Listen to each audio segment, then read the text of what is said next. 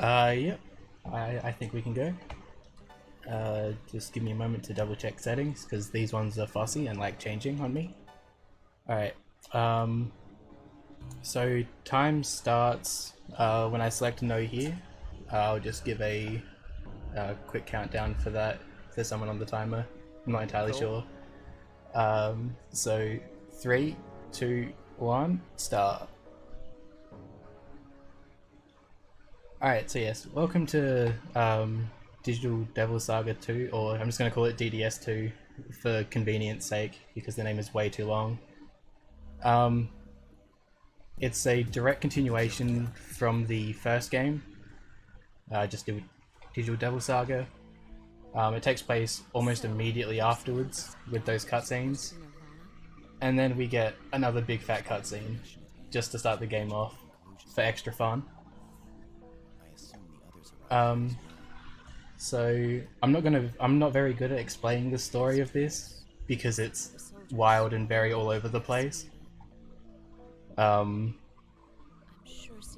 yeah, it's a great game. I would definitely recommend it.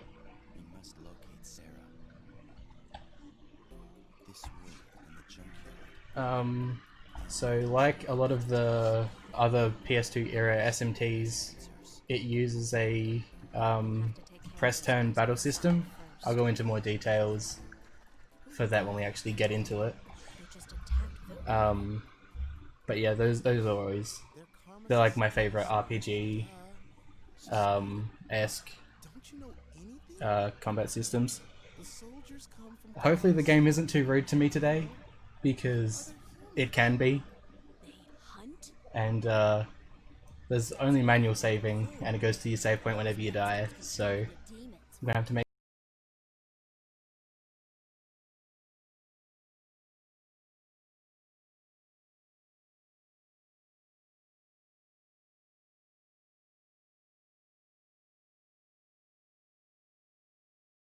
make sure to play an extra save. I've got some extra pickups and things routed in just for this run, so hopefully it should be all good.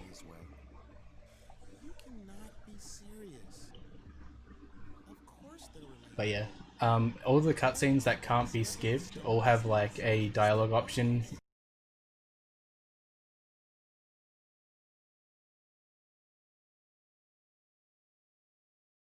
involved in them.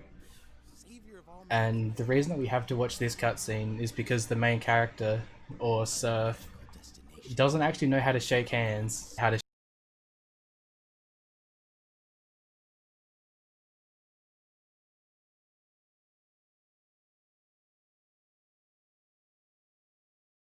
shake very worth the 5 minutes at the start, or 4 or so. But yeah, it's normally a nice chill warm up into the run.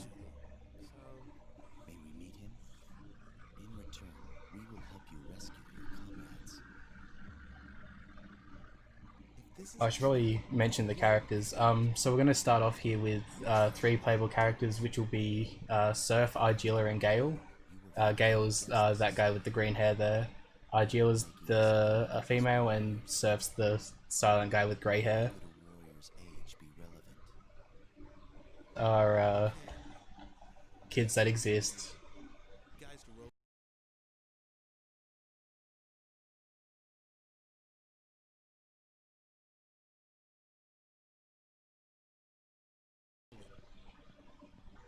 And yes, I hope my save files also don't go incognito on me. Problem. Haven't you ever shaken hands before? That's Surf. He's the leader of our tribe. So yeah, we're gonna get, unlike the first game in the series, we're gonna get thrown straight into the first dungeon immediately. Okay then. Come on, follow So me, Surf. we get straight into the action once this ends. Alright, here we go. So first thing I'm going to do is just pick up some extra, pretty sure these are chakra drops. Very useful items. These restore MP, or yeah, or magic, or whatever you want to call it. I changed the term intermittently because, you know, it's easy enough to do.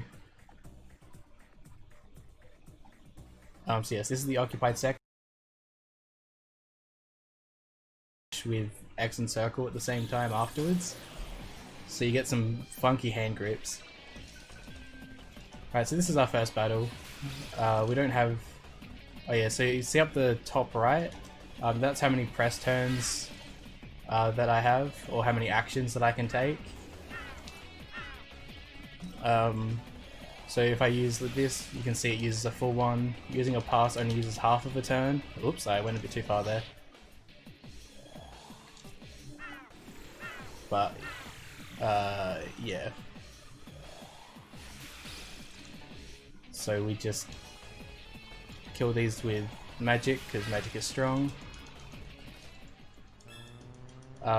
So yeah, you might have noticed quickly on the right hand side there that there was like extra bars. Those are our mantras. Those are what we master to unlock and use new abilities.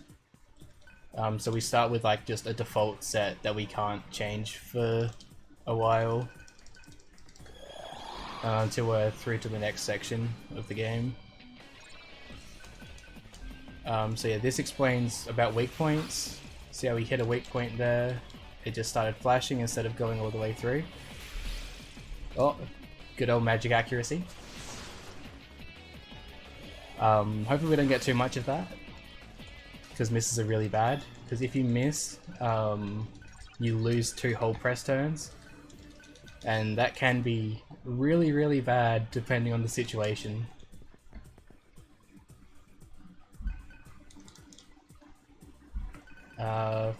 Because Gale just finished mastering his first mantra here, we get to set the abilities that he unlocked. So yes, we'll do that and then just heal up a bit. These magic green things are just full HP, MP restores. Super nice. We've got to change the party order, but it doesn't really matter. We'll change that after this fight. But yeah, so Gale now has Zan, which is a wind ability. Both of these things here are weak to wind.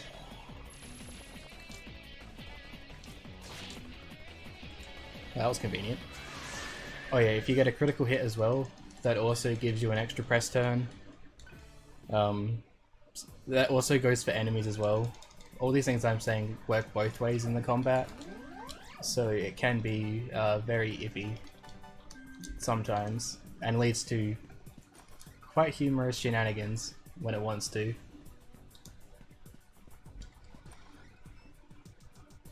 Well, I say humorous, but sometimes they're just not.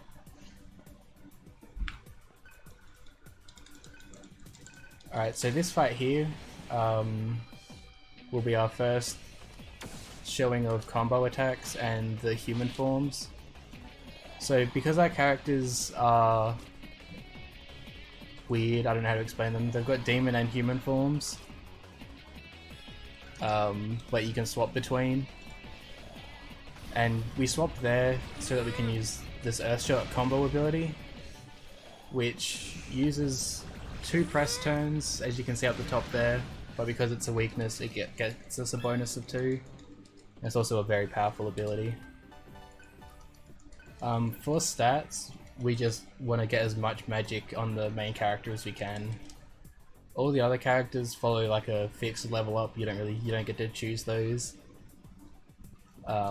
But yeah, for Surf we just go all in on the magic.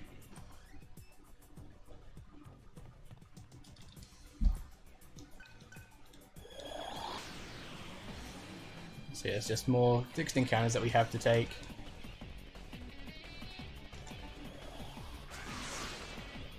Nothing... Oops. Oh yeah, another thing. You'll notice that whenever it's an enemy turn, or I have to basic attack, I'll be having the, what's the thing? I think it's auto toggled on up the top. That just speeds up some animations. Primarily basic attack animations, and very few skills, but it's mainly physical based ones that get sped up. So this is a thing that's unique to DDS2, where sometimes you can ambush the enemies so they're not actually in a demon form, which is annoying because when they're in demon form, oh my god, please escape, you don't get any AP from enemies. Should explain AP. AP is like the thing that you use that fills up your mantra gauge or your skill unlocking. So we only really want encounters that give us that.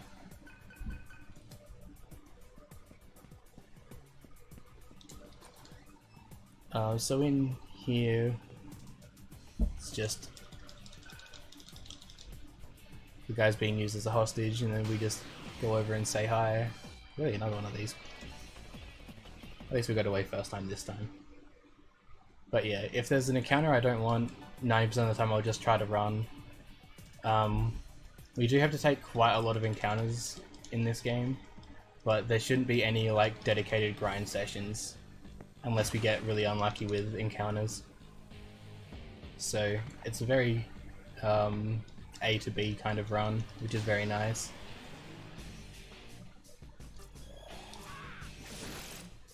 Alright.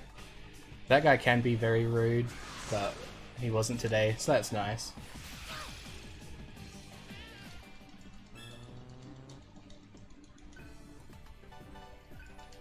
So yeah, just more magic.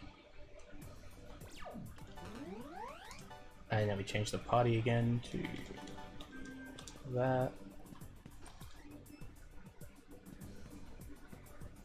We go on our merry way.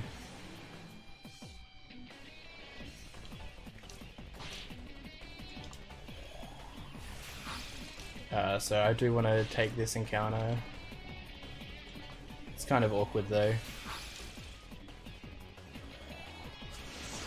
but it works out. Because we need some extra encounters just to get Argila's mantra finished before the upcoming boss fight.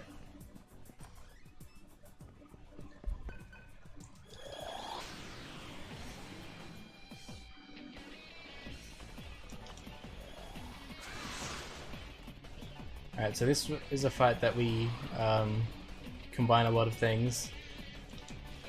It's a very satisfying one to do.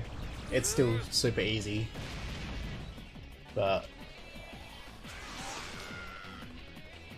yeah, and it's a damage range if we actually kill that one, unfortunately, but it's not that much of a time loss or anything.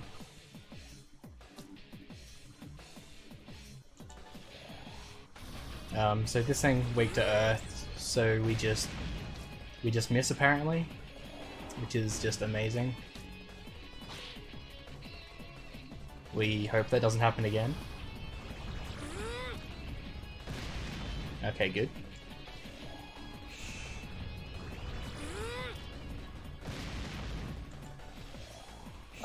Yeah, a thing about DDS2 in comparison to 1 is that magic accuracy is much lower. So there's a decent chance of missing shots and that sort of thing, which is can be very devastating depending on where it happens. But we are through all of the fights that we need to take for this area, so that's good. I'm going to go out of my way slightly before the boss fight to collect a revival gem, just in case things go wrong.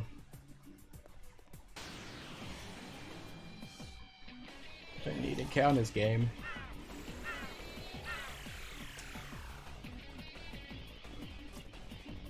So, yes, in good old RPG fashion, you can get plenty of encounters when you just don't need them, and they won't appear when you want them. So, that is always good fun.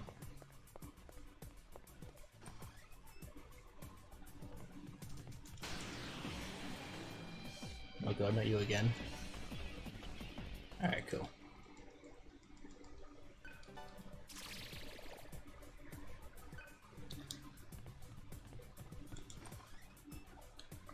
Okay, so now we need to set skills for Igila. We need Terra and Void Earth. And we need to not die to you, please go away. Cool. We'll just top everyone up. And then use those chakra drops we got earlier. I'm gonna save the game.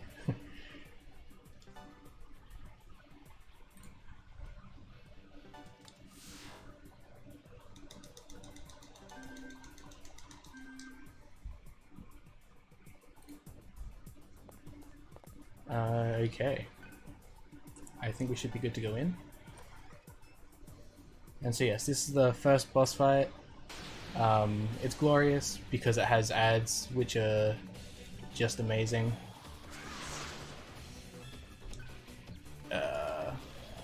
And the ads are weak to earth while the boss is weak to wind. So that's why we needed Terra on Igila. Now these ads have a high chance of casting Void Force, which is like Void Wind, so we can't really use that against the boss while that's up, which is unfortunate. So yeah, priority is just killing the ads off and then we focus the boss. I'm gonna play it safe and just keep her nice and healthy.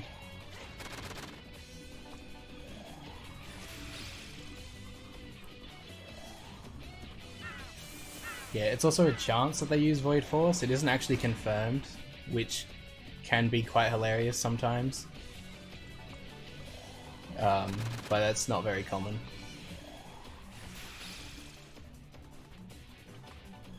Just going to top up again.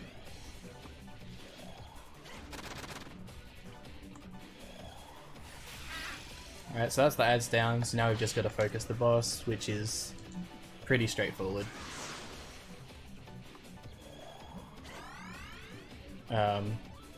He does have a attack that he uses where he charges up, which can be scary. But we have, yeah, speaking of, it's this one. So when he does this, we have to Void Earth, so that our team doesn't get instantly killed. Well, not instantly, but it puts you in a very bad way. So yes, this boss is very healthy for a first boss. So it's just all about smacking him down at this point, and then making sure to Void Earth when we have to.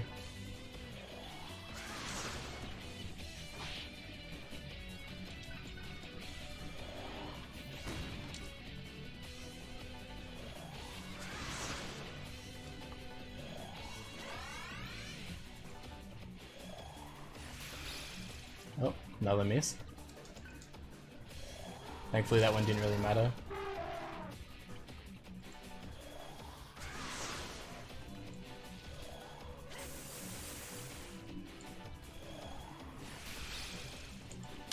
Oh yes, yeah. These red numbers, he's low, so we'll just hopefully finish him off. Hopefully this turn, we should be good.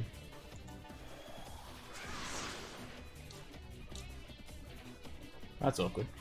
I'll just pass in Zan. Alright, there we go.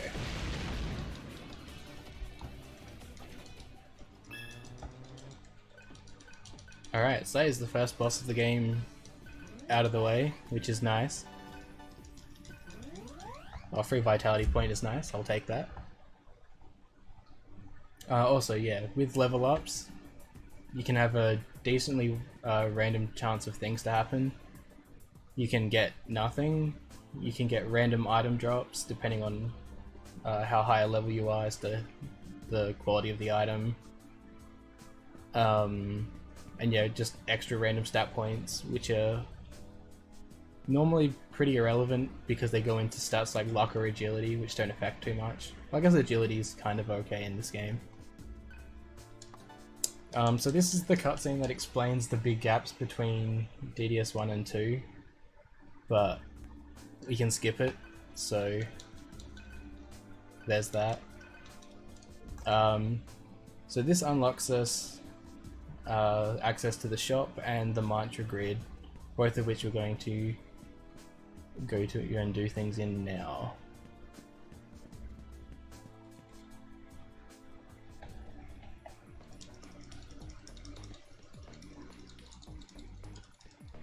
Any chance for a donation? Yeah, that's all good. Cool. We have a donation for $55.20 from Jonathan Chandler. I am proud to have the Royal Flying Doctors as part of not only our country, but our heritage and culture as well. Their service is valued and appreciated. I hope everyone has a great stream and a wonderful day. All the love from Brisbane. Cheers for that donation. Much appreciated.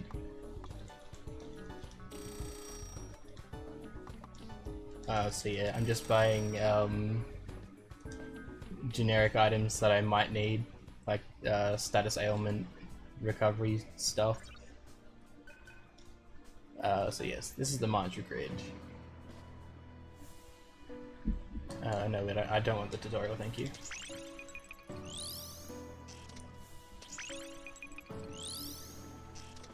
So this is where we unlock all the different abilities in the game. Gale gets that one. Surf gets that one. Nigella gets that one. Alright, I'm just gonna chuck a save on, because why not? It's always good to have safety around. I do have lots of like backup saves just in case things go horrifically, but I'd rather not use them.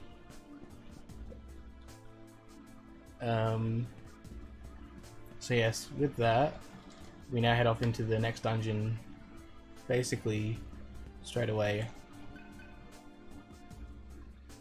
And this one is, there's a lot of back and forth, which is a recurring thing in the DDS2 dungeon design, but it's very prevalent here.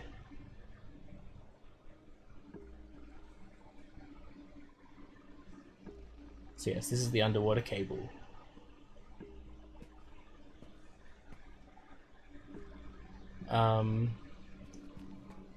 So yes, just gotta go through some tunnels and collect some items. That's the wrong way. That's not an item I need. Solid start to this location.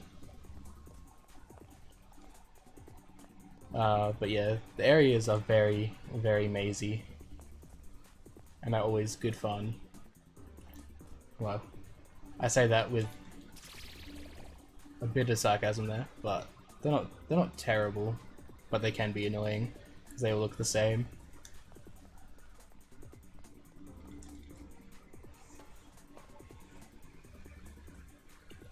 So yes, our goal here is to we're trying to break in to the big bad guy's jail, essentially, and this is the path that we're going to take it. We're taking for it to rescue the resistance, I guess you'd call them. We're gonna rescue them from there for plot reasons that exist. So yeah, in here is where we first learn about rings. Rings give bonus stats as well as varying effects depending on the ring. What am I doing?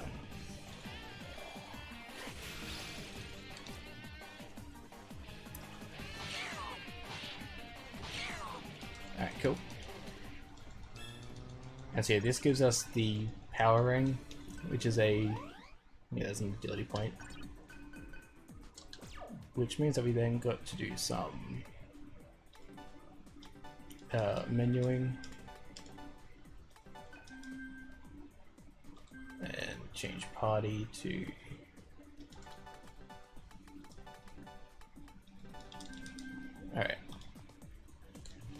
And yes, this is the first part of backtracking because we found enemies in the place that were supposed to be enemies. We have to go back and report that in to the guy that's just here.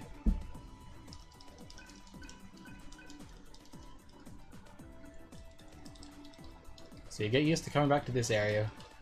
We see it a few times.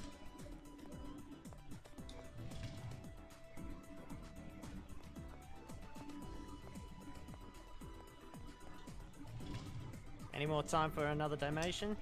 Yep, that's all good. Cool, we have a donation from Noops, $22.46. Died 14 times in the run. Figured I'd round up. Big love from Fast Bear and I. Chuck this towards nipple percent. Practically there. Good old nipple percent. Yeah. And as a reminder, is that alright that I Oh yeah. about the incentives? Yep. Cool, as a reminder, we have a few incentives here that need to be met. We have the Metal Gear Solid 2 Substance Sunglasses bonus run, which is only sitting at $5 by the way. So if you want to see that sunglasses bonus, you better get your donations in. Also, we have some bid wars going on for Pokemon Sword, Subble name and Kofu name. Currently, Fast Bear is sitting at $55.30, and then for the Subble name, we have I, just the letter I, for $14.44.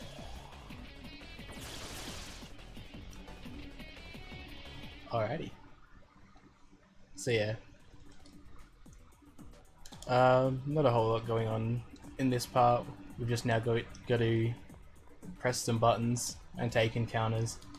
The main focus that we want here is to get Surf's mantra complete as quick as we can, so then we can use a lot of combo abilities that are very strong. Well, not strong, it's just AoE fire is what we would like here, because a lot of the enemies are weak to it, so the sooner we get it the better. Oh, that's just rude.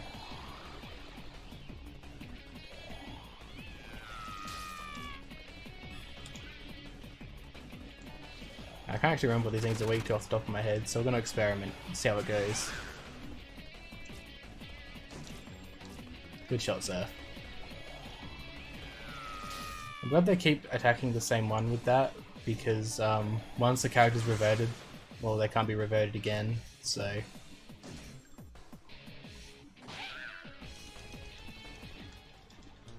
it's not too bad. Although if they could be reverted back into their demon form, that would be great. Also, when they get frightened, which is when they get the blue thing all around them, that makes them weak to hunt skills, which is what Devour is that we put on Surf.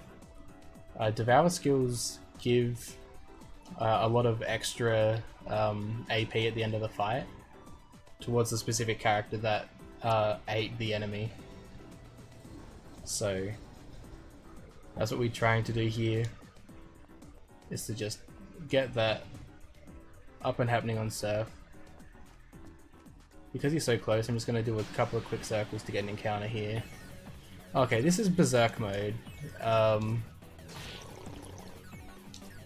Yeah, that's too risky. I'm not taking that. Basically, you lose all access to your abilities outside of like hunt skills, but your crit chance and damage gets raised up significantly. However, the same thing happens back to you, so it's very risky to do.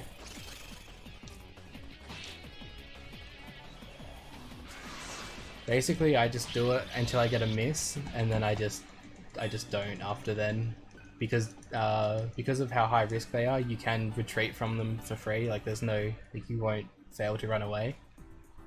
So yeah, you do get extra XP and AP if you do kill them with in the Berserk encounters. Oh yeah, and as you reach the edge of the edge of the mantra grid, it does expand so you can see more abilities. But we want this one currently. And we'll chuck another save on.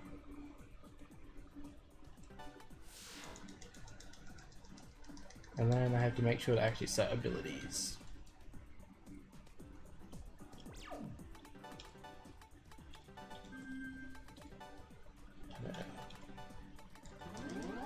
Oh yeah, we also have I don't think I've mentioned it, but we have a handy recover button in the menu, which makes healing just so fast. Whereas in a lot of other SMT titles, you have to go to the specific skill and then use it on the party. Whereas this, you just spam recover and you just go for it.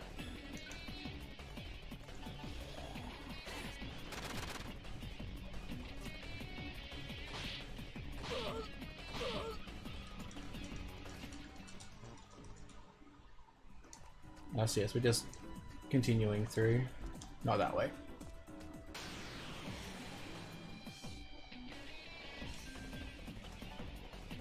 Oh yeah, and whenever our side gets ambushed, we just run. There's no point attempting to take the encounter, because you have to waste an entire turn on reverting our characters back to their demon forms, which is way too risky a lot of the time, especially as we get further into the game.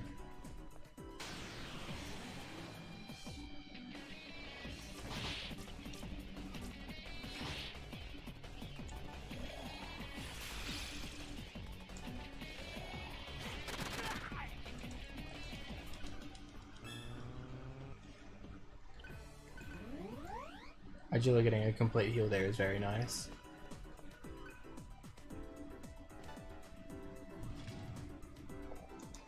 So here is we'll use our first AoE fire.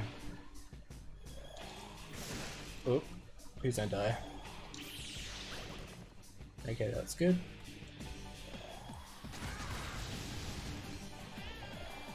Also, another good thing about using the combo abilities is that it also works off of partly off of Surf's magic, so the attacks are very strong.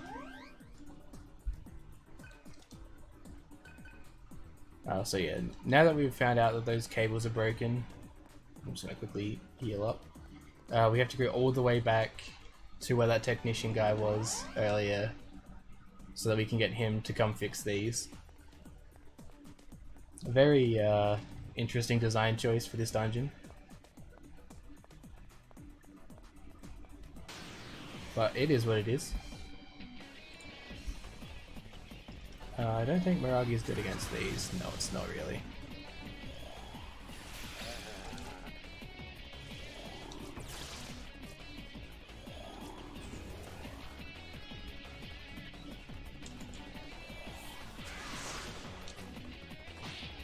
Why did I even...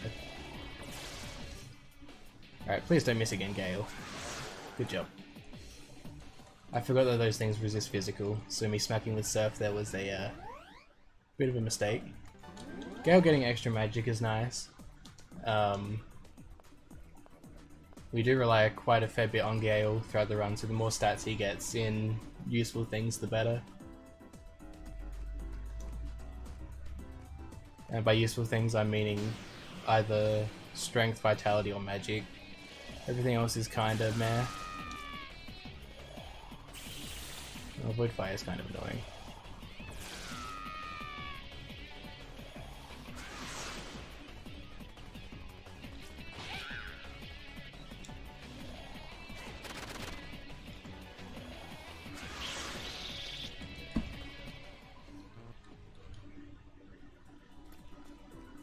So yes, we want to still unlock a decent amount of abilities, so I'm still taking a lot of encounters.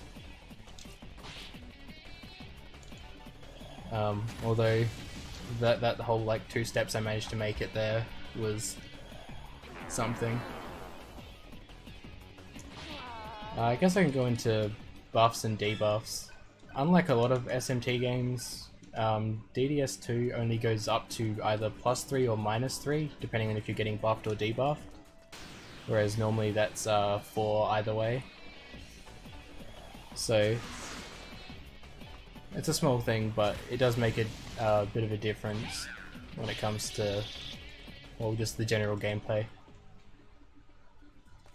Because buffs are very good. They're slow a lot of the time in this game, but they're still very good.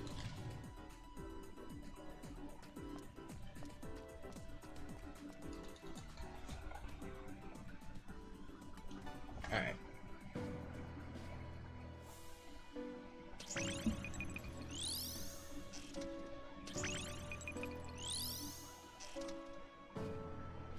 So Gale wants you. No, Jill wants you.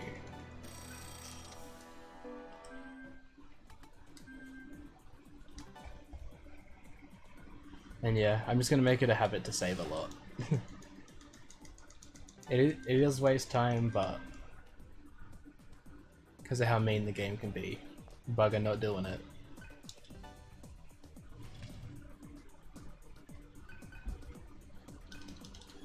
So yes, we successfully made it back to the repairman, and well,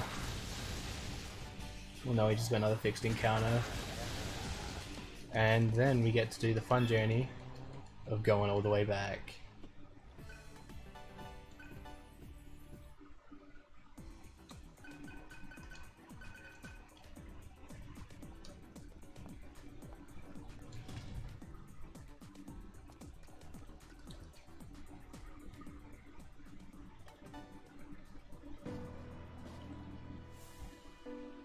But yeah, anytime that a character completes a mantra, I want to change them as quickly as possible, because otherwise the AP from fights gets wasted essentially. So the sooner I can swap character mantras out, the better. Which is why sometimes you might see me just spinning in circles near a... This is interesting.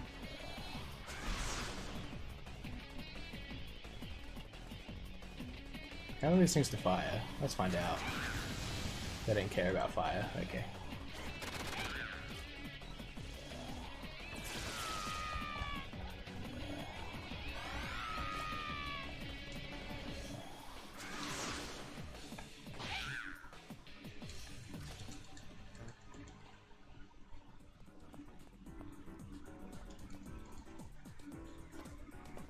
So yes, we just get to run back to the wires. Making sure that everyone's nice and healthy along the way.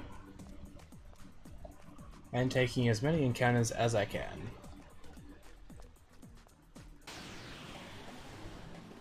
Oh, you got Berserk again. Oh, that's a miss. So yeah, these only have a chance of happening at 7/8 or max Solar Flare. Solar Flare is the thing up the top left. I forgot to explain that before. It barely affects anything at all in the game outside of like those Berserk things.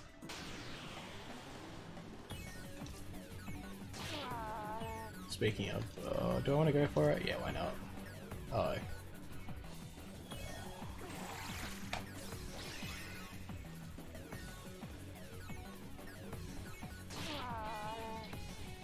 Not even worried.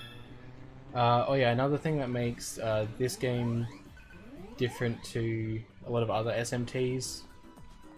Yeah, I was just checking mantras there, don't worry about that. Is that the light skills don't instantly kill your characters. They reduce HP by a fixed percentage.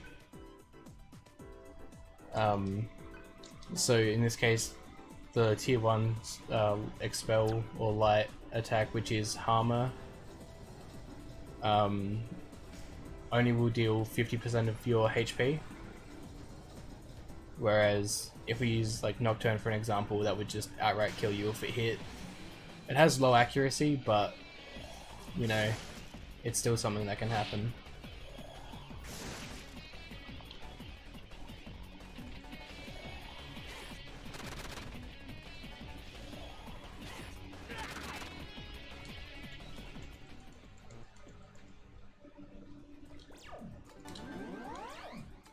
So yeah, we're getting quite a hefty amount of encounters, which isn't too bad.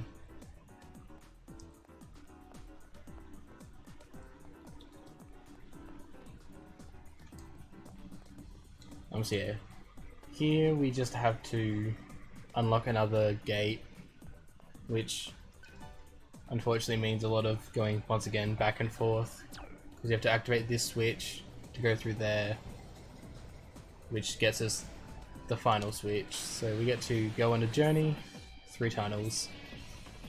How do I do this? Probably like this.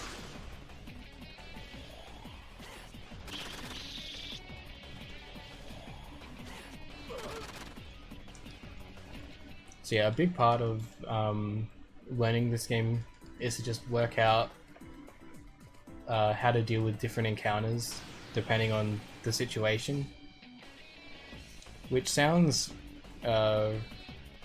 really basic, but it takes a lot of practice. And then also remembering enemy weaknesses and the like as well.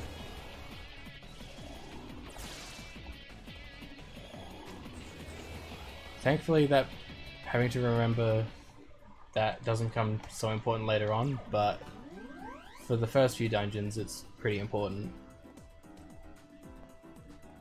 Am I right to jump in here? Yep, you're all good. I've been in contact with Jonathan Chandler, and I was seeing where he wants his incentives to go to.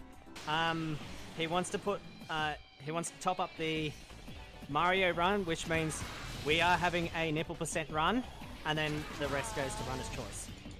Nice. I think I would like the sunglasses, I think it was. I remember off the top of my head. Sunglasses bonus? Yeah, Radio. yeah. I'll Alrighty. top that up for you. Alrighty, thank you.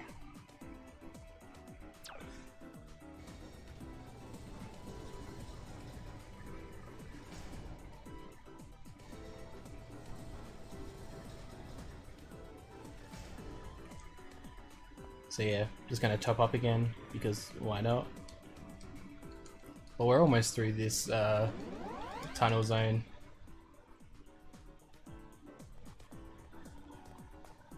Just have to do a teensy bit more. And then we come up to a actually somewhat scary fight, but it'll be fine. If it chooses to be nice, that is.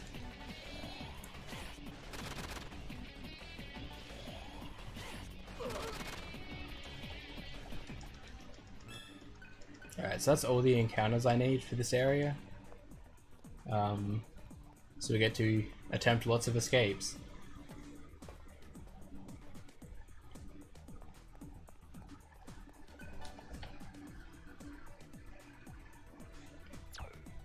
But yeah, the general thing with this dungeon and the encounter usage is that sometimes you easily make it like I have here. Well, it's not easy, but it's decently easy. Oh god. God. Please be gentle. And please escape. Alright, cool.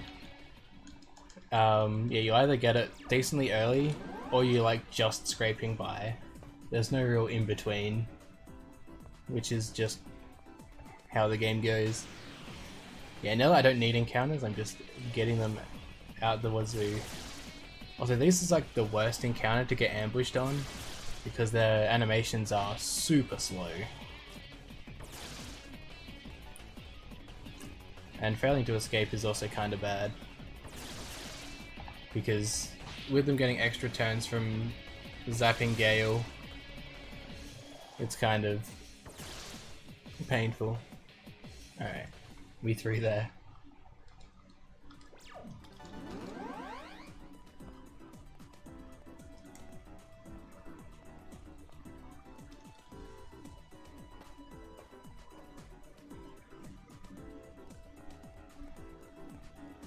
Ooh. I'm not even going to attempt a escape here, because those guys can be very nasty if you fail to run.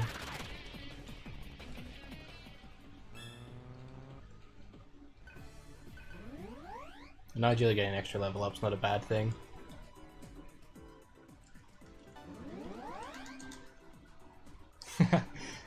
Thank you. Yeah, it's definitely an undertaking. But once you get used to getting messed up quite a bit, it's relatively alright.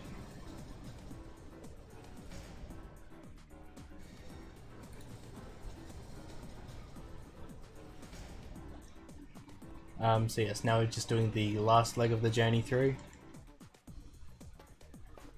And then we come up to... oh, I can't even remember how to pronounce his name. It's like Hetecondaries or something. It's just a guy with a lot of arms.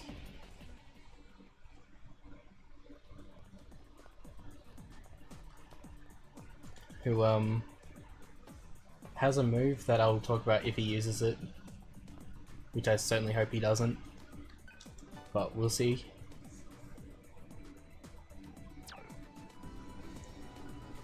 Alright. So now we're through this dungeon. Set Hydro Gale. Set Terra.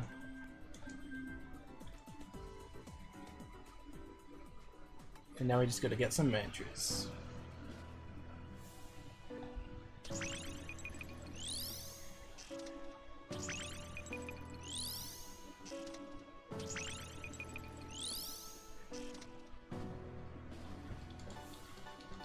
So what we're doing here is just basically getting a lot of different weakness coverage.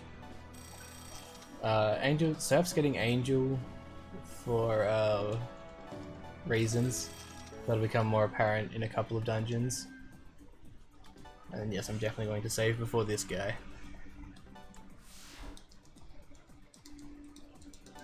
Alright.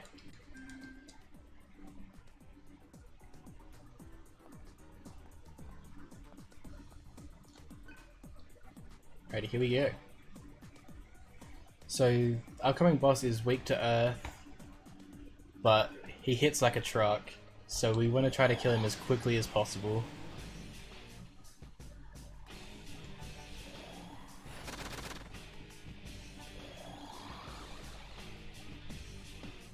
So we bring out the good old Earthshot combo again.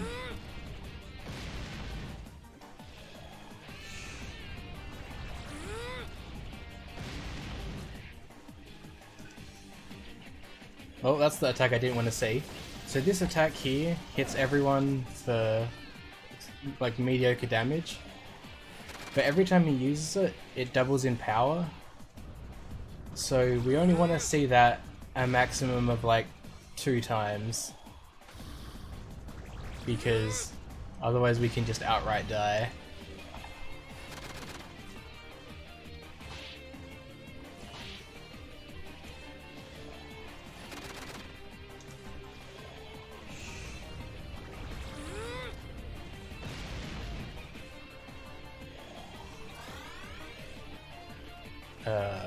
We'll do it like this. We'll play it nice and safe.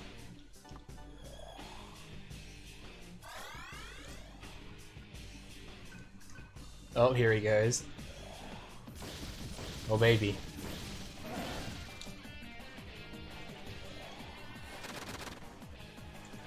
This is sort of what we don't really want to happen, but it is.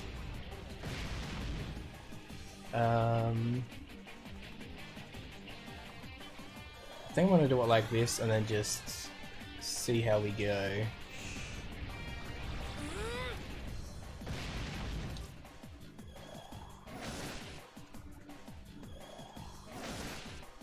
Alright, we should be good. Alright, not even a problem.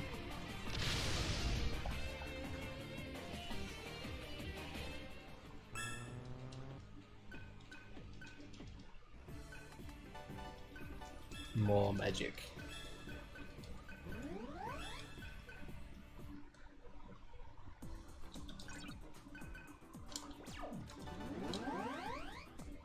Alright, so that is the second dungeon complete.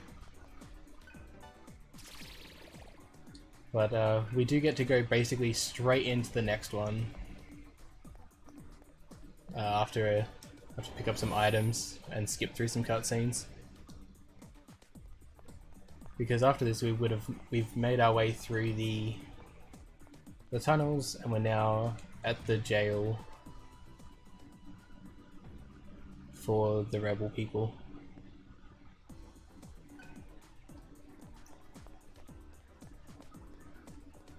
So we're just going to collect this very convenient great chakra here, which is an amazing item, but it's also worth a lot of money. Because we kind of need money early in the run, we are selling it. And that's another cutscene. Oh, this is also a fun part where you get to see the PS3 struggle because there's so many models. Oh yeah, silky smooth.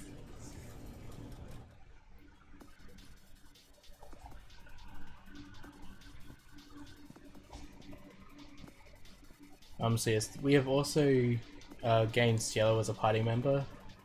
So now we have 4 party members at the moment. We're soon going to be getting our 5th, but our 5th member may as well not exist.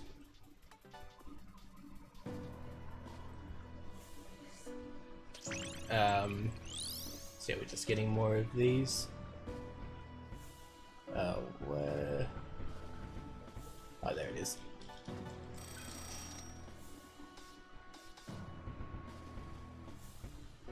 It's always a bit confusing because it swaps the location there all around the place. Alright, have a good one. Alright, so yeah. To start off with this dungeon, we just have to do some shopping in a conveniently placed guide that just appears here. Very serious business. Now I have picked up some extra flowers, or an extra flower, just for extra money. We want a chakra drop here.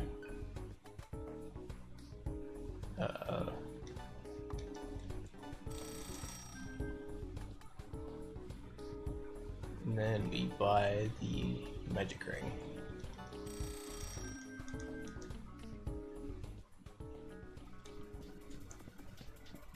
Okay, yeah. So this upcoming fight is a fixed one again. And this is where we also get introduced to Roland as a party member. This is the only time that he will show up in the run. Wait, that's the wrong person? That's annoying. And a miss. Perfect. Oh baby, we get the fire repel. Well, let's actually deploy the right person. And then make it up as we go.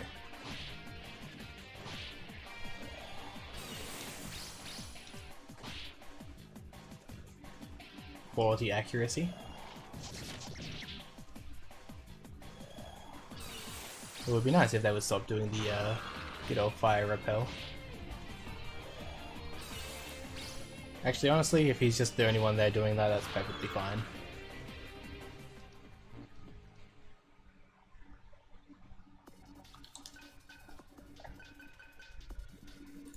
Alright, so we've got a bit of menuing here.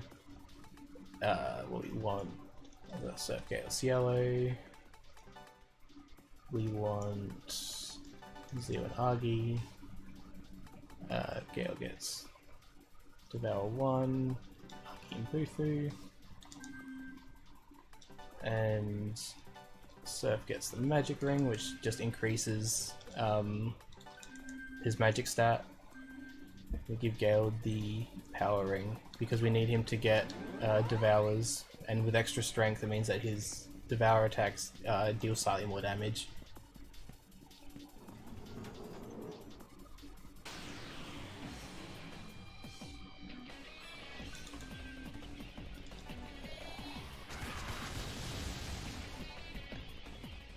So yeah, turns out when they don't have fire repel, they're very easy to deal with. And I also probably could have got Gale the Devourer there. But it's not too much, it's not that important just yet.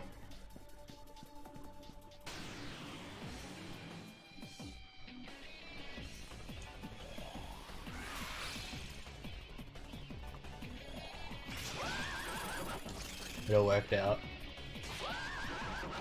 Oh, also yeah, if enemies get inflicted by freeze, that means that you basically get a free press turn if you hit them with a physical attack. How are those flying things to fire? They're fine. Alright, cool.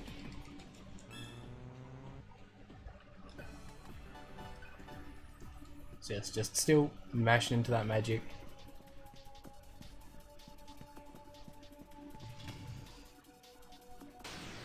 And now we're into like the spooky part of this area, I guess. There are some pretty dangerous encounters in here. But yeah, this is the prison ends up being a food processing facility, and I don't want to fight the monkey. Monkey is scary.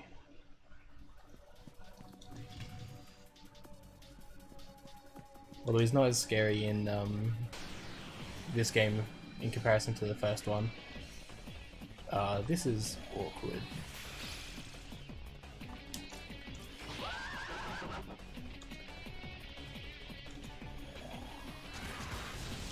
Sick miss.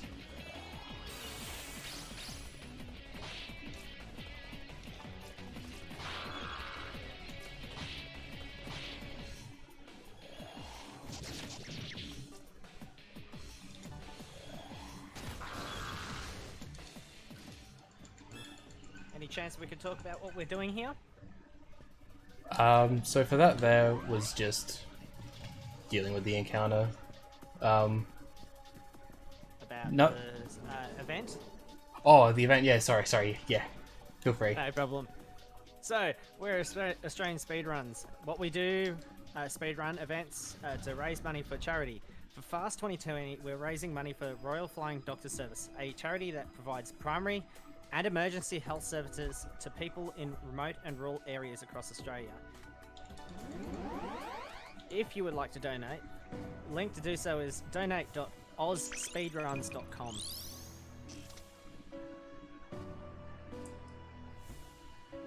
Alrighty, yeah.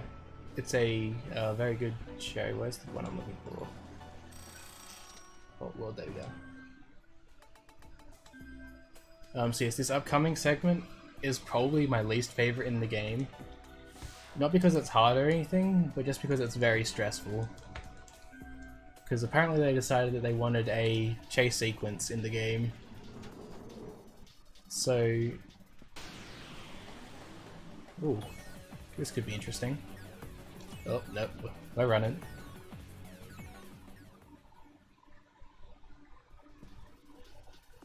So yes, down here, this is where we run into, I can't even think of his actual name, it's like Kubanda or something? But it's a very weird horse thing that exists. He has like a mushroom for a hat, he thrusts, he has it all. He's everything that we want to be. And so yeah, he locks us up. Thankfully there's like a random guy that decides to save us. Lots of dialogue to mash through.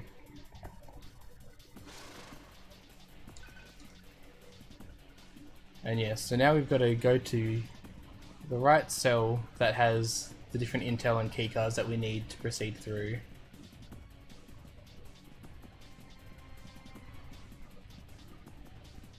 And we also have to deal with bad NPC design where we have to actually choose like the nose to not listen to them speak the same thing again. Now this is a scary thing, but we just sort of scoot on in. And he lets us go down.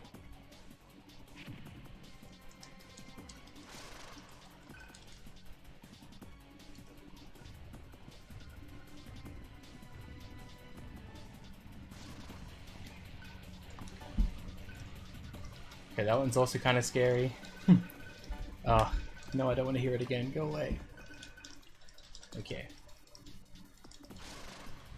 And now he's activated traps around the place, which stun you and all kinds of annoying. Wait, hang on, I want to go around this way. So here we just do a bait and switch.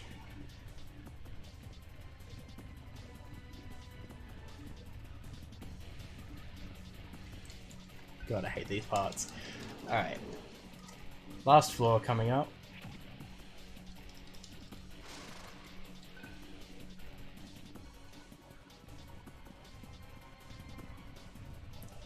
Thankfully the first part's easy enough. Also, doing this casually can be quite a pain because you don't actually know which doors to go to, so you've actually got to check each and every one of them while avoiding him. Alright. Now for the last stint, and then we're home free. Well, of this part anyway. So yeah, that's what happens if you get stuck in a trap. I'm going to wait here for this trap to go off before baiting him. So now we get to do a loop-de-loop with him. Because why not? Ooh.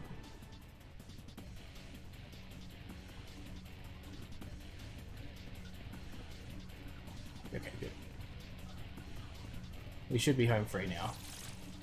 Assuming we don't just get constantly trapped. I should have said nothing. No, we're fine. Alright, we are through. That part, very unpleasant. But we're through.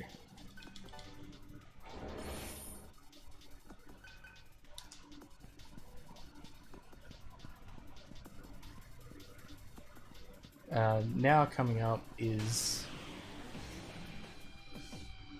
No, I don't want to fight this. Oh no.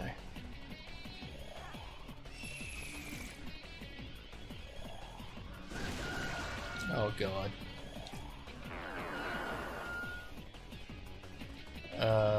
Let's play this safe. Just in case the retreat fails, which it did. Chicken, please. Why are you like this? Please run. Okay. Jesus. That's why I didn't really want to... Oh wait, I also have to... Oh wait, Cielo died. Got to save myself an item there. Yeah, those chickens are scary and don't really have a weak point that we can exploit yet. So, yeah. Also, this is the Trick Ring. A very good item that we'll be using quite a bit of throughout the run.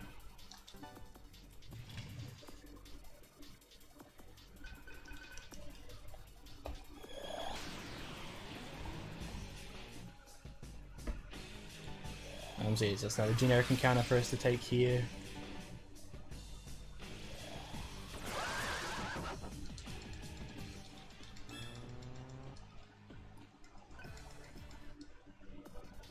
Alright, now the thing that made that chicken so scary was that I ignored the save point to save a bit of time there, and then I got that encounter. That was a bit too close for comfort. So yes, now we teleport back. We save the game because I'm not risking having to do that whole chase sequence again. So yeah, the main purpose of what we did there was got captured so that we could get a bait food and turn on the power. Always missing.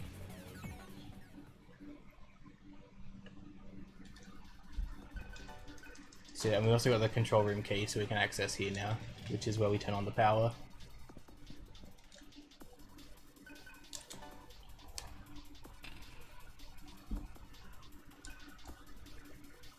So, and also you might have noticed that weirds. Oh no, they're back. Okay, we got away the first time. This time, not a problem.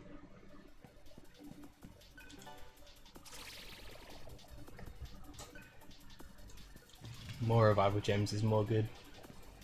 So yes, so the slime we picked up, we now get to throw on, and we get to process it, which leads to a very, very nice sound effect when it decides to actually get there.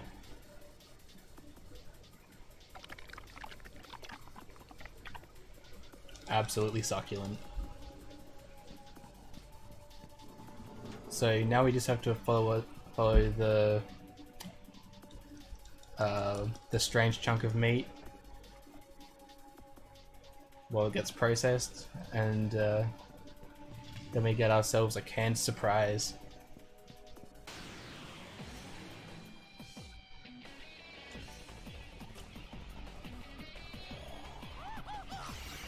Oh, that's just rude.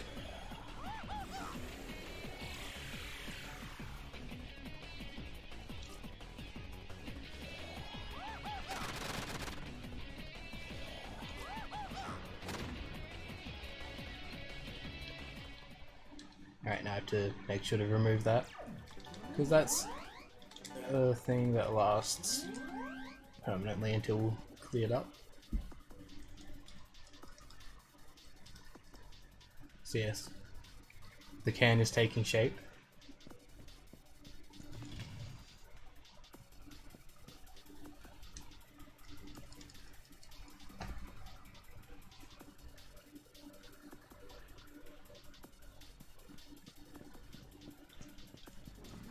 Alright. So once we grab this, it wasn't so really interrupted by this encounter. But no, doing encounters here is good.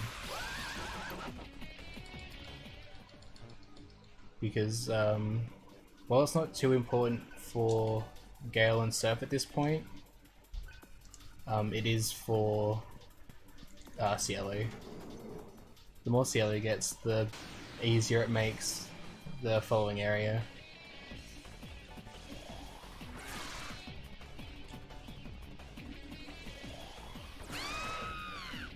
Oh yeah, I don't think I've mentioned, but the Nekomata death sound, very glorious.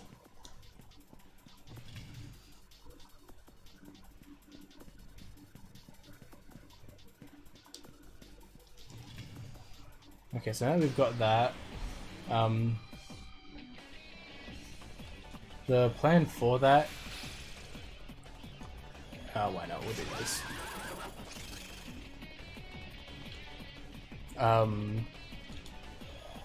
Is to basically give the jailer that was chasing us around before, indigestion is the term I'll use. But yes, so we're feeding him this dirty old slime in hopes that he has to go to the toilet.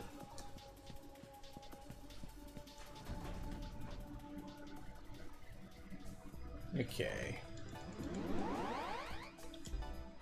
So now we do this. Then after we teleport, I have to remember to change my party order.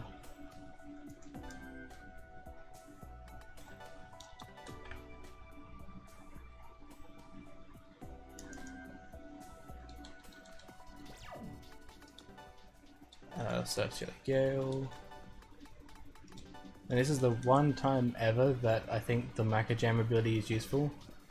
Mecha Jam applies mute to an enemy. I'm just making sure I got everything right.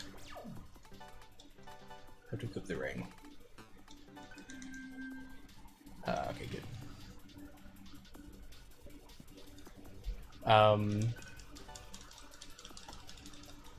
Yeah, it applies the mute debuff, which means that spells can't be cast.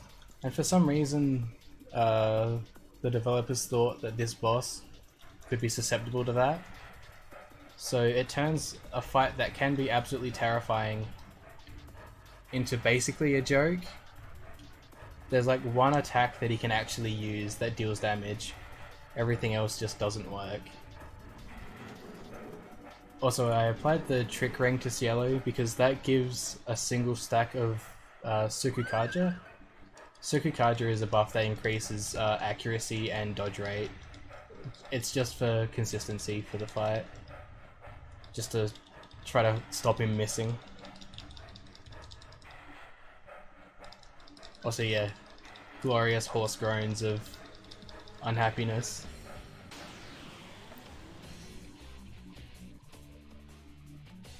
Okay, so here we go. And he's also weak to Elec, which is nice because we have lots of sources of that. So now that he's muted, we just spam attacks. And hope that he doesn't use that one. That's the one ability he can use. So it was a very good thing it showed off, I guess, because sometimes you can just go without seeing it. Also, good night. Have a good one. Also, thank you for the raid. It's much appreciated. So yeah, this is just spamming the attacks over and over again and hoping that we just don't get hit. Because he's unable to do anything. But he will complain a lot about how much he wants to use the bathroom.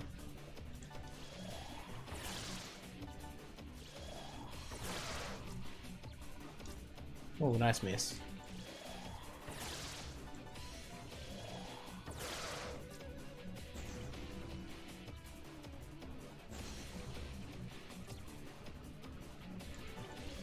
So yes, this fight is normally actually quite difficult, but yeah. Well, it's not that difficult, but I mean, it's more difficult than this.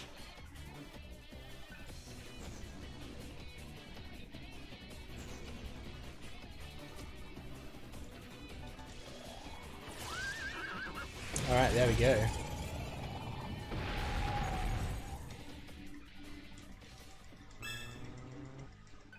Alright, that's looking good. All the abilities unlocked. And all the magic. Revival gem's nice to have.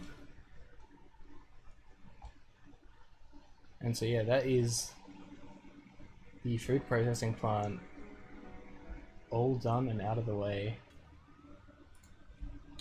And we get to watch the PS3 struggle again. Oh yeah.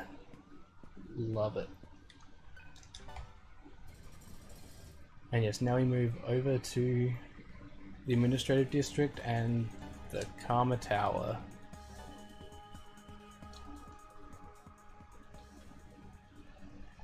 Yes, this game doesn't have a whole lot of downtime. It's very much going from dungeon to dungeon to dungeon because we can skip most of the cutscenes. So it's pretty intense in that regard. Out here, we want to get a specific gem from this NPC. So we have to choose Gale, which gives us a pink crystal, which we use to enhance a ring later on. Also, this is where encounters start to mean a whole lot less. Because the reason that we wanted Angel and... what's the Gale one called? Adamant? Was for a combo attack that we now have access to. Which is very strong and trivializes most encounters, which can be a good thing or a bad thing depending on how you think about it, but it's fast, so we do it.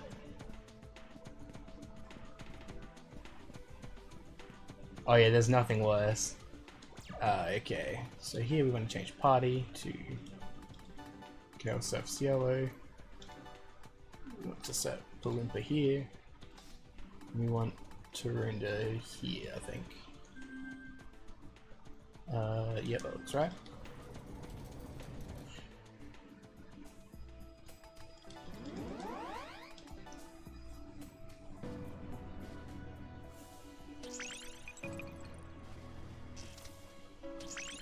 Okay.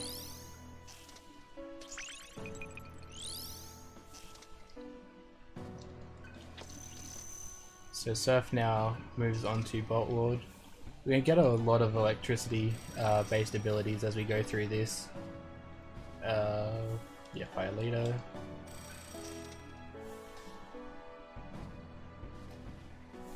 And Dragon Lord. As you can see, money's slightly tight. It's not too bad though. Alright, then we save. Also, yeah, the unskippable cutscenes, they hurt.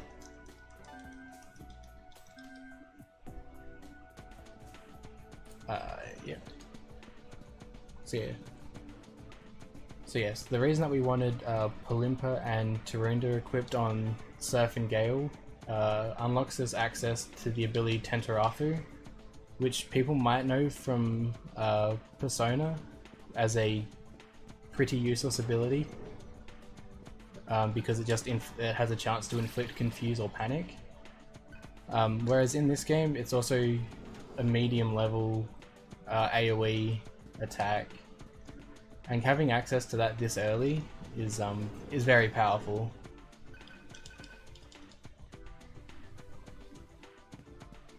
Which you'll see soon. The first encounter we have here though, it's kind of amusing because they talk a lot, and while they're talking, if you choose the bottom option, you just get to go first in the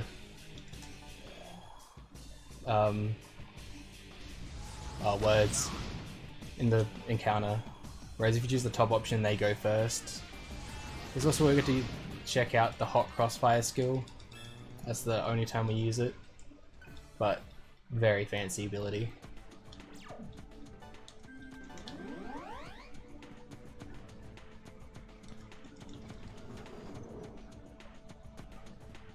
And now, yes, our maze is now an office center as we're climbing to the top.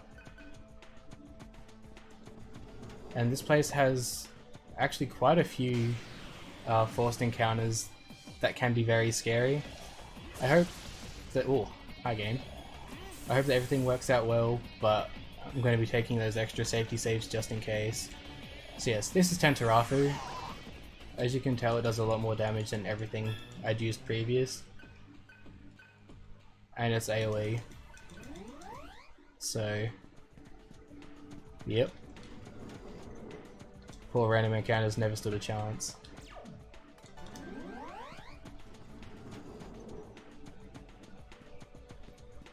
I save here.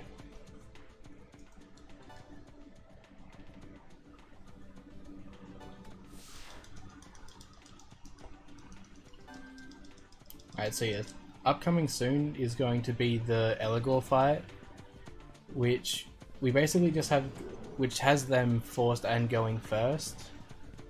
So basically we're just hoping that they don't get a go, basically.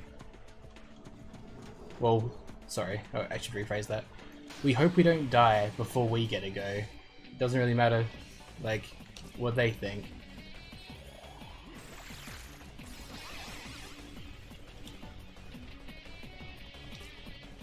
Oh, at least they're using Expel.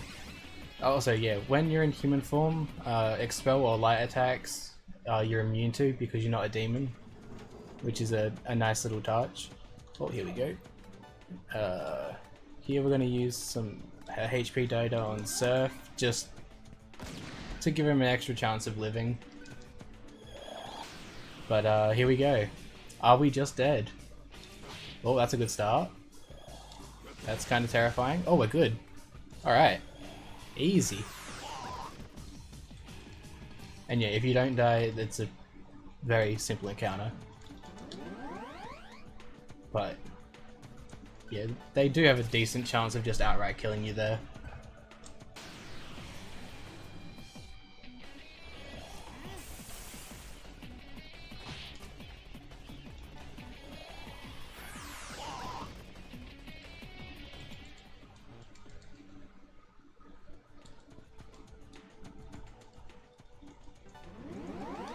Alright, just topping up the mana and all those good things.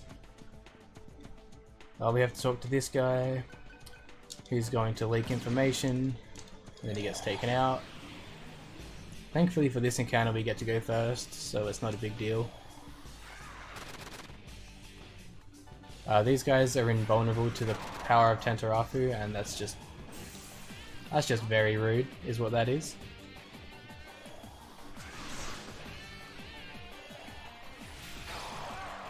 But it's okay, because we got one of them at least.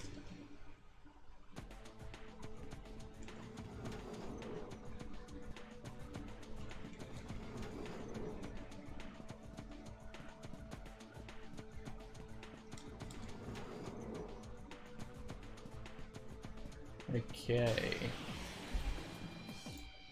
Oh, it's...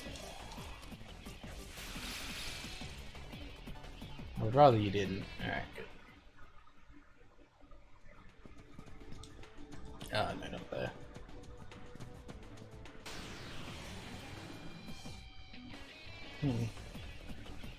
Apparently he wasn't satisfied the first time.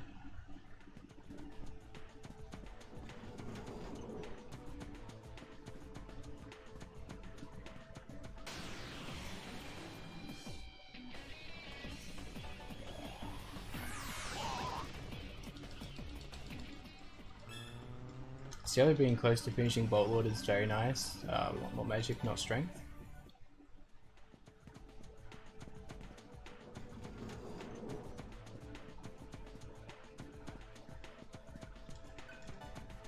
Also, you might have noticed that I've been collecting different bombs. They'll all come into play for specific encounters later on. They're all very useful.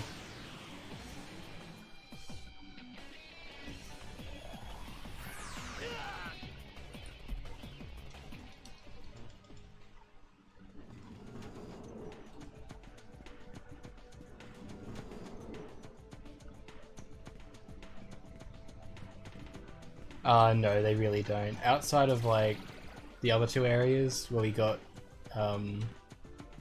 Gale and Surfer Couple. Oh, they make an appearance again in the next dungeon. We have to get a decent amount of devours, but for this part of the game, no. We just Tentarafu everything because it's powerful. That's the wrong way.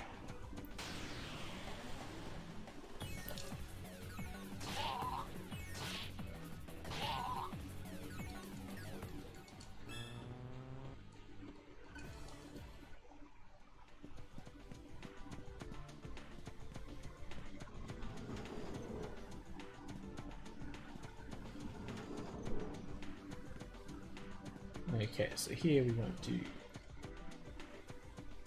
get Cielo working on lightning. You'll notice that a lot of the characters that we do end up going down. Oh, go away, Roland. No one cares about your thing. Where's Cielo at?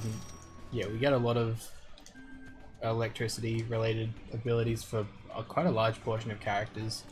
Just because it's very useful. Whereas in DDS1, for example, we just go fire because fire kills everything. In this it's like a hybrid between fire and lightning.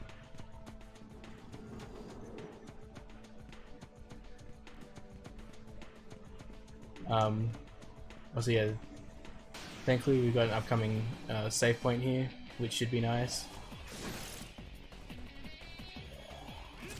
Ooh. Power charge be spooky.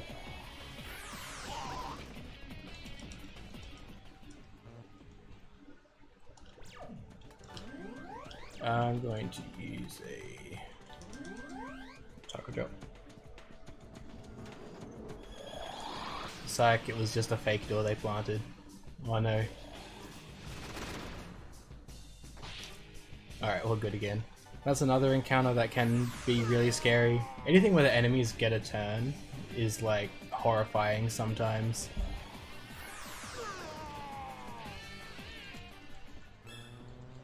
But thankfully they've been nice to us so far.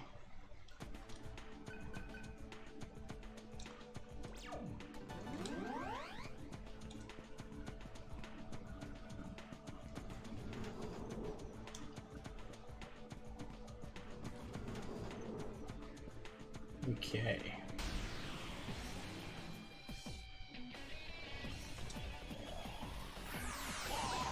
So we're slowly approaching the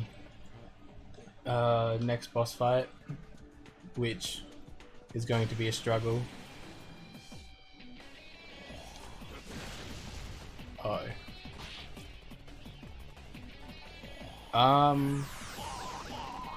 Sort of. The Flowers, I think they're called. The like red tiger things in the airport. They're pretty bad. But they're a much later problem. Like a lot of these ones we can survive, but yeah, some later ones there's a high chance of just not.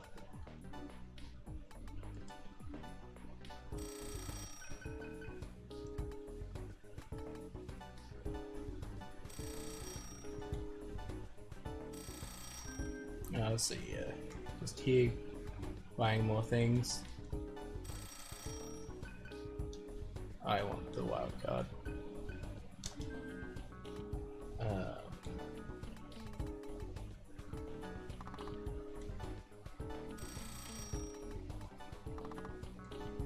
We'll just get some extra of these.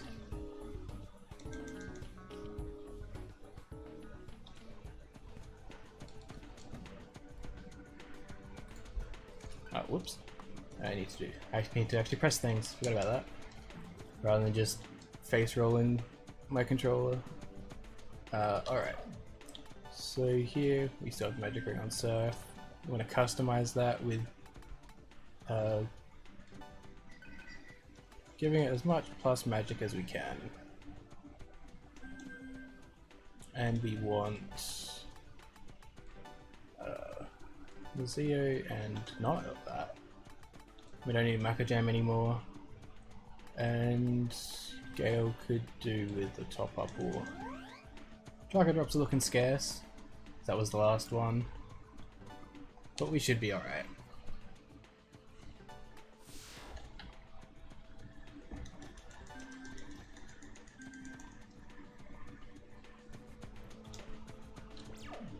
Let's make sure everyone's topped up.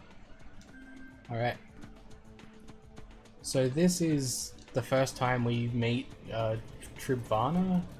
I'm not sure on their pronunciation. But it's a trio. And they suck.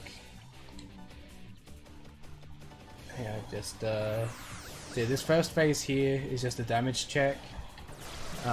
If they transform in this turn or not. Okay, we got there. So now they enter their actual forms. Yeah, this is a real special one. So they're all weak to different things, and they have insanely damaging attacks. So we have to kill them, especially for this one, because we don't have very many abilities. We want to finish them off as quickly as we can.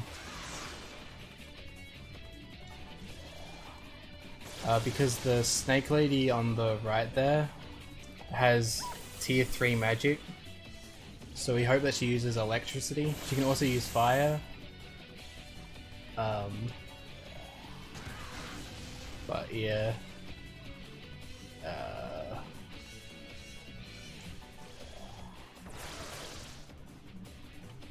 So yeah, we just basically chuck up Voidalek and hope that she uses a Voidalek. Because,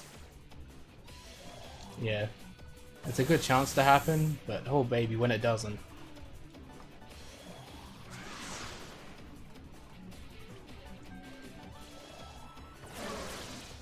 Alright, good, we've got the strongest of them down.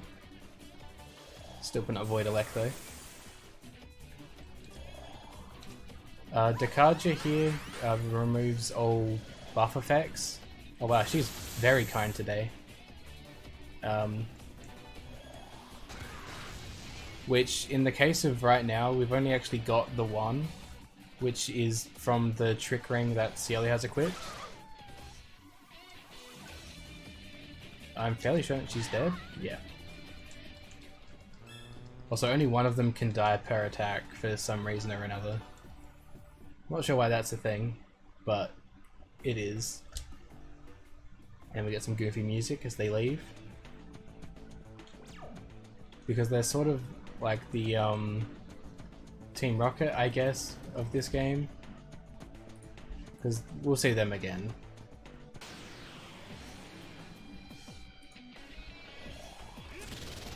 Oh baby. Oh, let's hope the run works. Alright, we're good.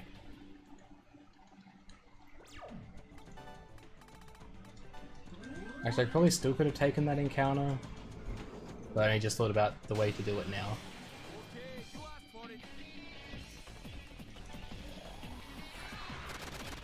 Oh, that's really not good. Alright, let's try this again.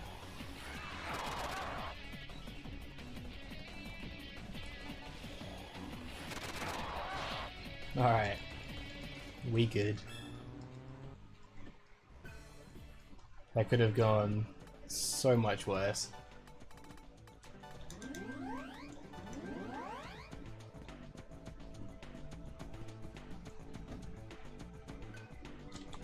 Okay. So now we... this way.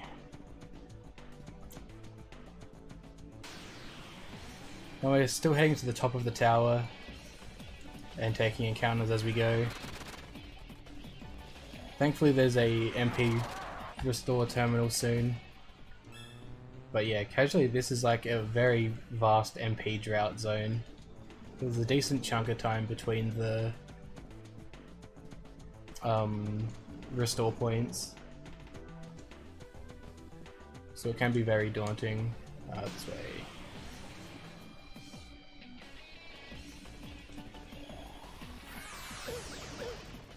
Especially when you get lost and explore all the other optional paths. Because we're so close, I'm just going to spin in circles here, just to finish off these abilities. And of course, it's going to make me waste as much time as possible.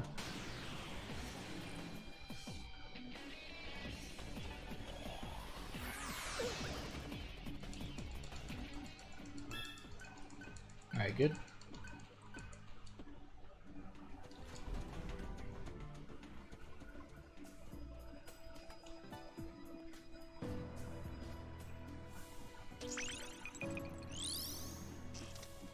Alright, so now we're just furthering the specific things. So Gale's getting further wind-based abilities, and Surf is basically following Cielo at this point with the lightning. Roland is not getting anything. And another save.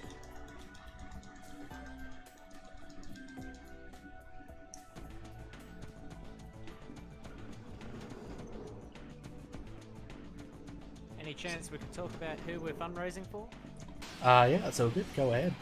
Rightio. So, for Fast 2020, we're fundraising for the Royal Flying Doctor Service. You may already know that Royal Flying Doctor Service does a lot of emergency patient transport between remote areas, but they do also have other services like patient transport between hospitals in rural of Australia, not just remote. They also provide event cares at rural events around Australia, and they also provide a lot of telehealth and mental health services to a lot of rural Victoria. And for whoever's just joining from the raid, please don't forget, if you can, please donate, because every dollar helps out to this great cause. So yes, thank you all for the raid. And the smileys. So yes, because it was such a big raid, I would just explain the game again briefly. So this is Digital Devil Saga 2. old PS2 era JRPG. Very fun game. And very hard game too. But hopefully it should be nice and comfy as we go through the night shift block. If you have any questions, feel free to put them in and I'll try to answer them to the best of my abilities. Just because I can't think of what to explain from the top again. But yeah. What we're going through here is just the final part of the Karma Tower. Ooh, that's kind of scary. We're all good though.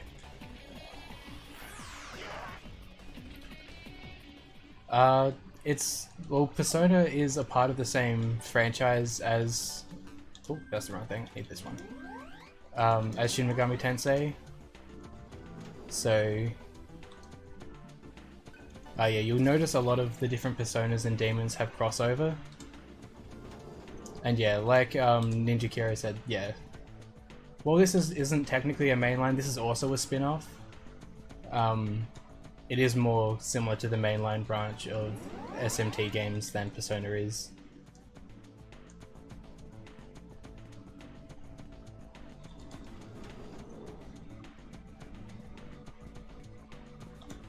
So yeah, just making our way through. And upcoming we have a boss fight after I just do some menuing in this room here and this encounter goes away. And nobody dies hopefully. Alright, we're good.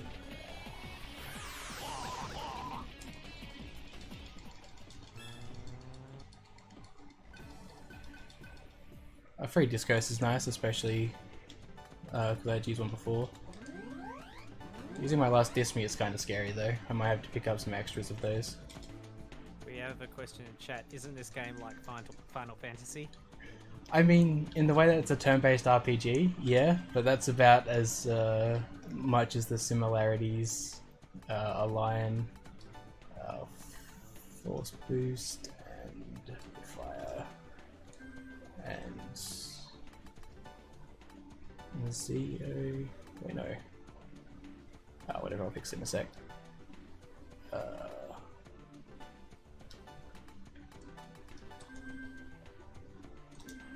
Alright.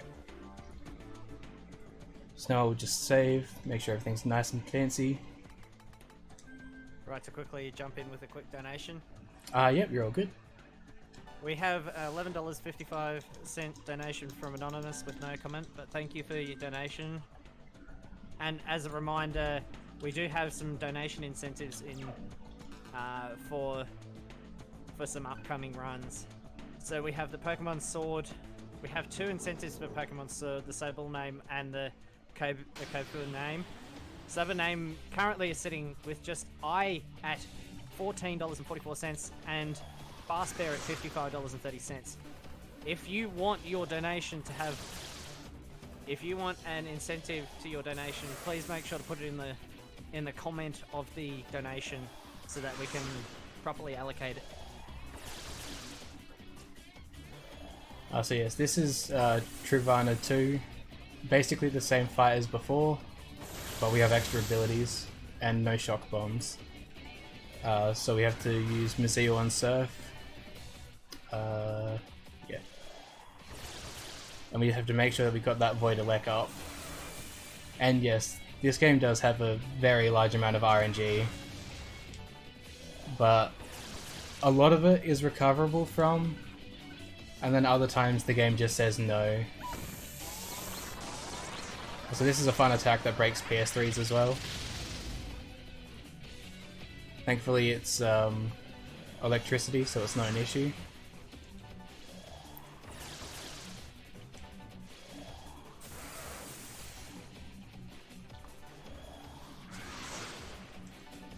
Yeah, magic accuracy in this game is a struggle because magic in DDS1. Oh, here we go. Time for the fight to start getting scary. Of course. Hang on, just give me a moment.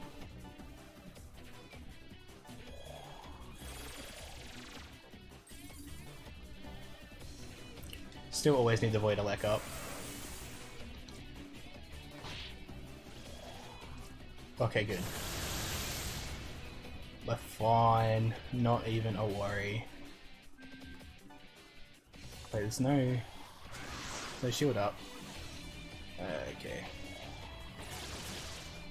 Oh, that was a miss. Okay, this is only gone a teensy bit scarier. Oh, we're fine. Oh.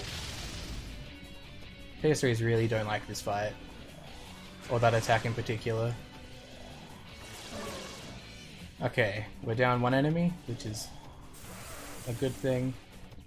Let's just top Gale up, because him being on such low health for such a long period of time is terrifying.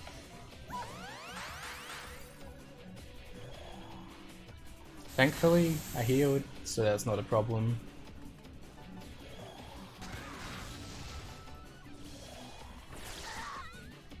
Alright, good, that's 2 down.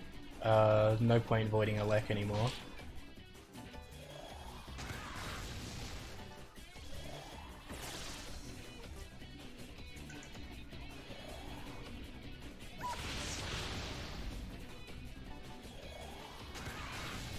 I mean, you're not wrong. Those moments are pretty glorious. So yes, once again, these guys run off.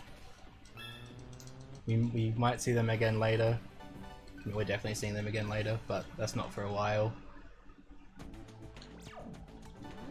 Thankfully that fight sorted itself out, because it was spooky for a little bit there, but we got through.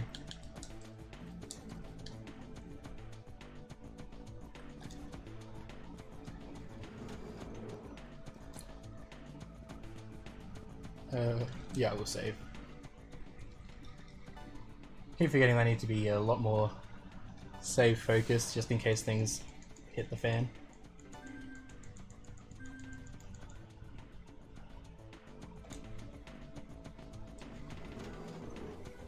So yes, now we're at the last stretch of the tower, thankfully.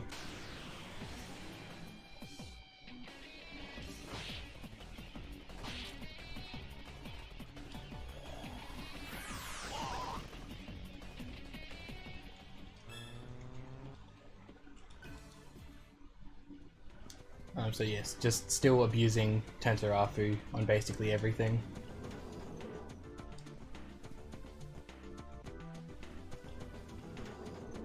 I feel like I missed something along the way. No, I'm fine. We use magic data on Gale here, and we change the party order to Surf, Gale, Cielo. Let's make sure everything's topped up. Just double checking everything. Alright, yeah, we're good. And now we meet the first unskippable. Well, we meet an unskippable cutscene. It's the second. So I'm just gonna have a drink and we'll just get comfy.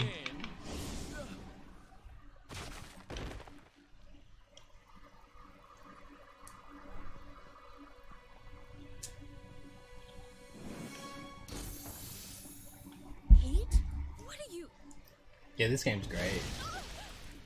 One thing I do have. Reminder? Oh yeah, feel free. Expecting such hatred. How long will this cutscene take? A while. A while. Okay, good. We're gonna have a bit of a.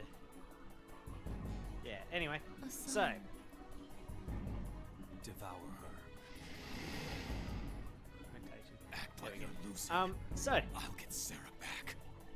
We'll my tear brain you is just apart, you farting fat now. freak. Don't worry, it is that time of night. Yeah, it is that time of the night. But anyway, I won't allow that. so we're fundraising for the Royal Flying Doctor Service, which is a medical organisation that provides emergency and non-emergency services to rural and remote Australia. Wrong with you? They come into contact with, just in Victoria alone, they come in contact with more than 90,000 patients throughout Victoria through primary healthcare services and transports by air and road. They also do You've provide already non-emergency been made patient aware transport, that you are just as well AIs as that providing Sarah created. medical, But unlike the providing others, you were all special. to telehealth her services and because of well-being something service for like mental unfortunate. health and well-being services. That's why he Just is in helping this is us. just in Victoria alone. They do have many more services This throughout is just another Australia. act, right? At this rate, And so if you'll you- never be anything but marionettes. This is a great only organisation to difference is who's donate to. So controlling if you it. want to donate, there is also incentives running. The We do person have who's the been pulling your currently there is a strings is Jenna incentive goal Angel. for the Medical Year Solid 2 substance Sarah's natural sunglasses run talent. bonus. We're only sitting at 52.29 out of our $200 goal. So if you want to put money towards that, please do make sure to put a comment in your donation saying about where you want your donation to go to. What could she be scheming? I too have questions. What is your goal? See, just a minor thing about this cutscene. This is the only cutscene where the choice properly matters. Facing total Um, extinction. Basically, I have to choose the bottom option when it comes up. Otherwise, the run's like basically dead, and I'll have to reload a save. Protected us from God's So, malignant data. I'm gonna take my time and make sure I definitely pick the right option. Tried to help, Otherwise, we get to sit through this again, and I'd rather not. You mean the QVA syndrome? Ah, so then you altered God to purge the sinners? But, yes, it's almost It over. was an unfortunate accident. I want only to sow mankind's seed for the future. Otherwise, we will vanish from Earth entirely. What we need is order, and bodies that can survive in this hostile environment. The choice is important because it affects something that happens right towards the end of the game. If we choose the top option, Turn everyone into demons. it basically lets you use hate for the last section of the game, whereas if you choose the bottom option, it enables you to get That's a totally ridiculously insane. broken ability Humans have to that devour we each other to abuse survive. quite a fair bit. And if they lose control, That is why we will exercise control. Throughout the final sections of the game. Junkyard experiment provided us with an effective demon virus. Using Sarah, mental deterioration can be prevented. And so, food supply is the only remaining concern. That's why you farmed out Fred's buddies. There are some organisms that deserve to Also, live, this is a very others that reminiscent of mainline SMT games where you've got the choice of like order or in order to chaos, avoid or past law and mistakes. chaos, I guess would be more accurate. Decide who merits life. Whereas Order will decide. this lady here is representing law, World of Tuners under where our Angel's control representing chaos. Nirvana Ironic due to her name. is the only way But, to preserve mankind. yeah, just a small tidbit there. Come back to us. We can ensure you will have a peaceful life without hunger and needless killing. Alright, I didn't goof it. Here we go.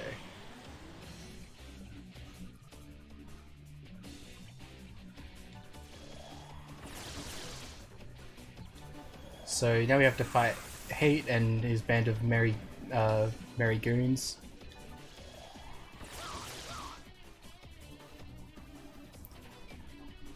Now what we did there was using the Void Fire.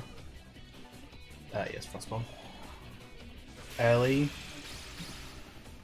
enables us to. I impressively don't have any of those other things. Doesn't really matter. And I'll explain that better in a second.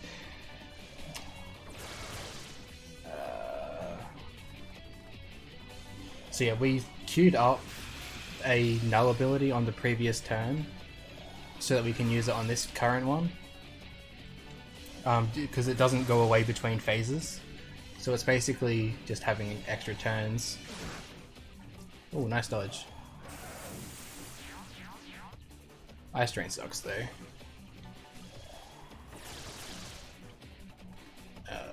fire.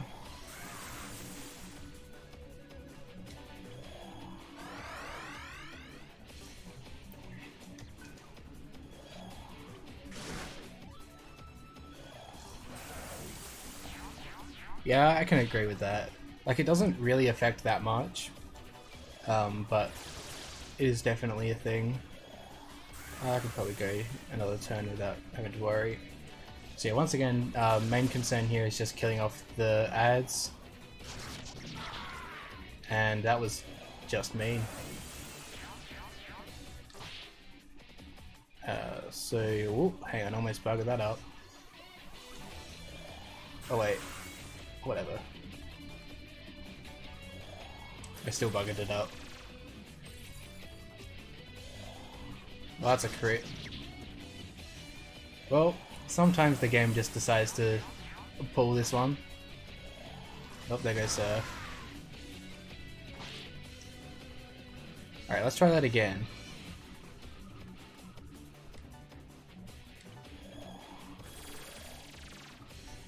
Let's get back into a nice comfy rhythm.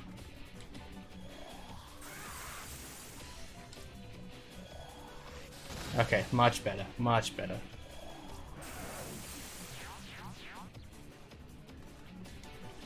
Okay, that was slightly horrifying.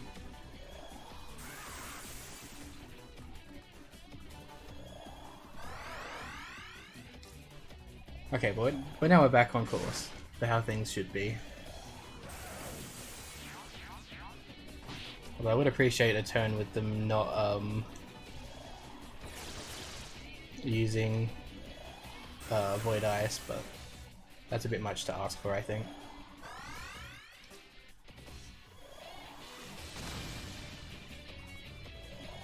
Or Ice Drain even, not Void.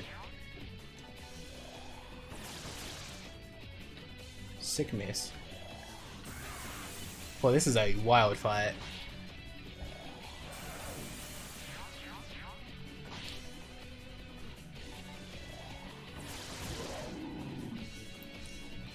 I mean, you've got me there.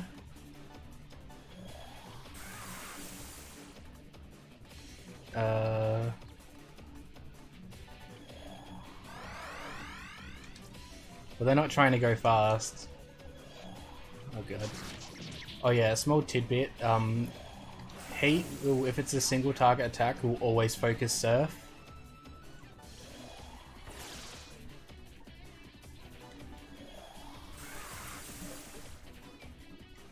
Jeez, so much healing required this time. Normally just want him to spam Agidyne like that, but he's been very, very physical.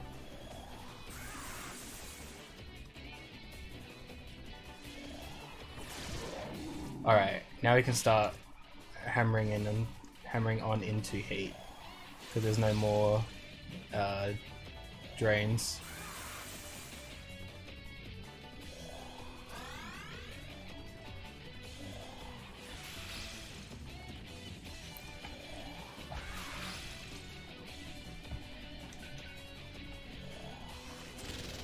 That's perfectly fine.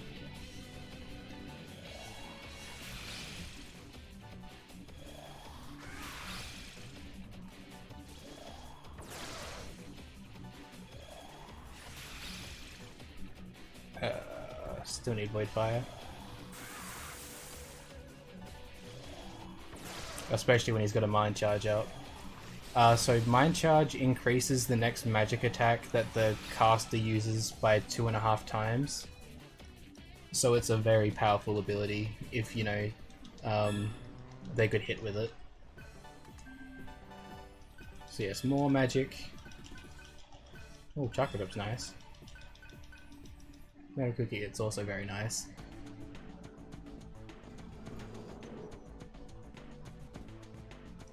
So yes, thankfully we got through that. That was a very, very sketchy fight, but we made it. So now we're up to the final part.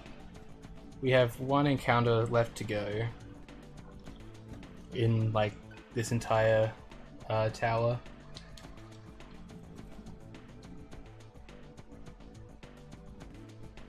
which, you know, hopefully goes well.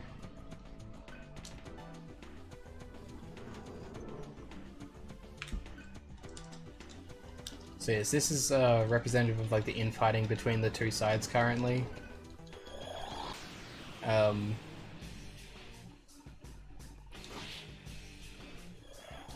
god. Be gentle. Okay, we're fine. That ability just gives me PTSD from DDS1. It's not actually that scary in 2, but oh baby is it terrifying in the first one.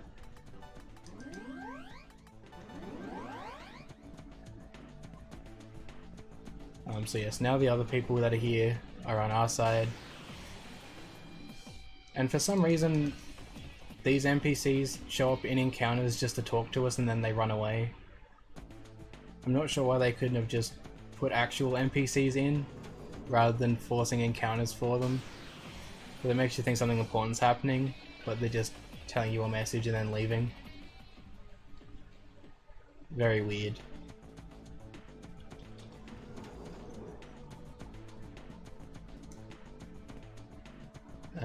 Yeah. So yes, then we use Angel's assistance, we get a helicopter of some description, and then we head to the laboratory. And of course along the way our thing crashes. As it does.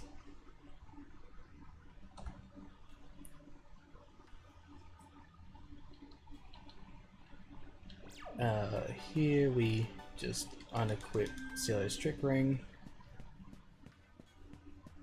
and we go back to the starting town just for shopping purposes. And I'll also remember to buy some dismutes just in case the game's a meanie.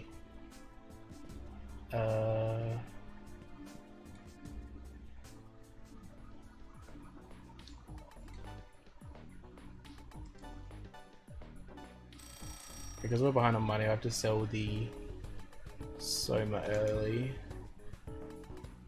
Yep. We also need to buy an item from this guy. That's where we get an Impel Stone. I'll explain in detail what that does when we get to it, but just know that it's a very, very strong item. It's worth all 50,000 that we spent on it. I'm just gonna double check the Mitra progress. Yeah, it's not great. Cielo is a bit behind, but we should be able to make it through.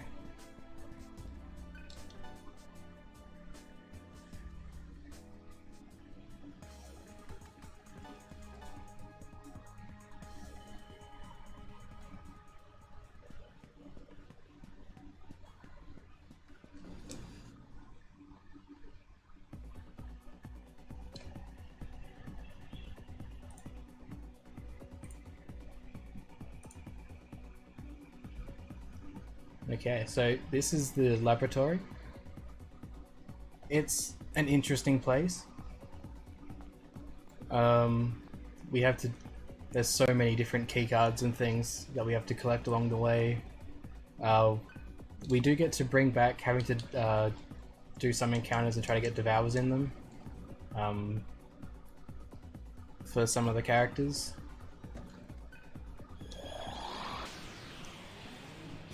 Like this one, for example. Anything that has a group weakness, it's worth trying to get a Devourer on. In this case, we want it on Cielo, who got a stomach ache. Amazing. I want to... Oh, I forgot to buy the dismutes. I'm sure it's fine. Let's see if we can get another Devourer for Cielo here. Never mind, it's dead.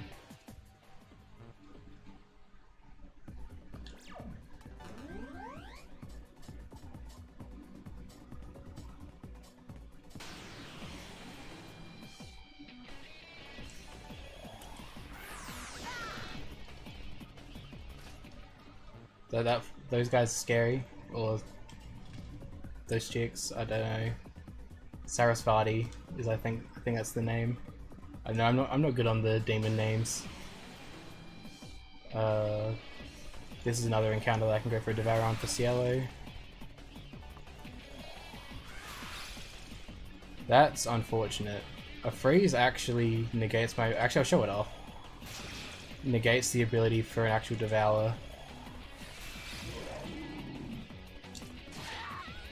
Because when they're frozen, they're not as tasty or something, is my guess, is the logic they use for it. So, you know, cold meat's just not as good.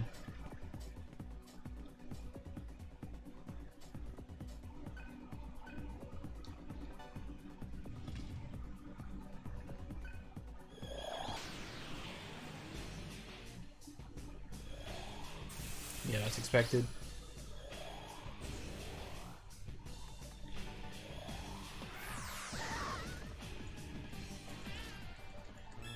That is very true.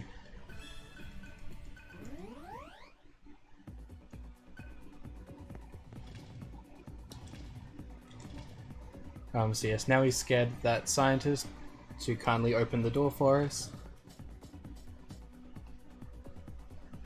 I'm going to just spin in circles here just because Cielo is very close to getting his mantra done.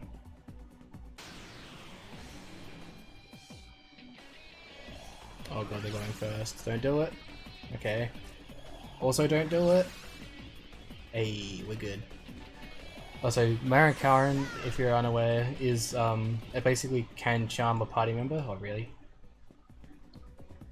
And charm is a very annoying status ailment because it can lead to inaction, to your characters hitting your other characters, and just all sorts of really. So this is a bad encounter because I can't get any AP to progress Cio's mantra from it, and oh baby, these are hurting. I think I might kill it anyway because that was terrifying. Get out of here. Yeah, as you can see, we didn't get any. I'm gonna safety save just because of how terrifying that was, even though I'm gonna be back here in like a moment.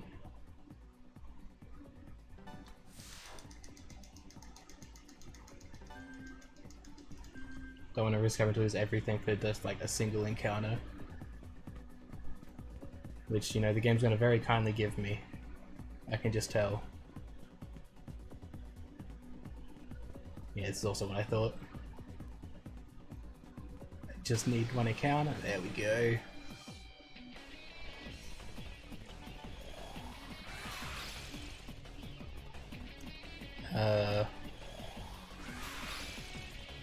Oh, perfect.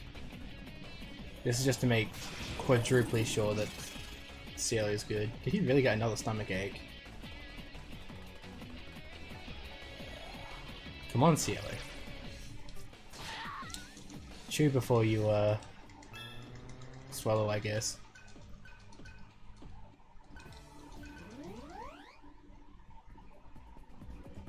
Okay, so now I need to set some abilities.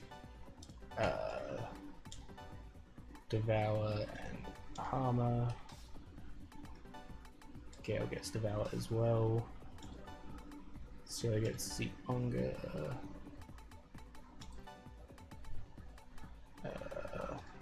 Torikaja and Electropel. All of which will be useful at some point soon.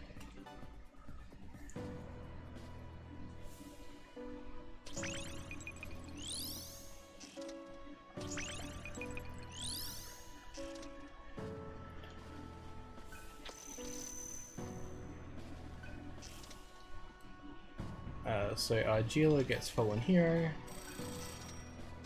and Cielo will get... Oh yeah, what does Cielo get? Angel.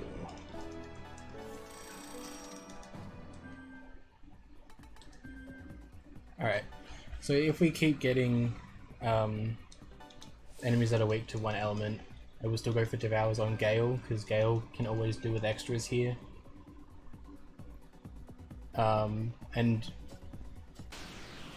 if Surf seems a bit behind, not really, more of these guys. Of course we failed. Then he can also get 1 or 2. But the big thing here is getting 1 or 2 on Gale. But the more the merrier.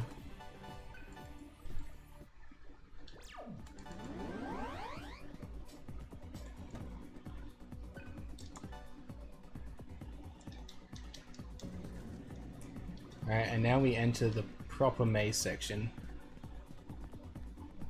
Very apt for this game. Just having every area be a maze. Unfortunate, we didn't get a fear proc there, so we'll just kill it off.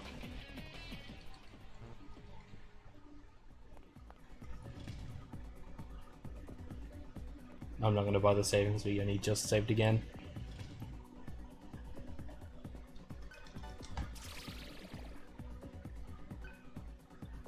Okay, grab that.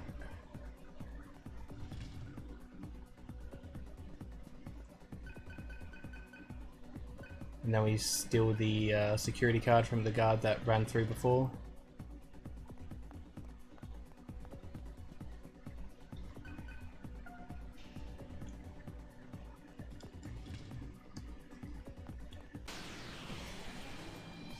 Oh, this is a scary encounter. The enemy on the left there, it's like Scarthahar, or however you're supposed to pronounce that, Scathach? I don't know. Has very strong physical moves that can be very devastating if they want to be.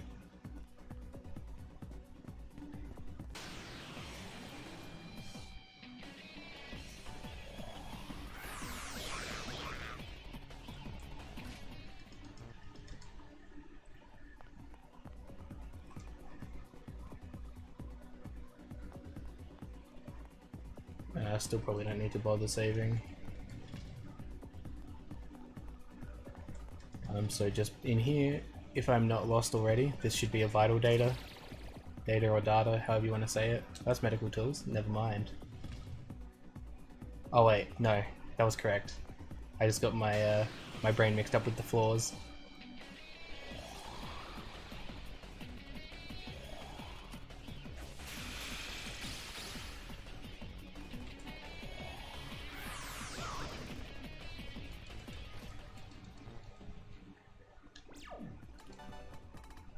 It's going to pop a chakra drop on Gale, so we can take more encounters.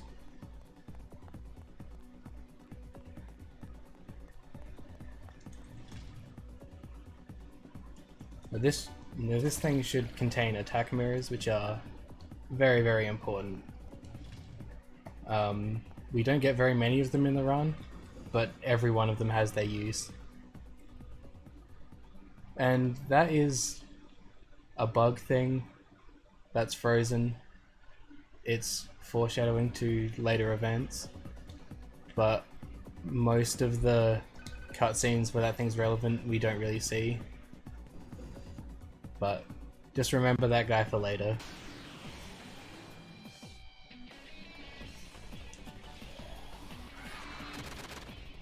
Good. Did he also? Wow. These aches are something else.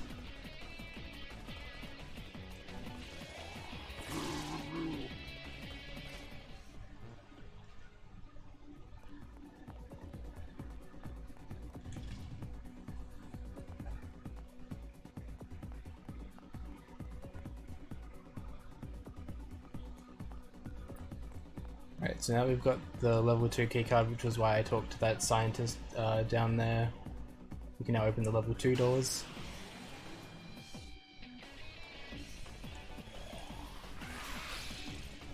Sick dodge.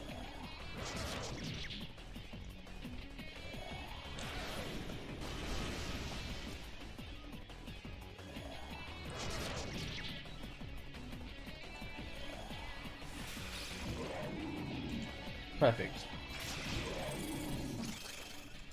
And no egg this time. Even better.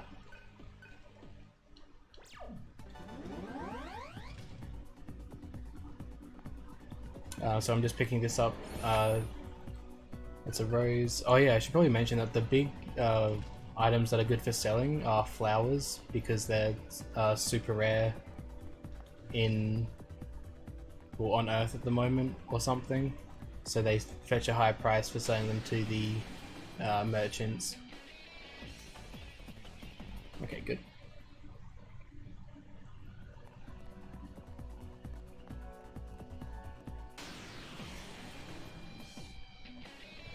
They followed me.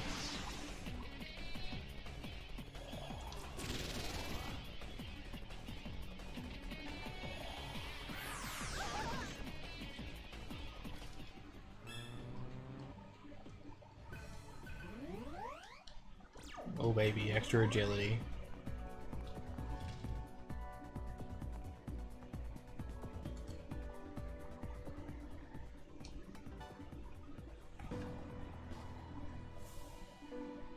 Okay, so now Gale moves on to Demon, which is more physical abilities, but we mainly want to use it because it gives us access to Taunt, which is a very good debuff that we will use later. Quite a bit.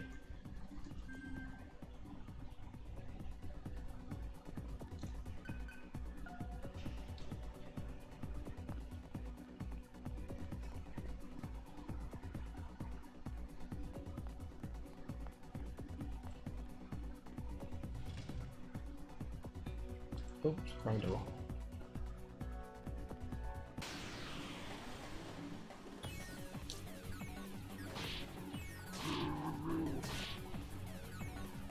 Oh bugger, that could have been a critical error. It's fine to use magic. You know what, I'm terrified. Don't want to risk it for such a dumb encounter.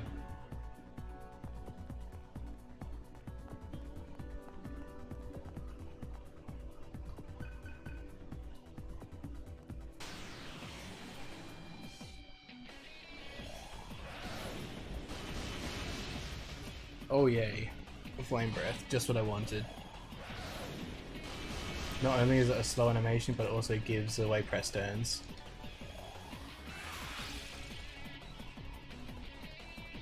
I'm just going to attempt this, I don't think it's going to work. Oh, it did. Impressive.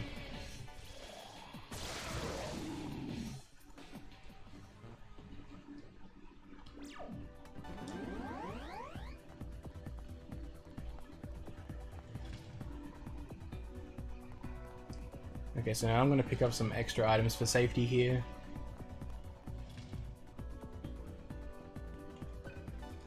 Just some extra quick datas, just as extra HP MP top up items.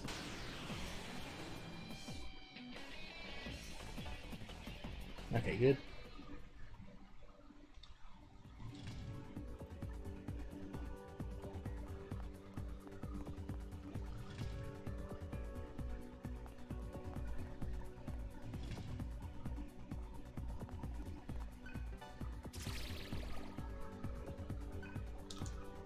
Chakra pots are nice because that's extra MP again. They're like the tier 2 chakra drops, so very useful. And I'll probably be using one in a moment.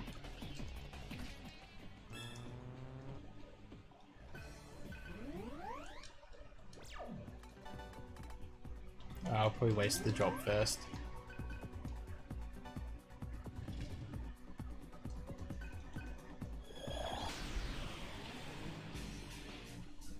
Alright, so what we want here is for them to not use Void Expel, although that's... Of course. Time to get rid of some curses, I guess.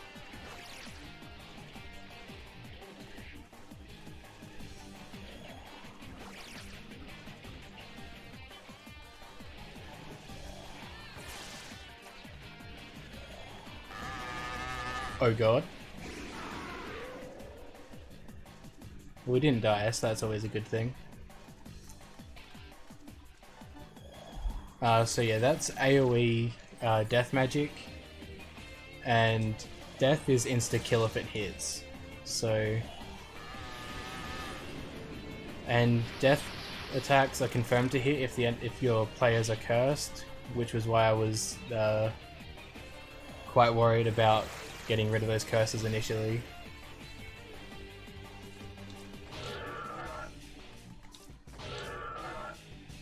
Okay, but we made it through.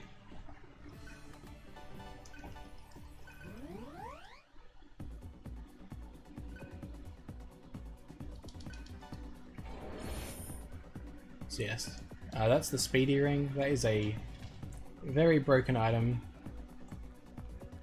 that we will abuse quite a fair bit. So also doing that Baphomet encounter, which were those evil goats, was what we had to do to get the next security key. This one actually comes with a password on it. The way to actually solve it is really silly, because if you fail inputting it initially, then it's like, have you tried looking on the card? So then you have to look in your inventory at the card, and it then has the code written on it, which was really silly.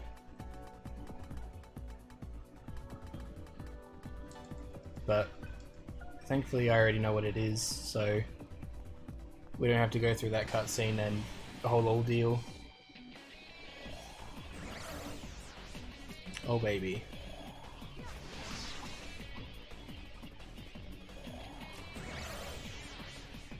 That's a run from me.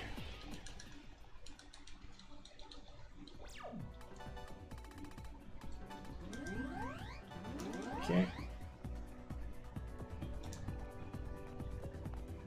Now through here, just gotta pick up more items. This is a terrible encounter that I do not want to take. The Baphomets are immune to the Tentarafu, so that's why I haven't used that on them so far. That's what makes them quite annoying to kill. For example, this here is a very painful encounter that I'm just gonna go for.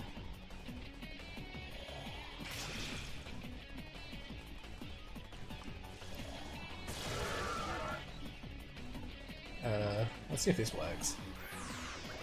It missed.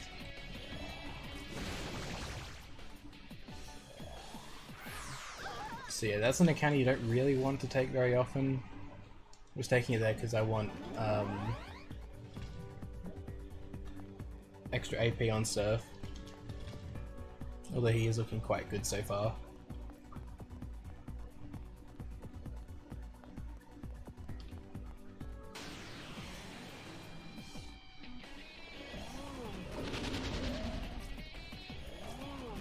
Oh god.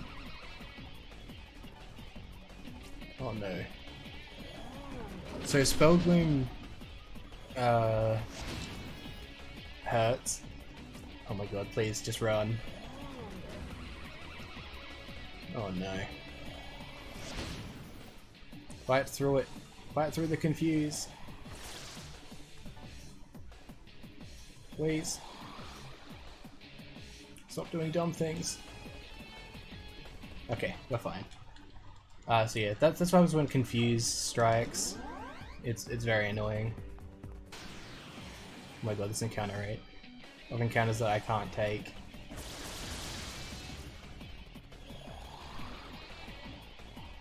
Of course.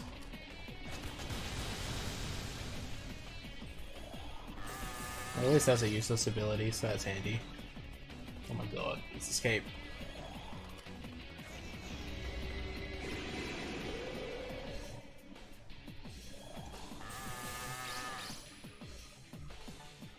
Alright, we're good.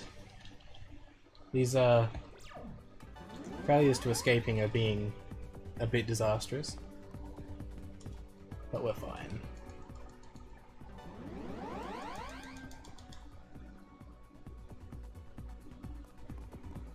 Okay, so for this security card, it's just on this corpse here. So very easy to continue through this way.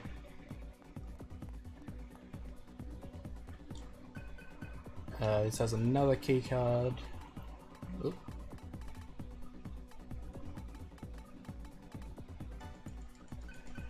Okay, good.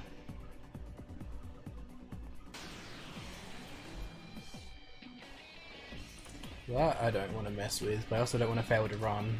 Oh my god.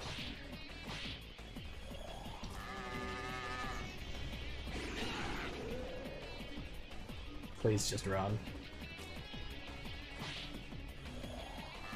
Well, at least it targeted Surf with that, so it's less scary.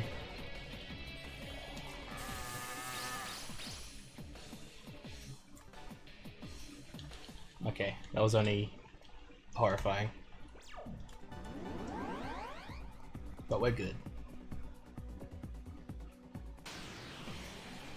Encounter rate, please.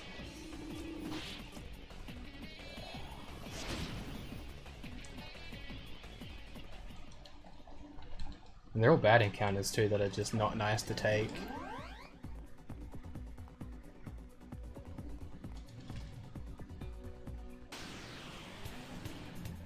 Oh, okay, here we go. This is a encounter that can appear at any point for any encounter ever. It's like a small minigame thing where you answer his questions and he gives you items. Unfortunately it's slow, so we don't do it. But if you do all of his questions and answer them, you can unlock an optional boss towards the end of the game. So that's a cool little tidbit.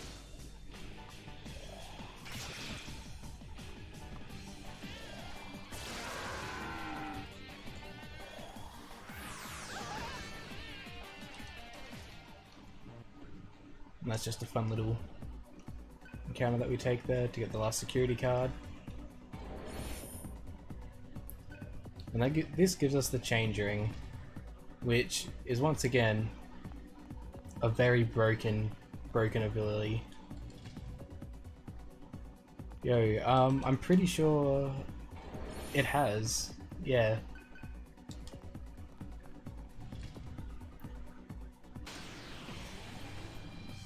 Oh, I don't want to take this. Please stop failing to run.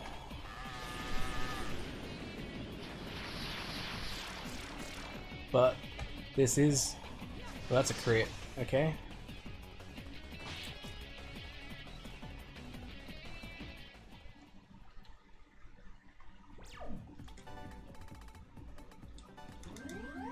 The game is going all in on these debuffs.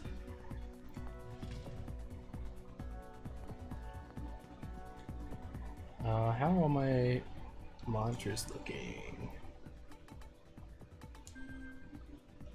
Kinda bad, but we'll make do.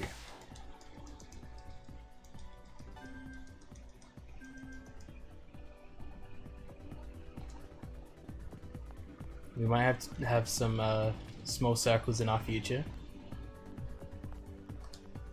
Wait, no, it's just here.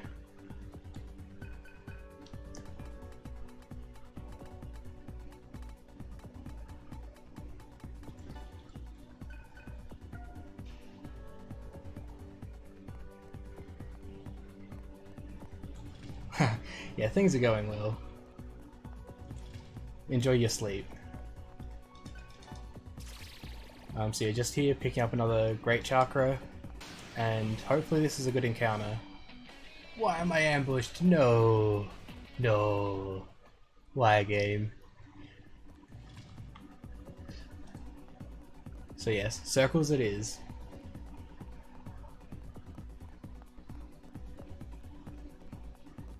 And then we have a decent chunk of menuing to do once Surf masters his thing.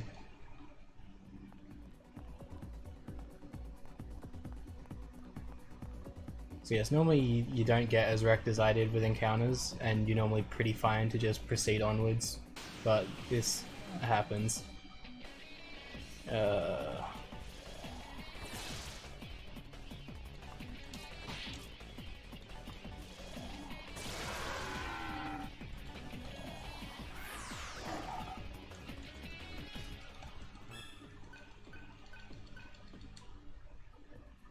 Okay, so here there's a decent amount of stuff that changes, particularly the party order. Very important, that one. Okay, Gale gets Zanma and Force Repel. Surf gets Z Unger and Elect Repel. Gale gets the Trick Ring for extra accuracy. And Cielo gets the Change Ring because it's an amazing item.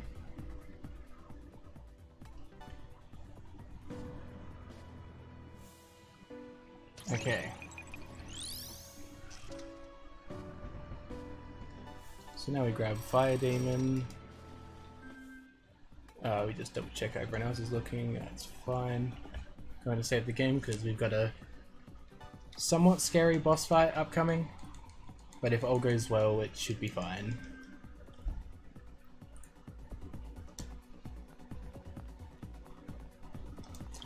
This is the fight that we get to show off the change ring for the first time. Just triple checking I've done everything right.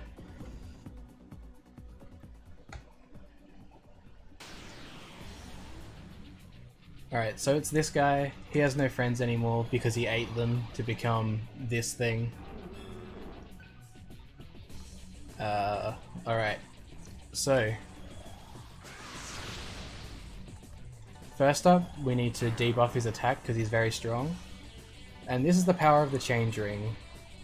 It lets us revert, but it doesn't consume a press turn, which doesn't sound very strong, but considering doing a straight pass uses half of a press turn, this enables us to do things that we just really shouldn't. Such as being able to debuff it as many times as we do.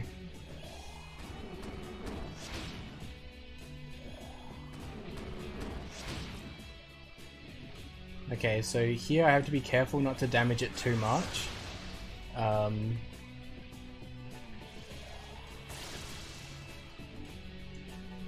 Because we're battling a damage range at the moment.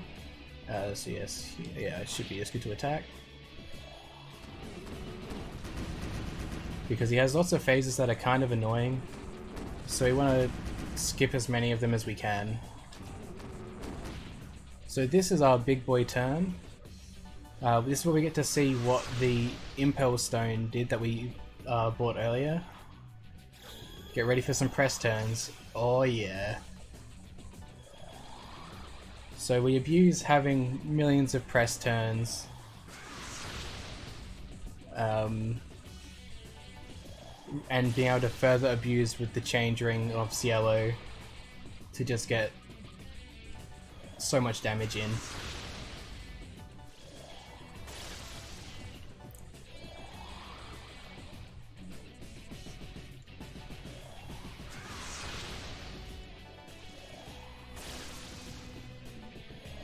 And then we end up in the scary part of the fight after this.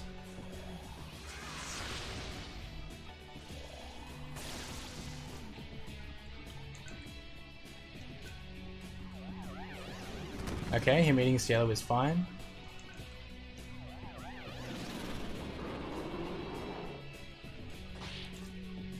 Okay, so now he's changed what he's weak to. Which in this case, he is now weak to Earth, and we don't have any Magni bombs. So we'll just use a wild card. And we got to keep Elect Repel up because he also uses electricity attacks.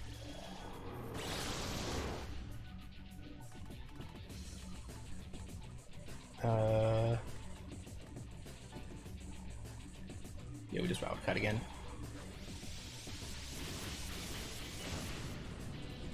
But yes, the Elect Repel was very important here. I probably should have topped everyone up. Looking back at it, which is what I'm going to do now. Let me just keep the Elect Repel up again.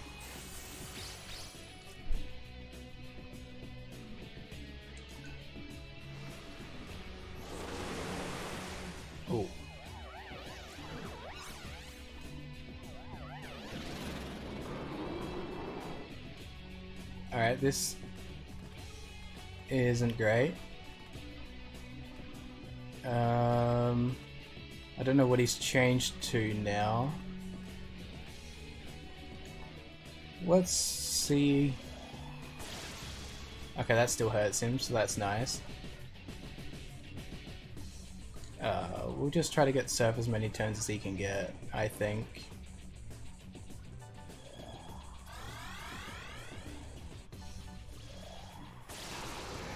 Okay, I didn't need to use that, but I'm glad I did because it made me feel a lot safer.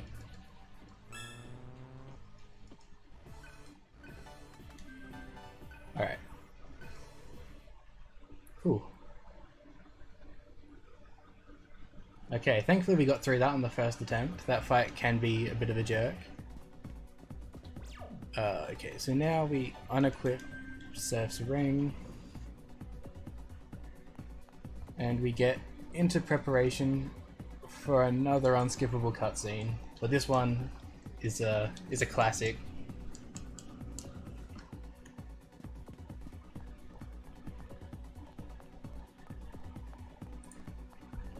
So it's a goodie.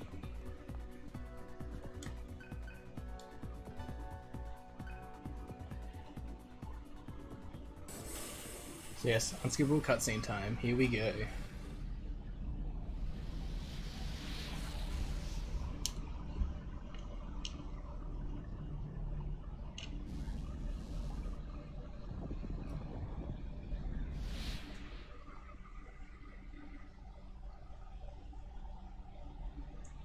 Good time to jump in.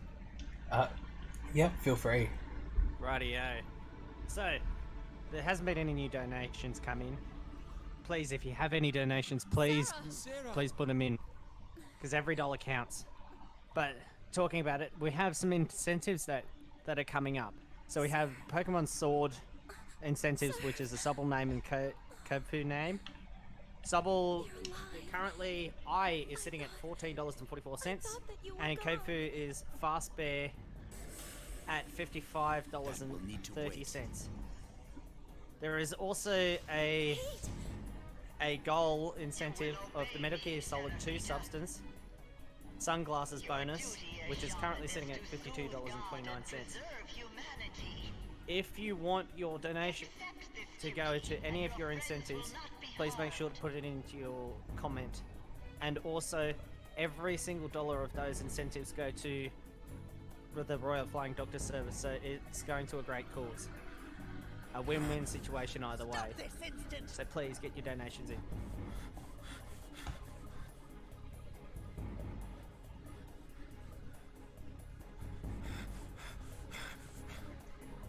So this is where we finally have the proper confrontation between Heat and Surf, and it's pretty much over like that. Rip Surf. He had a good run. Why'd you just stand there? But the best part of this cutscene is yet to come. When we get to... Oh, I don't even know how to explain how amazing and silly it is. So, to basically sum it up, Sarah, which is the girl there, freaks out and sends her brainwaves to God, which angers God. But God in this game is the sun. And, well, God's angry, so this is what's happening.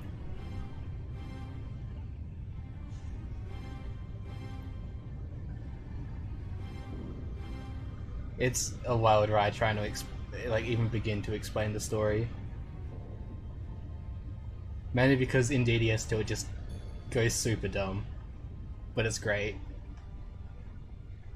The hub is operating on its own! And we also get quality voice acting. The system isn't even connected. Connection opened. It's transmitting from our side. Upload rate is 945.56 zettabytes per second! Imagine having that internet. The dream. The big confuse. Yeah. So yeah, because God's angry he starts downloading the Earth. So whenever you get your internet speed good enough, you just download the planet. It's so good. The Earth, it's disappearing. Imagine having a speed at zettabytes per second. Yeah. Itself.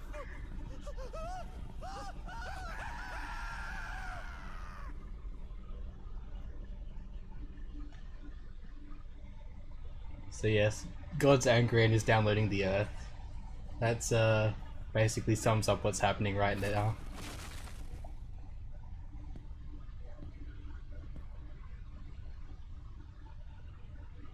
And then we get a smirk from Angel. Alright.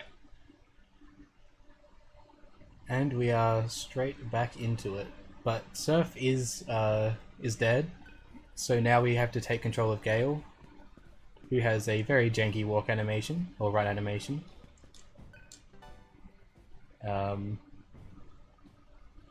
But yeah.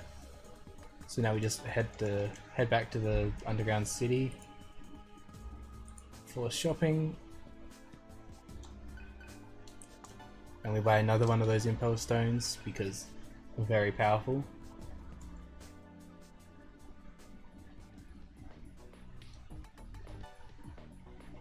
Let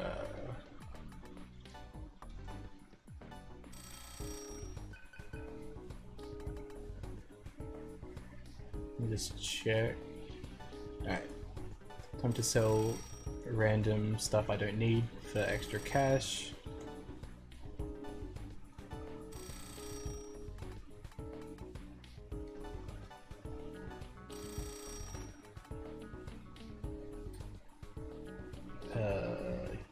Yeah, keep all that. What am I buying?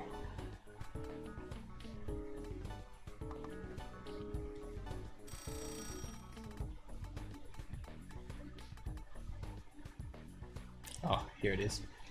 I got my brain. It's also entered that part of the type. That's fine. We'll make it.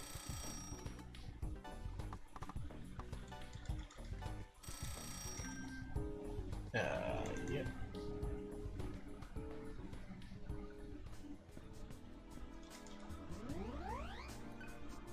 We'll heal up and save just in case something goes wrong. So far, there hasn't been many deaths, which has been nice. Well, I mean, I don't think there's been any yet, so it's been very nice. Cielo, Gale, Argelo.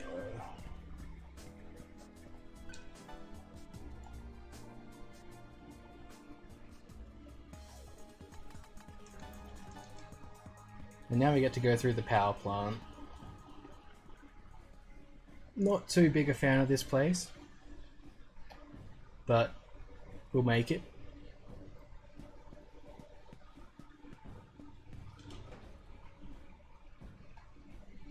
So yeah, without Surf, our abilities and things are significantly lessened because we don't have, well, him in our party anymore.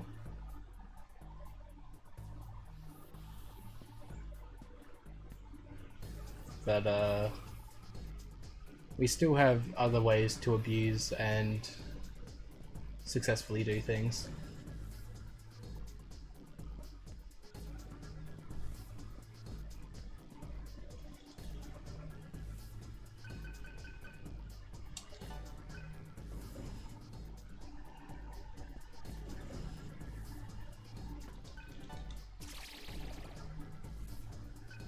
Okay.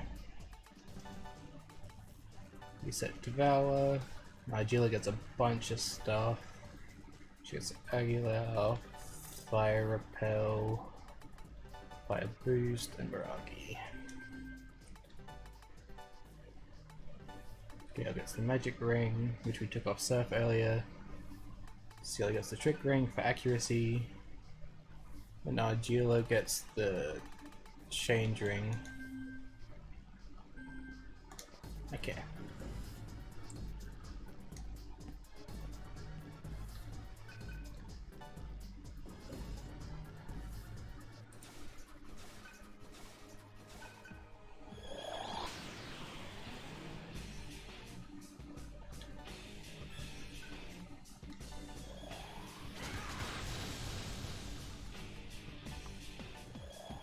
Thankfully here we can get a Devour on Cielo, because he really needs it. Okay, we're good.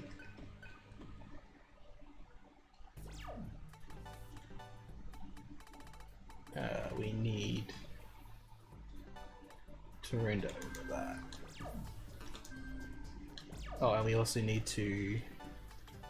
Now we change his ring from the Trick Ring to the Speedy Ring, which I will explain in a moment. We upgrade the Magic Ring once more, and we don't have any health items for Argila, but that's fine.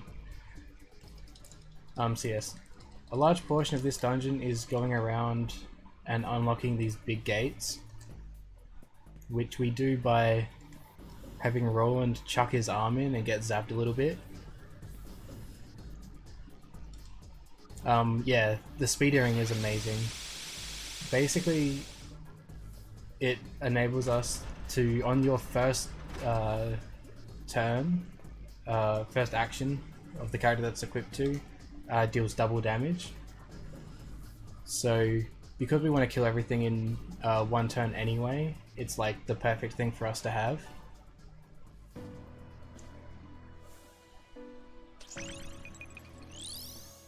So Cielo's got that there. Cooney. Because yeah, as we want everything to end in one turn anyway, having a ring that gets weaker on turns 2 and plus really doesn't matter. Because, well, we want everything dead on the first turn.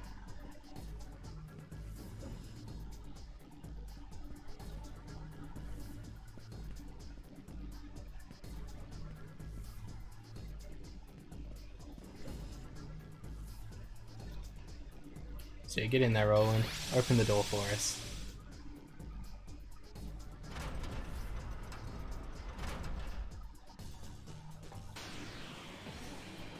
But unfortunately, because we have the speedy access to the speedy ring, sorry about that. That does mean that most of our encounters are back to the Tentarafu spam, because we don't really need Devours.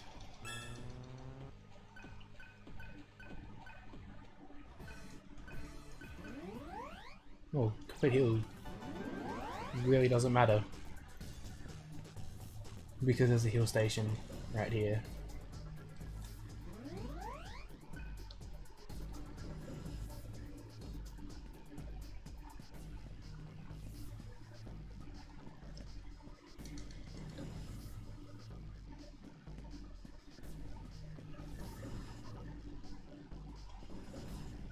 So yes, here we're collecting magic mirrors. Once again, will be very, very useful much later into the run. And this is just another revival gem because, oh boy, the rate I've been going through them, very needed.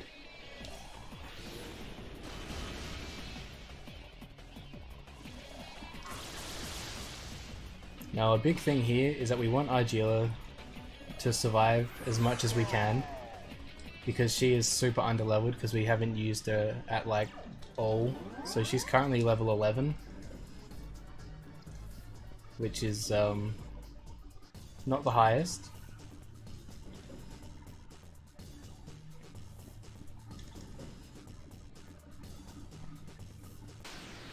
So yeah, I don't want to fight this. There's still no point to taking those encounters on.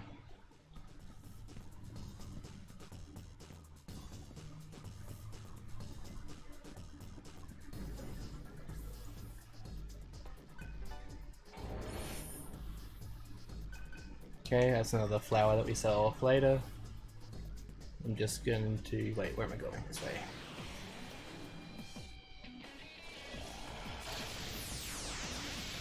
Raiju's going first is kind of scary.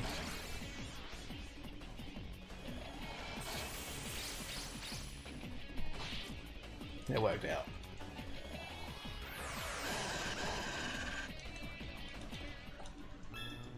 Kind of want to get to a terminal where I can get Argila's mantra swapped, but that's going to be a later thing.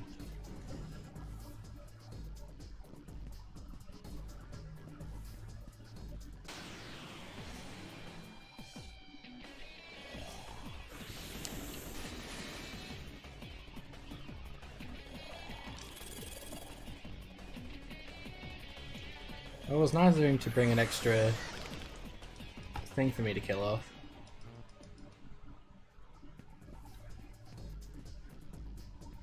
But yeah, the goal here is to just basically follow the electric lines to where they lead. There's lots of like walls in the way, so you have to take detours.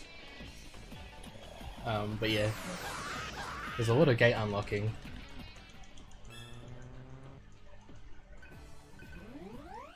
Oh, Buff Argila, just what we want. Not really.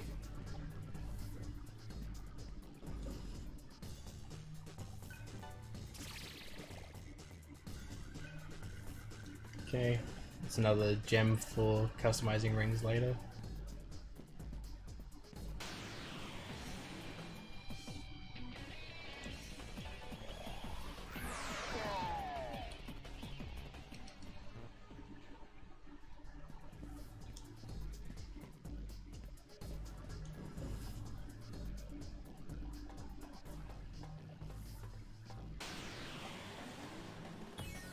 There's no way this works. Yeah.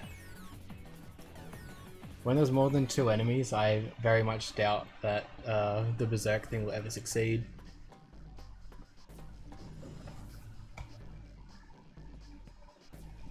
I mean, hell, it feels like it barely ever is going to succeed even when there's just the one.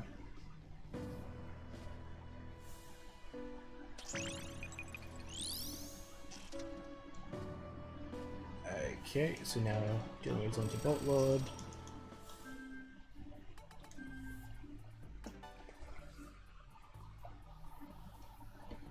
Ah, my buttons.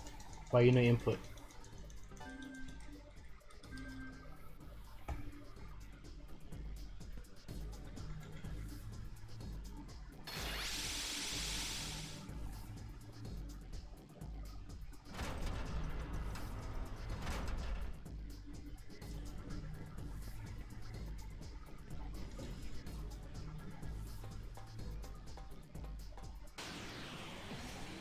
It's not always, but it's a ridiculously high chance. Like, it may as well be always.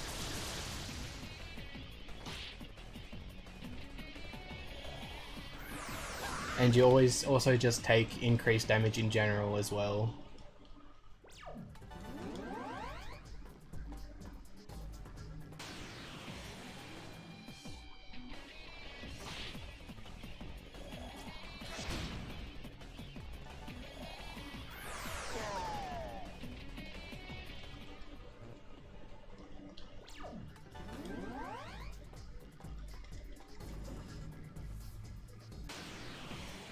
So yes, now that we've activated that gate, we get to do the long arduous walk all the way back, which is apparently just getting littered with encounters. 3-minute quicket's nice.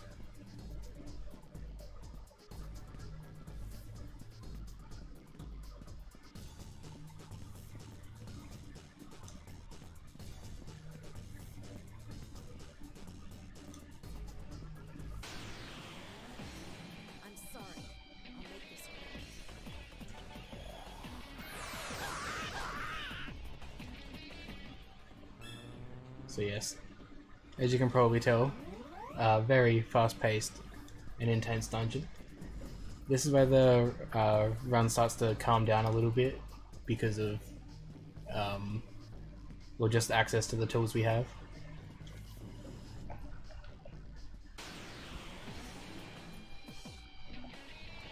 Well, we get to mix it up here, we get to use Mizanma instead of Tentarafu.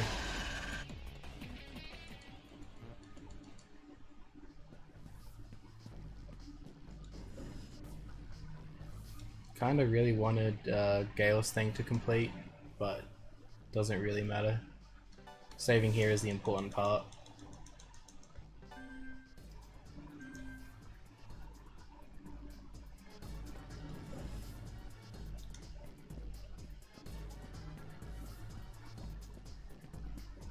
We because we have the first of many walls to fight. And the walls are interesting, to say the least. Oh, nice dodge.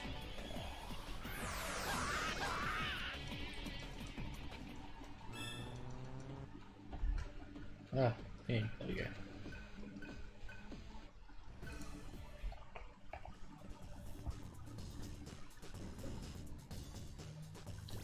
Okay. Top everyone up. We equipped the trick ring. And we also use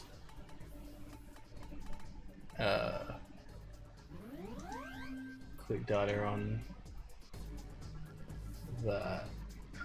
Just making sure I got everything right. Yep.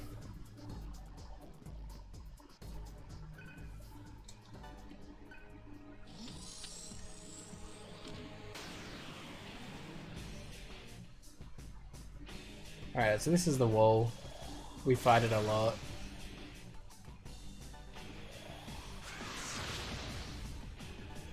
Once again, we abuse the change ring a lot here.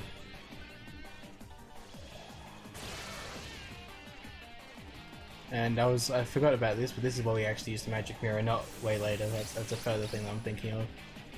I got ahead of myself a little bit.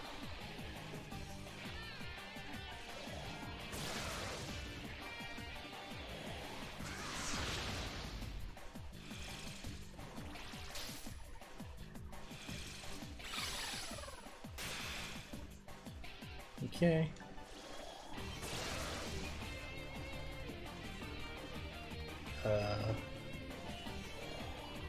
Finding where the mirrors are in the menu is always a struggle.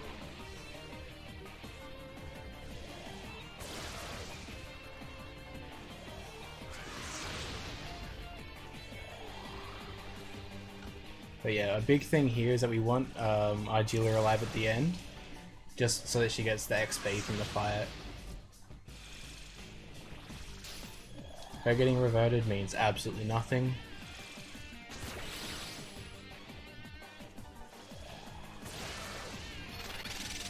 Alright, that's turret 1 down.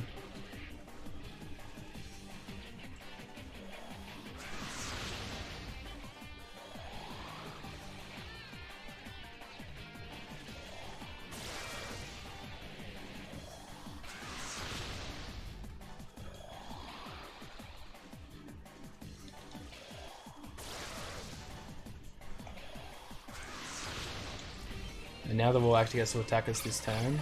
Oh, we're good.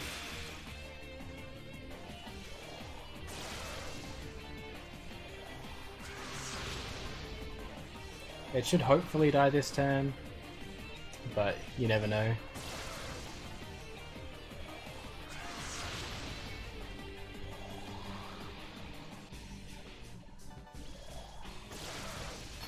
Alright, there we go.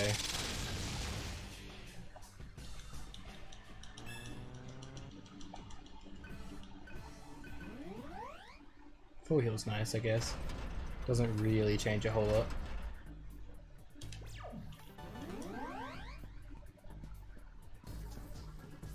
Well, no, it doesn't make a difference at all because we haven't used her.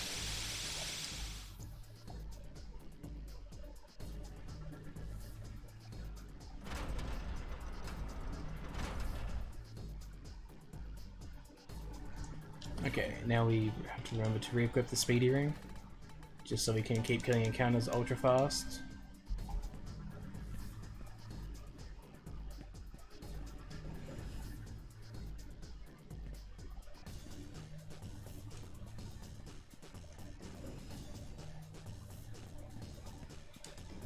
So now we have to go through the east wing.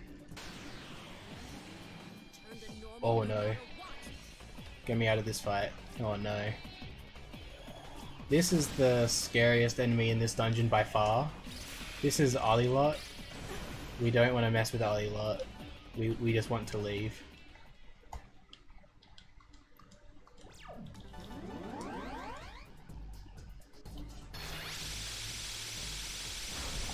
Even if that wasn't an ambush, I would still be attempting to run.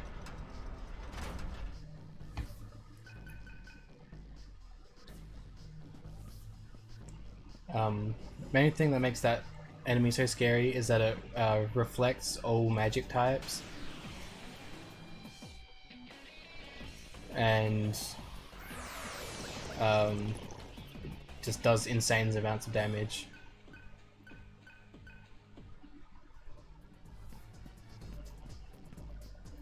So yes, that's a special one, that one. Okay.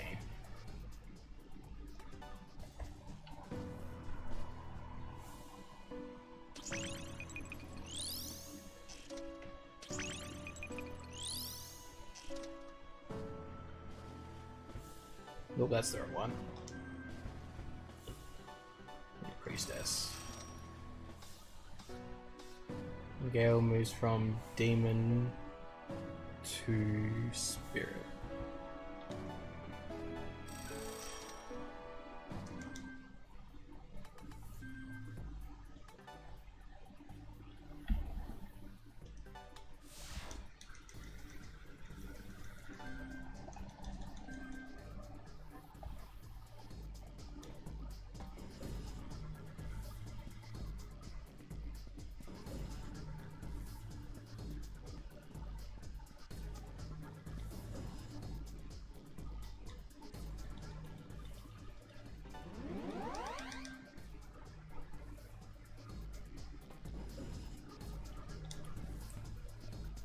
Alrighty. So here we're also, like, this is another must pick up item here. The rocks, amazingly useful, and we use both of them at very pivotal points.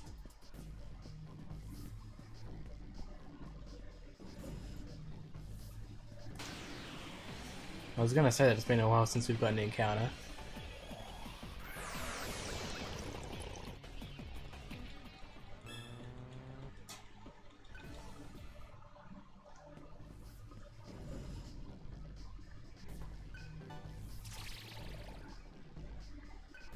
Alright, chakra pot, always nice to have.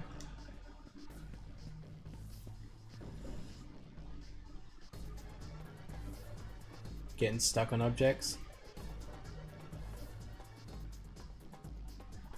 Also, that's another thing I probably could have mentioned at any point. Corners in this game are nightmare fuel. You can get stuck on them just so easy. It's kind of silly. That's why I take like quite a wide berth whenever it comes to a corner, because you're better off just taking that extra bit of time to go out of the way than you are to just getting wrecked by getting stuck on the corner.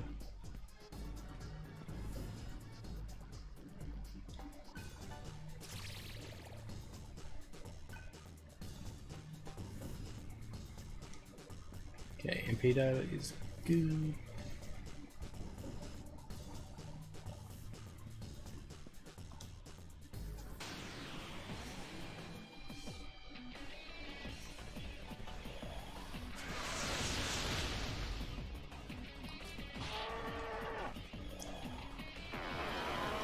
Cal's strong.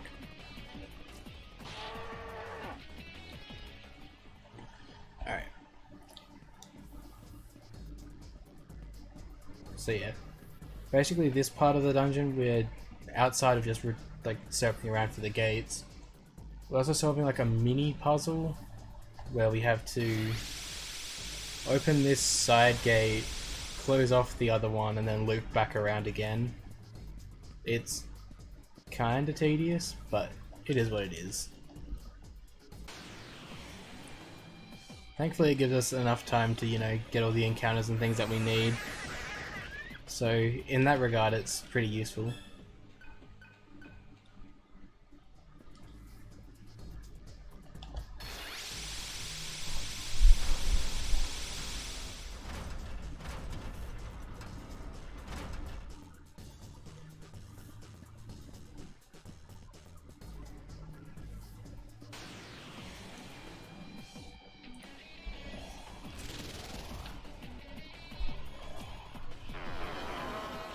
I'm not entirely sure if I want to go for this. No, I don't want to go for this. Not with my magic attack down.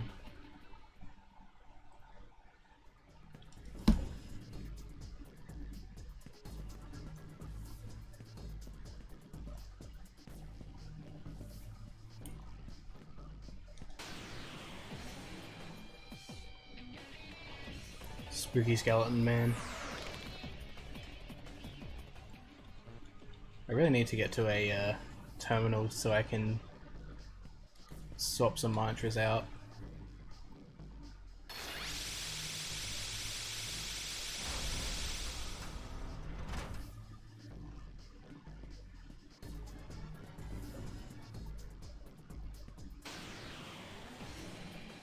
Oh no, not you again. Oh no.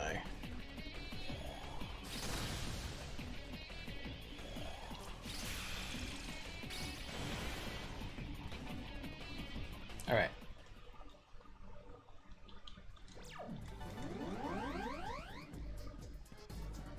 The Ali lot has smiled upon us today and not killed us, so I'm very happy.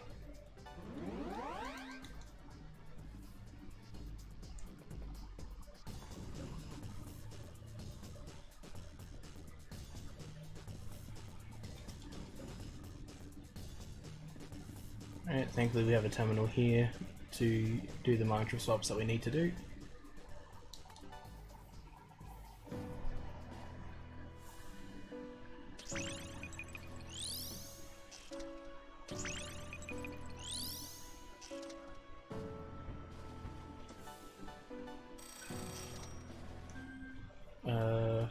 I guess we'll get Argila's now. Doesn't really matter when I get hers.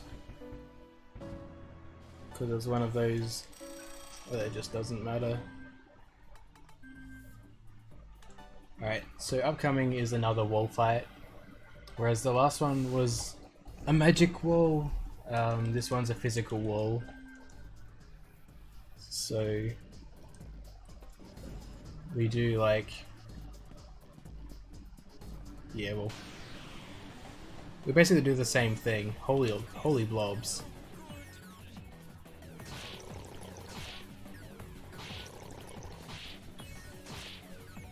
I'm just running because everyone's damage was nearly non-existent towards the end there.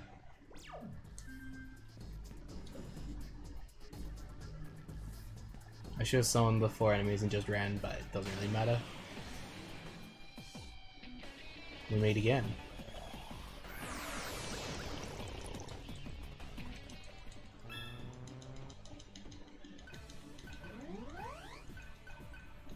HP data is very nice to have. That's another free HP MP top up.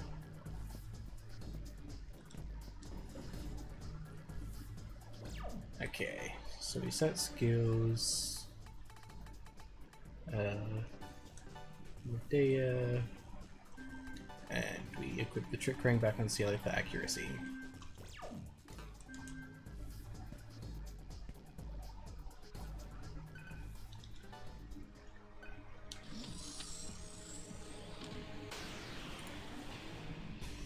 Currently 3 hours in, how are you feeling on the run so far? It's going alright. There's been no deaths, so can't really complain.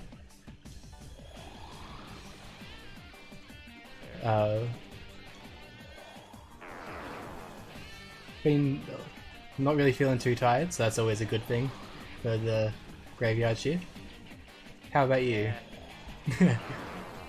I'm going alright. I've been getting used to these night shifts. Yeah, as I said, for anyone here who may not know, I live out in rural northern Victoria, so for as a bit of a donation plug, I do actually see the Royal Flying Doctor Service driving around here out in the middle of nowhere. So I definitely know they are out there. They are out in the community. They really are helping out. So if you want to put in your donations, it is a good cause to put your money through to.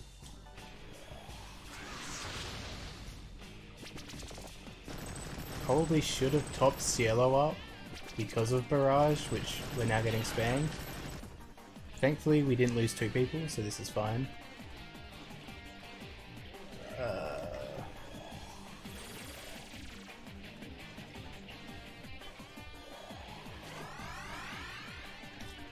So we're all good.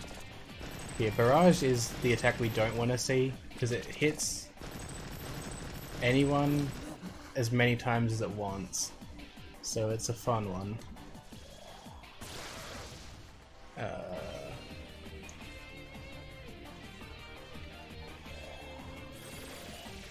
Kinda need to keep everyone topped up as much as I can.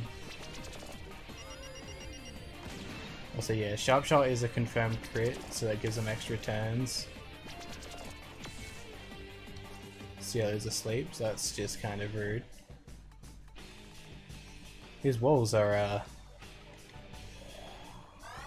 doing things.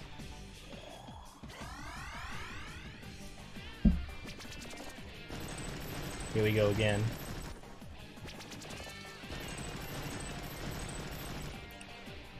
Holy moly, everyone lived. Alright, that's good.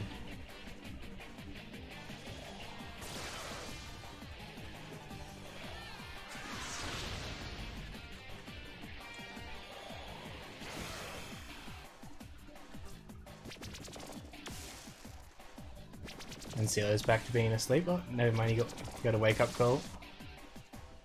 Alright, please just have one of these filthy turrets die. Alright, good.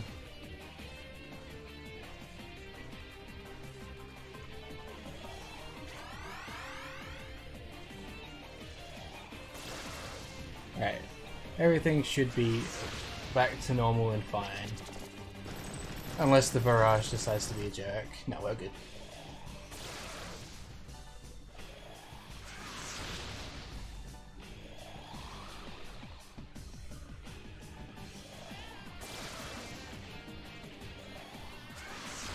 But yeah, even with the 3 attack down debuffs, they still do this much damage. Like, these turrets are super dumb for the damage they output. But in their defense, we are quite a fair bit underleveled in terms of what it expects you to be. But even still, it's very silly.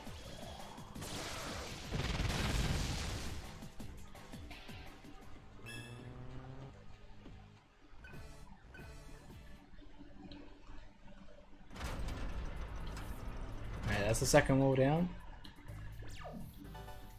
Oh. We equip the speed ring back on again. Where is it? There it is.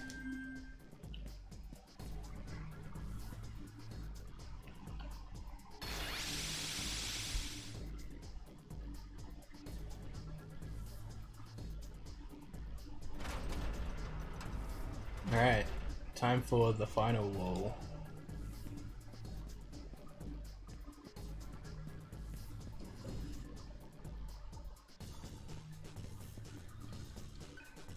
Wait, where am I going? I forgot we have to completely loop back around again. Bit of a brain fart there, but we're all good.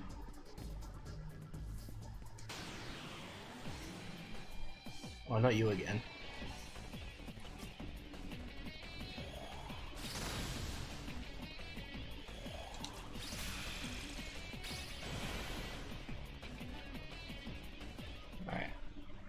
Thankfully we are getting away, and Ayla is also not using things that my people are weak to. So we're getting pretty lucky on those. Even though it probably doesn't seem like it.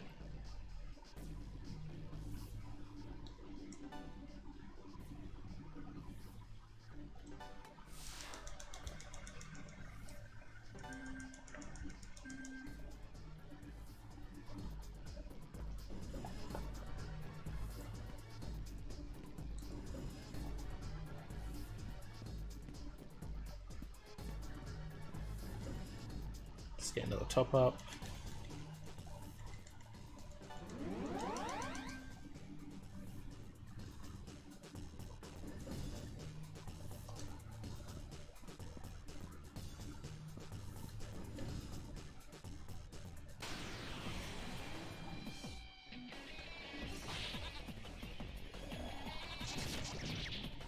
when sheep attack. Oh. Oh. Obligatory, when Tentarafu is no longer at the bottom of the combo list, we get a free Angelic Grace in. It happens at least once every run.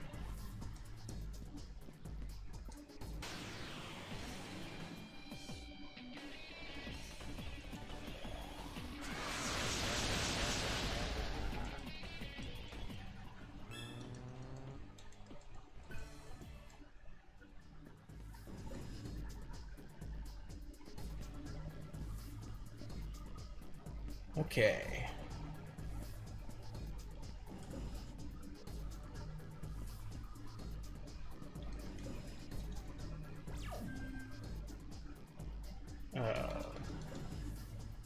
I got a bit ahead of myself there. Forgot we have to pick this up.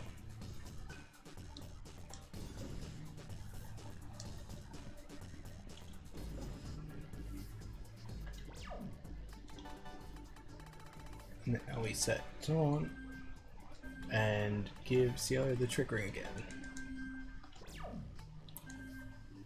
And now it's time for the final wall.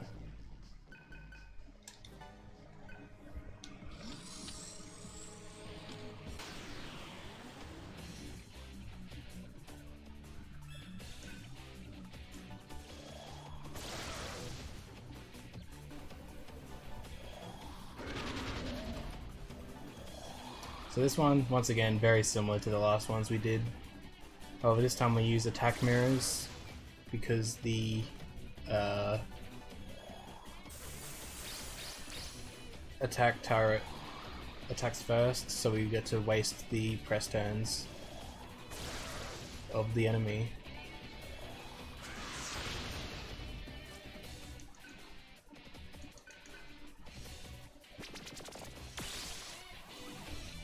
Yeah, that's good.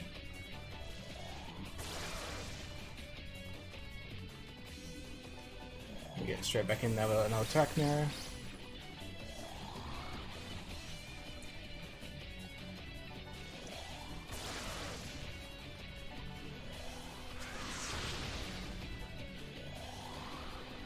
So the goal here is to hopefully have this left turret killed by next turn.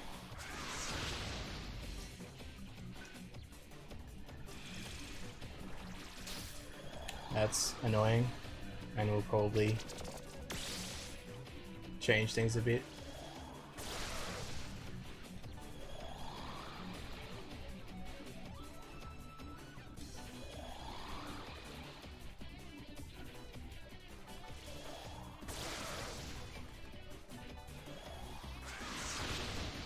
Still hoping that we can get this thing down this turn, because otherwise it's going to be a very interesting turn.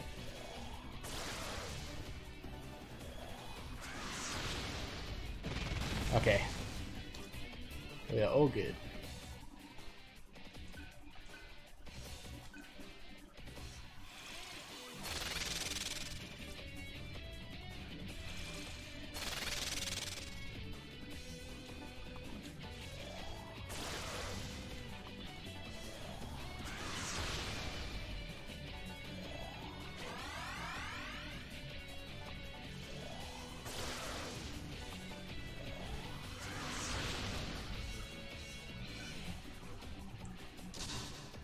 So yeah, soon we're gonna get the big spooky guy out, which is the middle turret, which we haven't seen so far. It shouldn't be. I mean, the middle turret's cool. I like the middle turret. He's a champ.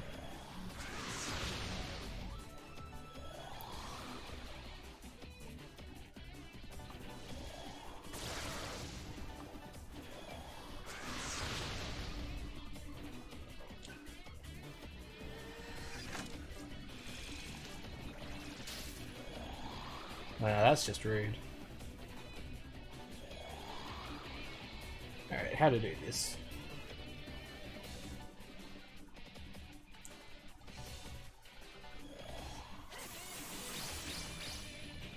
So now that the big turret's out to play, we want to make sure we have fire repel up to stop this from killing us, basically. That attack is very scary.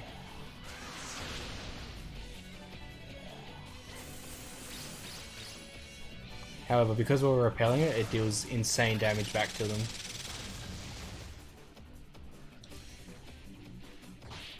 And is actually the most time efficient way to kill it, is just having it go into overdrive with the flare cannon.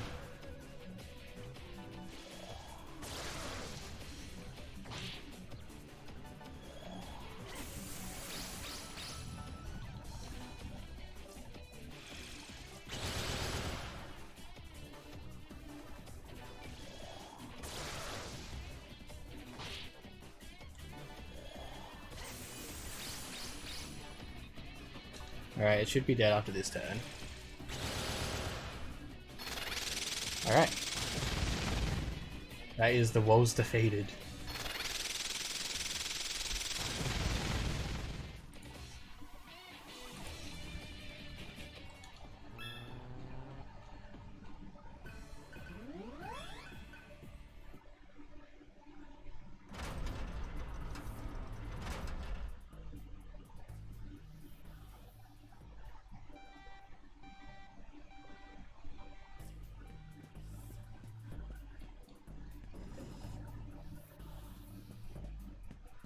Okay.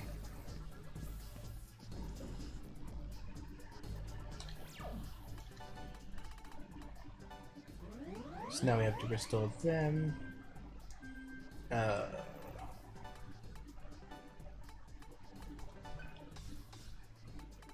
Jill gets the chick ring, Cielo gets the change ring. Because yes, we're going basically straight back into another boss fight. And this one is kind of scary.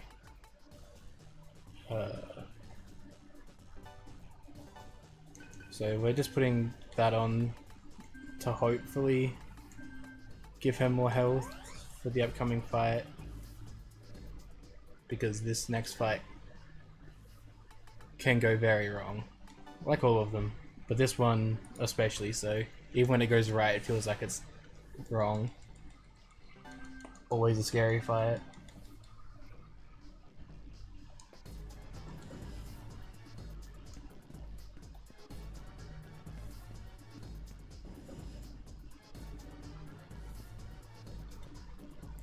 Oh my god, please interact.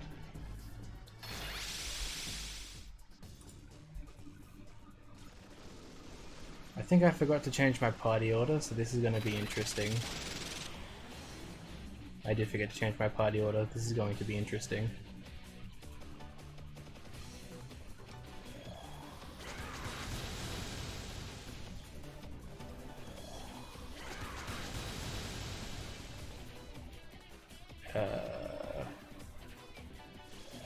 Time for some on the fly strats.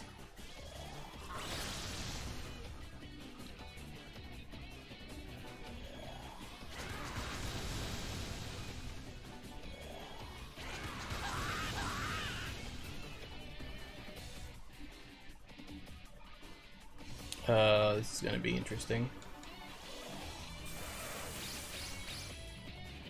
I don't know how to fix this turn.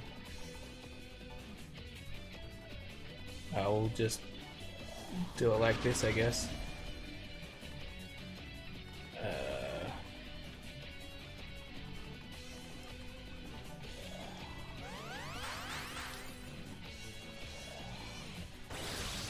Thankfully we're getting really lucky with that, so that's a good thing.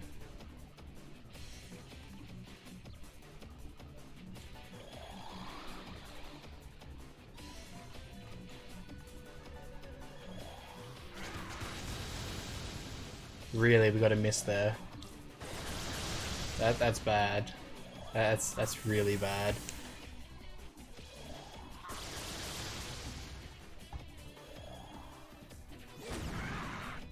Oh god. Is there even a way for me to fix this? I mean, technically yes, and I'm going to find a way. So here we go. This might be a wild ride, but we'll make it. Hopefully.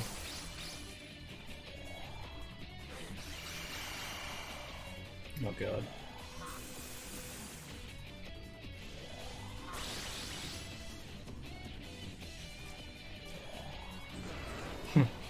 Thanks, Cielo.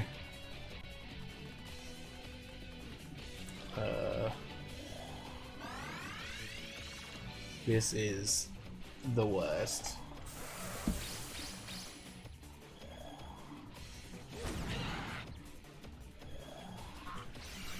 I think it might be faster for me to just reset the fight.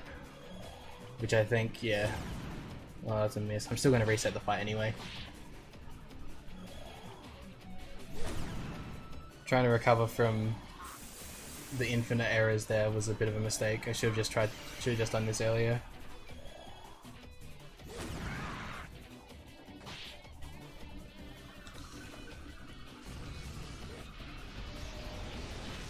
Oh, it's gonna finish me off in style. Alright, let's try that again, but this time with the correct party order.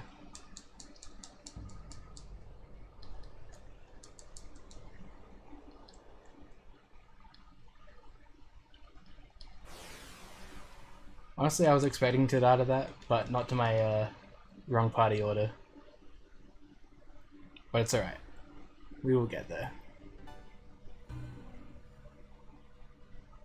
Is that the first death? That is the first death. Hopefully it's the last one. Will I remember quickly? Gale's yellow. Should probably just double check that I did the rings. Yeah, okay. Guarantees are all good, yep. Alright.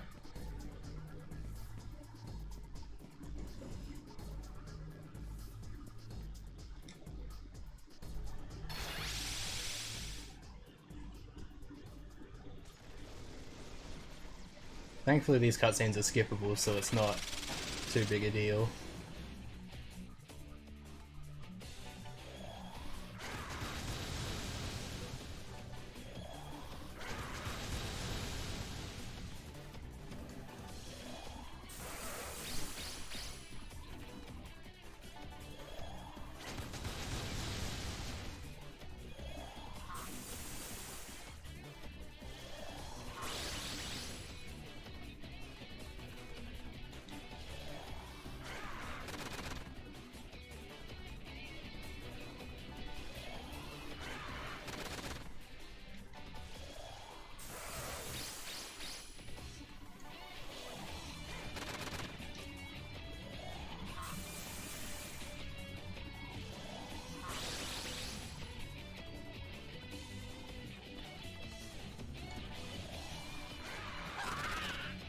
Okay.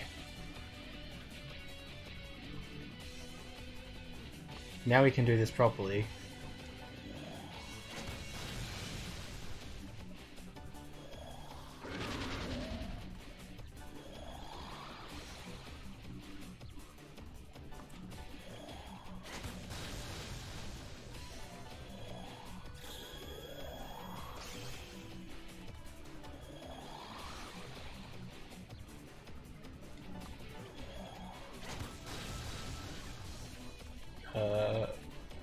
So yes, we're just getting as much damage in as we possibly can.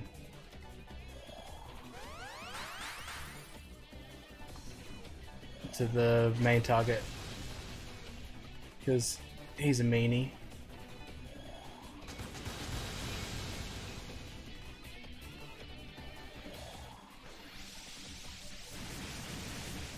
I think I forgot to elect repel. That's bad.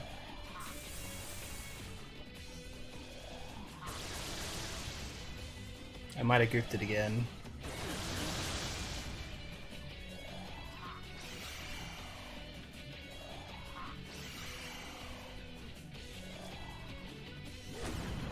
Oh my god, Gale. What a champ. Okay. It's not over yet. Oh, he's muted. Oh no. Medical tool go. At least Gale can't give off press turns now, because he's not in demon form. Oh, Rip Idealer again. Oh no, now she's a champion surviving. What a wild fight.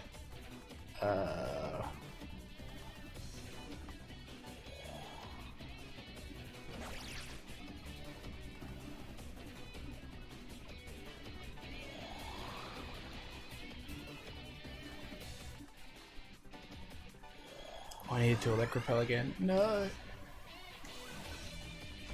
Thankfully he's doing this, so he should be okay. Wow, that just one-shot her, okay. Wasn't expecting that to happen.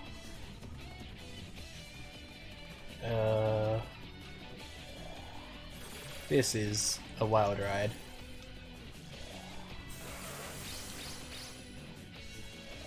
Okay, we're back in there.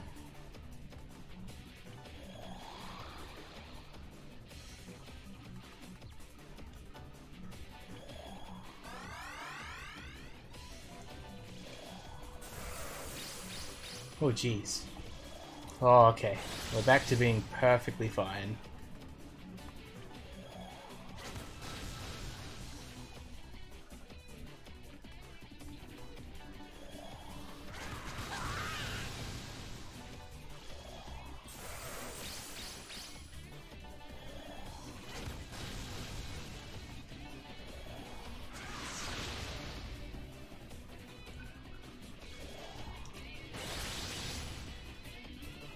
I don't know how he managed to fix this, but here we are.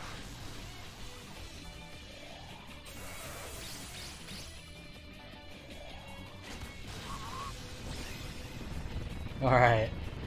Holy scuffed the fight.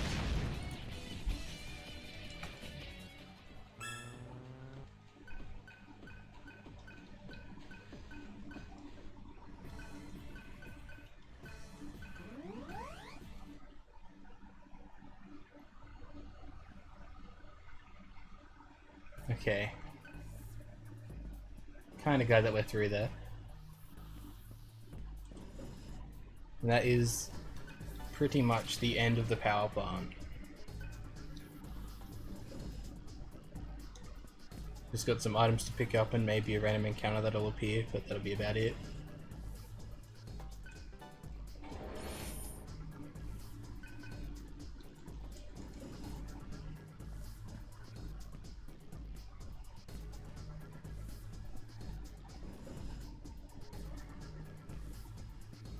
Okay, so in the upcoming cutscene that we can skip, Roland and Argilla end up dying to the weird bug thing that we saw frozen earlier.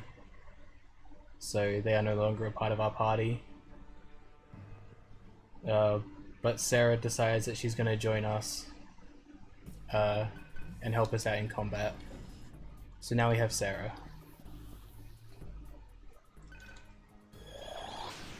who has the same stats that Surf had, funnily enough. So that means that we can just go back to the good old high magic Tentarapi spam.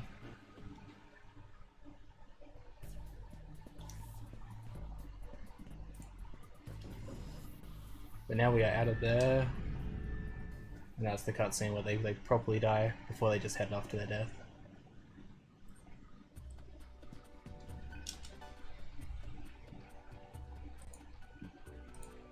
Okay.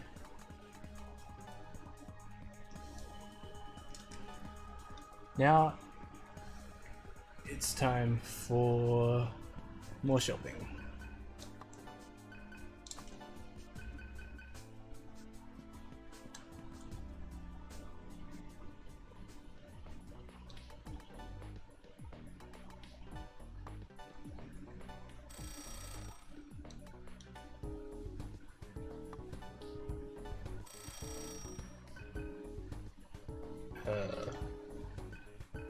Probably should pick the revival thing, doesn't really matter though.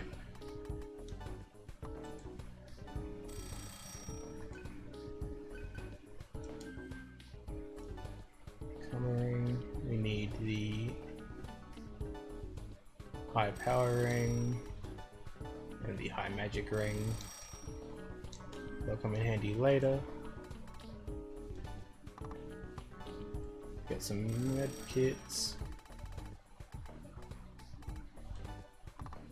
As well as core shields and light balls, because this next area is very fun and we require these. Core shields make sure that floor panels that would normally hurt us don't. It gives us immunity for one full solar cycle. And light balls light up dark areas so we can see.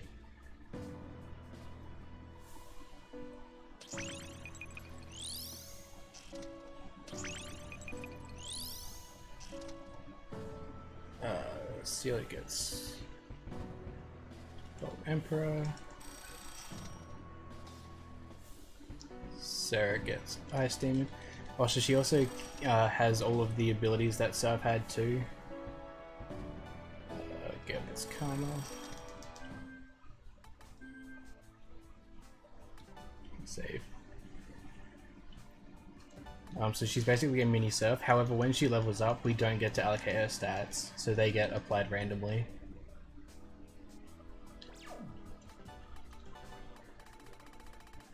So now Gale gets the Speedy Ring, Sarah gets the Magic Ring.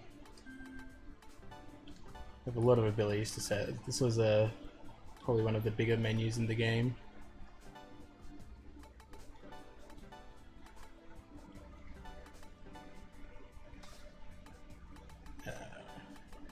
Quick escapes, we can run away easier. We do that for easier menuing when it comes to combo attacks. I'm fairly certain that's everything I needed to do. Yep. Alright. So this next area is, well, everyone's favorite kind of maze. It's a teleport maze. So navigating here is absolutely nightmarish, but we will make it through.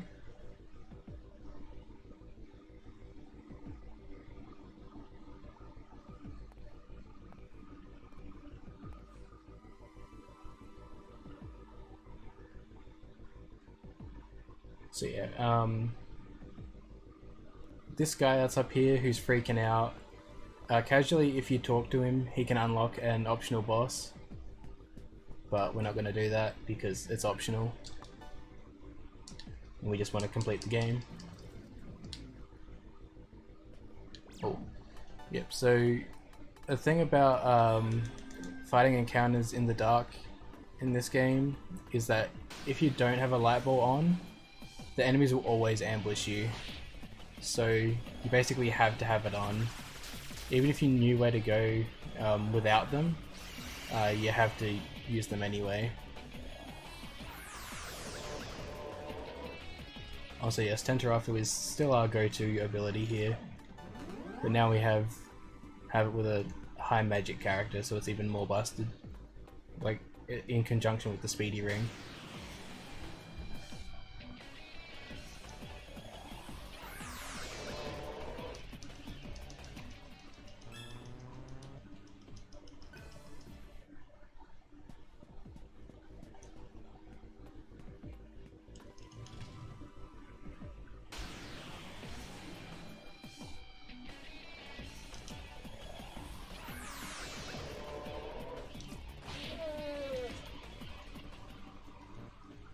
Oh yeah, and there's also some enemies that do resist panic here. I kind of forgot about the elephant.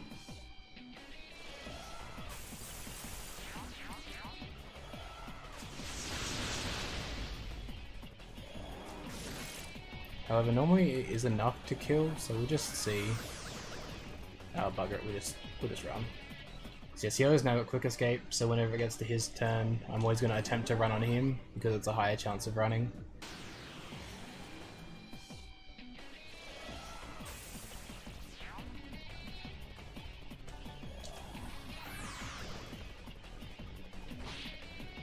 Oh, he lived. Interesting.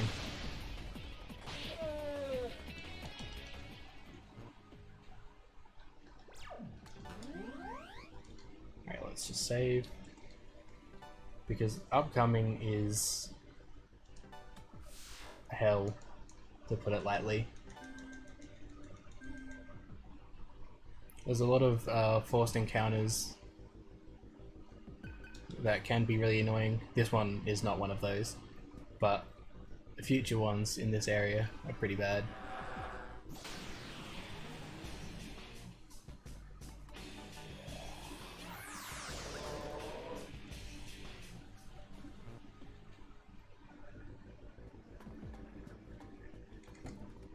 So yeah, this is the same laboratory that we went down before, but now it's been a teensy weensy bit corrupted.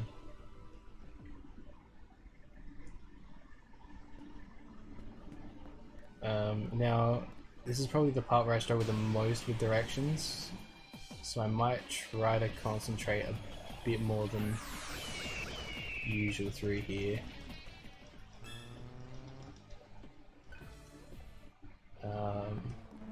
Just so I don't get lost.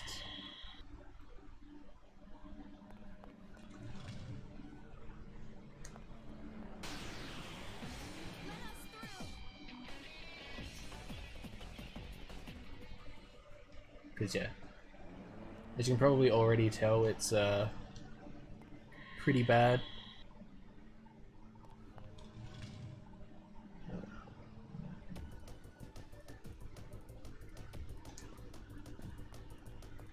Oh, hello Fire Striker, how's it going?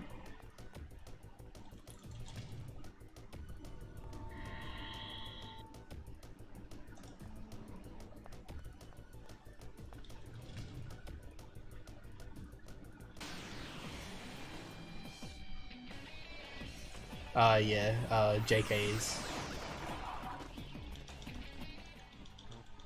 He's got me covered.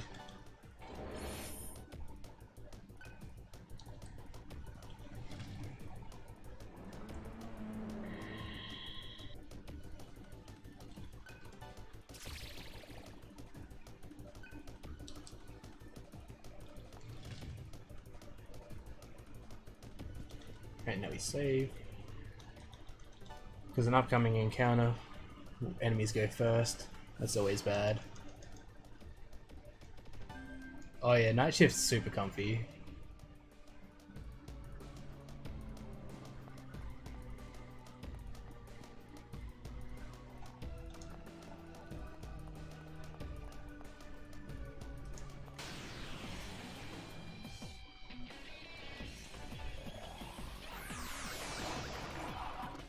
Yeah, hardest part about this section is just, well, not getting one shot by enemies that go first, and navigation. So yes, this is where we use the core shield so that these ring things here don't deal damage to us.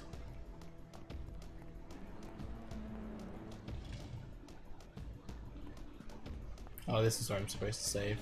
Oh, bugger it. We'll do a double save.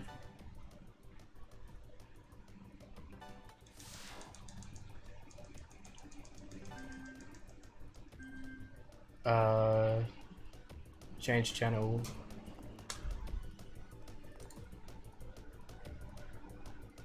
As in to the setup one? I don't think so. Oh wait, you can't hear me.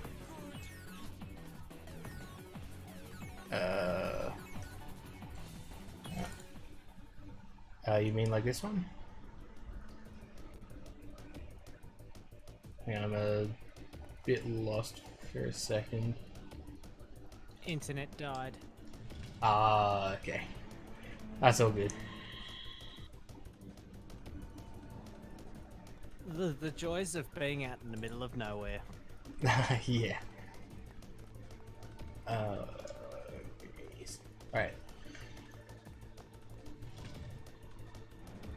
So yes, this is the fight I've been worried about. It's just two filthy monkeys that can... Oh, they're just gonna be rude. Okay, that's fine.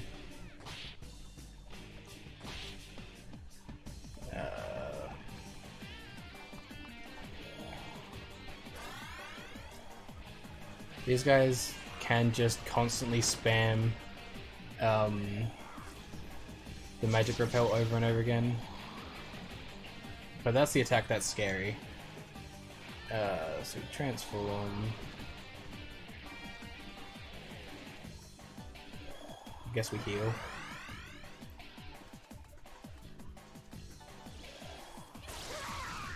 Kill that monkey off.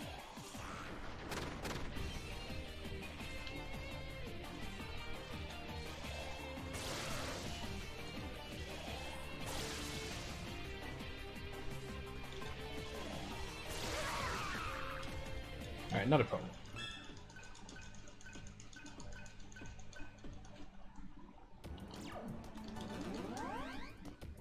It could have gone much worse, but we were fine.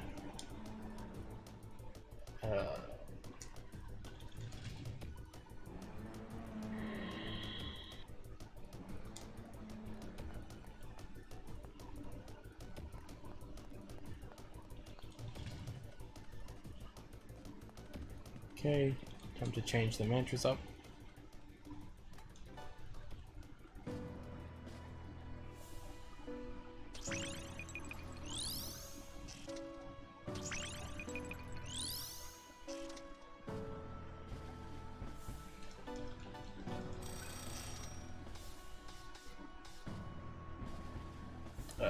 Ice leaders will after here.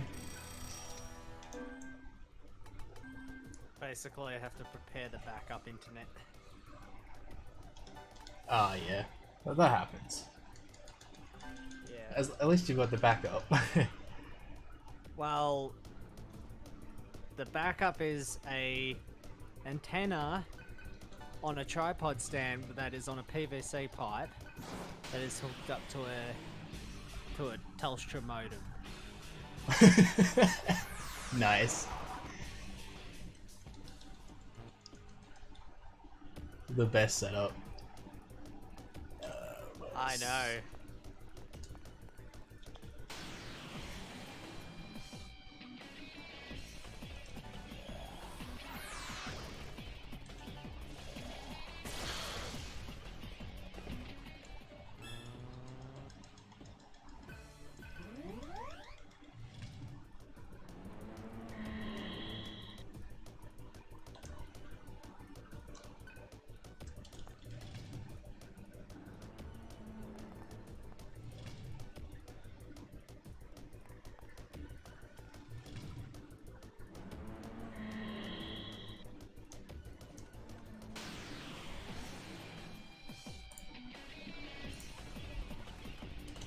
By the way, we haven't seen a donation in just over 2 hours. Oh, come on, guys. Come on, we can do better than that.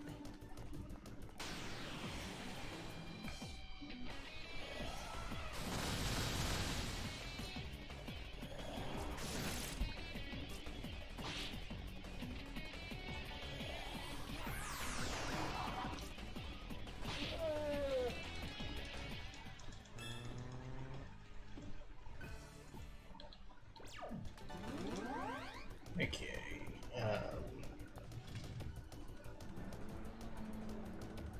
Is this right? Yeah, sure. Use another core shield because more of these awful damage rings.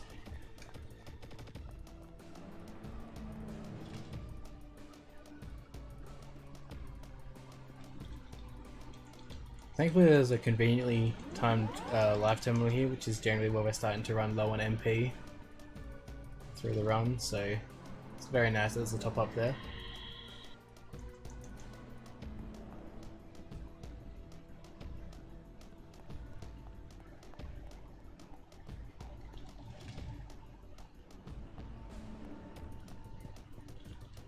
Just gonna save again.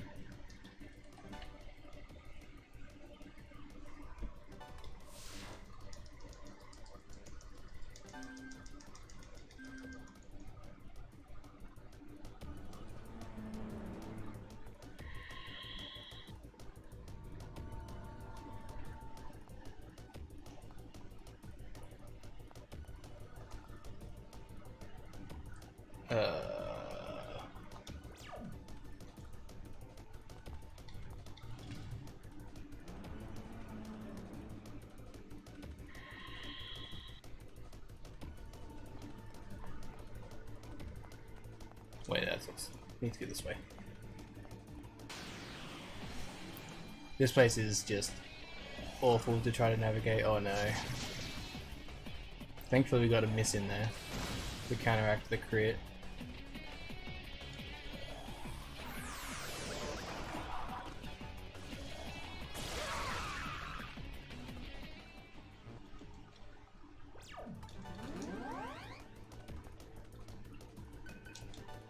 Alright, this is another fixed encounter, cool.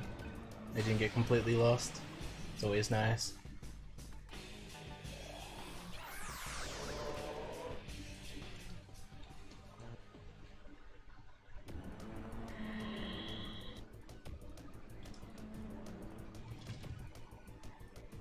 Okay, so we made it through. Need to do... Oh, convenient timing. Sarah, no. Sarah Ciela Gale.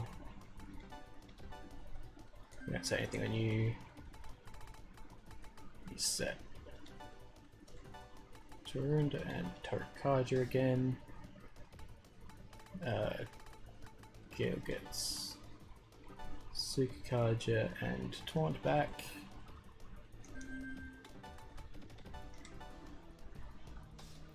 Ciela gets the Trick Ring. Gale gets the privilege of the Change Ring this time.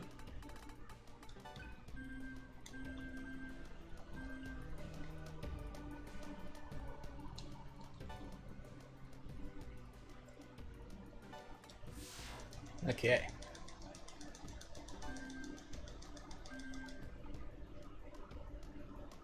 Now it's time for probably... Actually, I don't want to say it's the scariest, but it's definitely one of them. I know this is a very, very spooky fight that, if all goes to plan, it's basically scripted. But the second that the script breaks, it's just... Oh, it's a wild ride. So let's hope that everything just works as intended.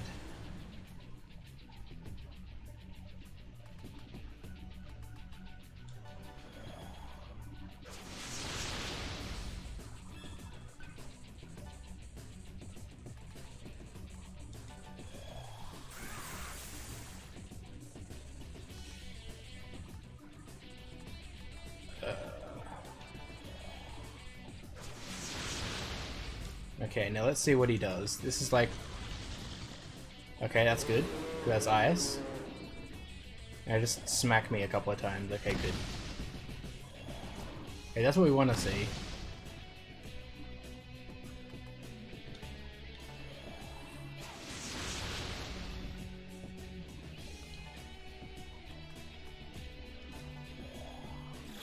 So yeah, the mechanic for this fight is that we have to get through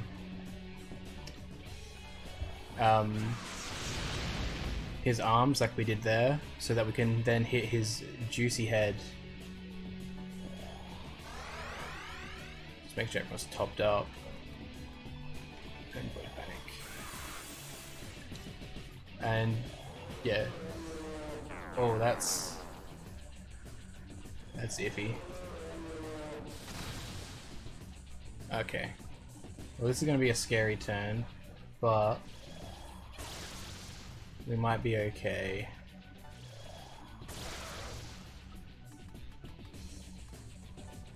We'll chuck a Suku on to counteract what he did to us.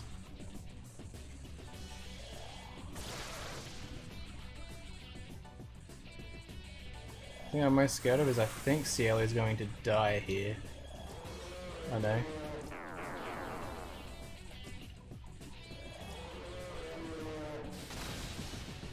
Okay.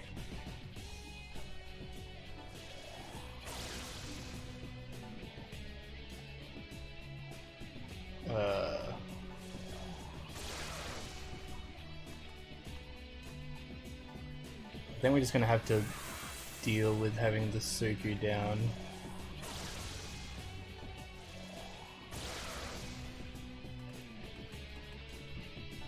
Because I need to top up.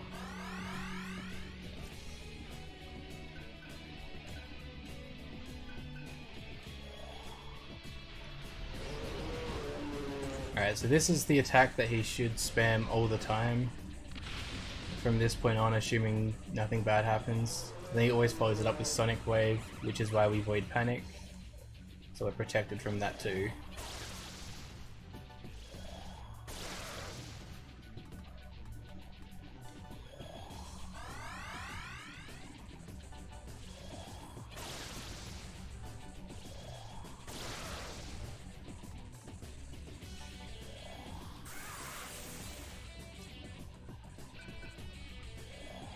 Okay.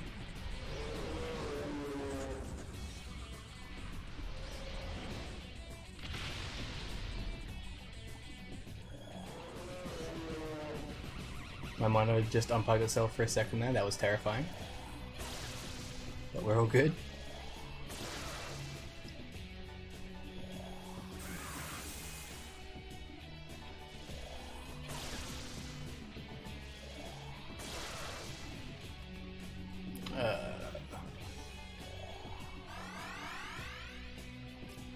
Thankfully the boss has been behaving, so we've just had him in this loop the entire time.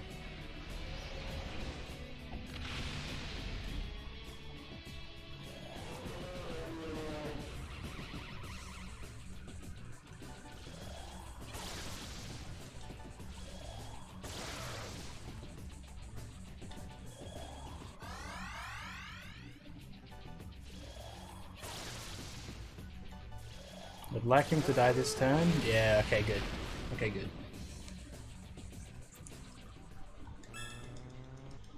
Alright, so that is Spooky Fight over and done with.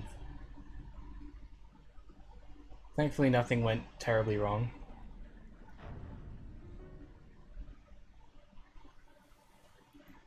Alright, so then we get cutscenes explaining like random backstory shenanigans that I can't really go through in the amount of...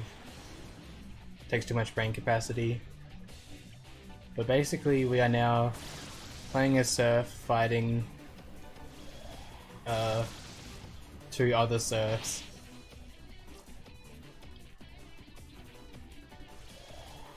I don't know how to explain it, but that's what we're doing currently. So at least we've got our MC back, so that's nice. The strat for this fight is to just spam Zionga on one of them until they die, and then we spam it on the other. And then the fake hate that we have, we just use to heal with.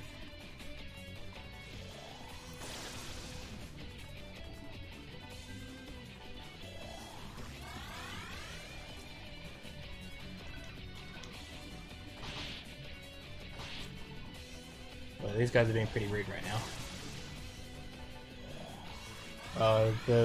What you want to see is them just going all out on hate.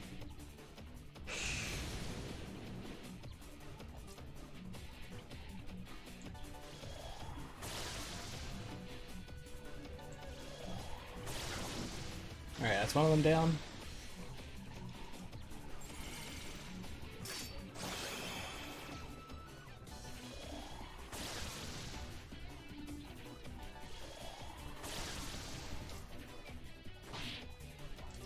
Oops, held that in a bit too long.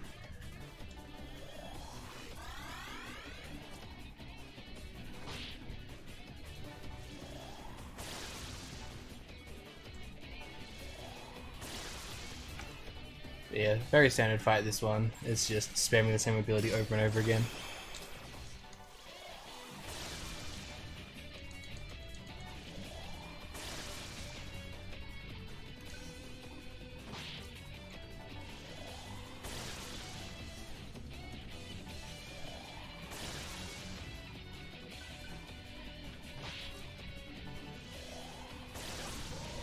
Alright, cool.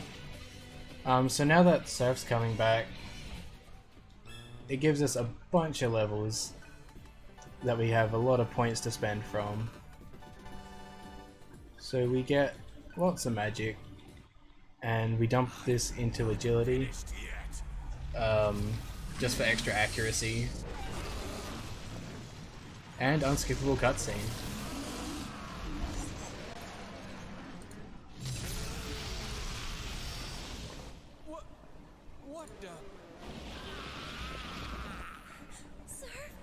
while we've got an unskippable cutscene, we might as well talk about the charity that we're raising for.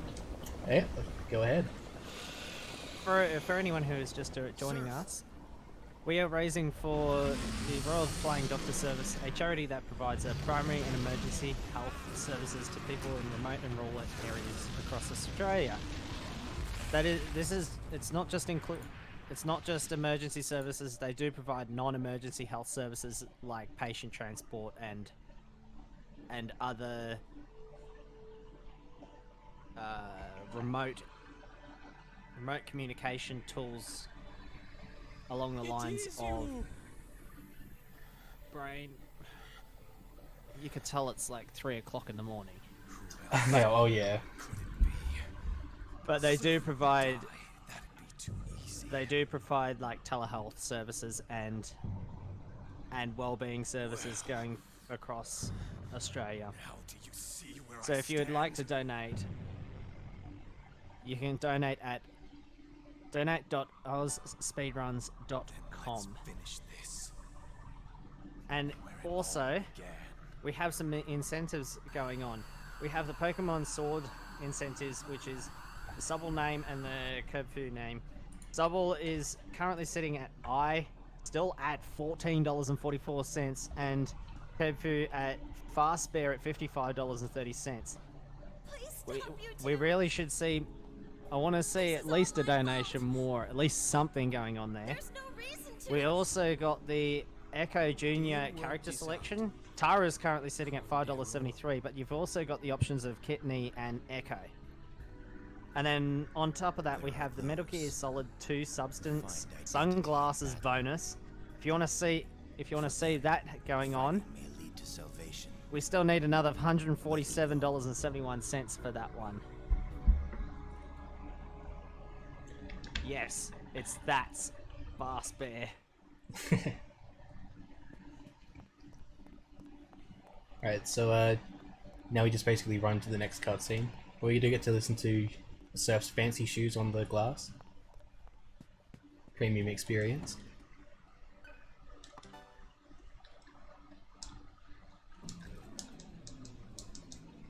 Skipping these elevators is always a mystery. I just sort of face roll my thumb over the controller, and sometimes it works immediately and other times it's later. It's very strange.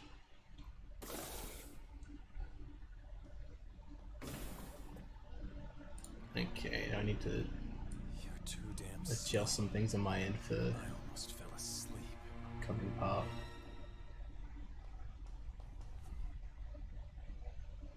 Alright. Yes. Sorry. Another unskippable cutscene. We get the hot double. And I also see Mega Slayer in the chat as well. Looking forward to joining you on the Legends of Heroes Trails of Cold Steel run as well on Sunday morning. And that also has a incentive which, if I pull it up, has the audio language. We can choose between Japanese and English. Oh, go for JP any day for that one. Yeah. But so yeah, what we're doing here is we're just going back to the hub area again, just to stock up on some items that we're going to need, and buy another Impel Stone because they're so bastardly good.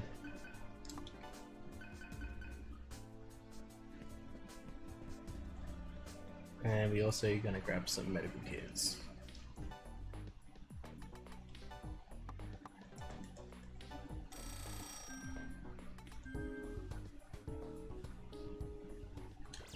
Okay, so party is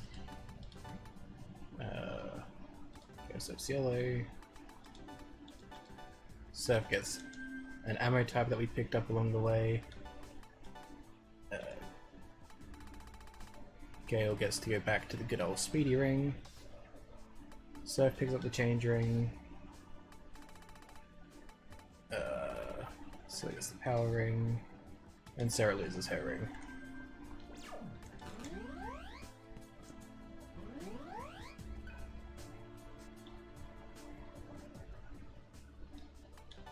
Yeah.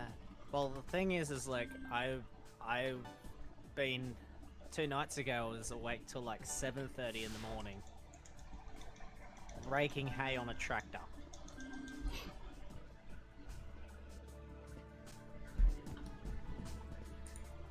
Oh, sorry, I forgot to set skills.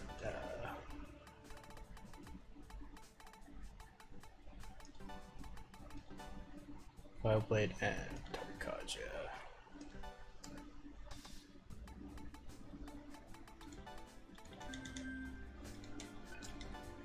Okay.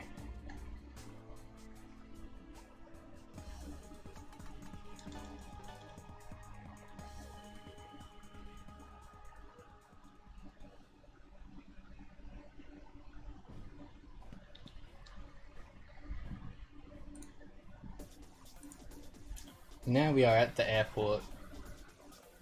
Basically, story is that we're trying to find a plane so that we can go to this data center thing. I can't really remember the proper reasoning, but that's what we're doing. We're catching a plane, because why else would you go to an airport?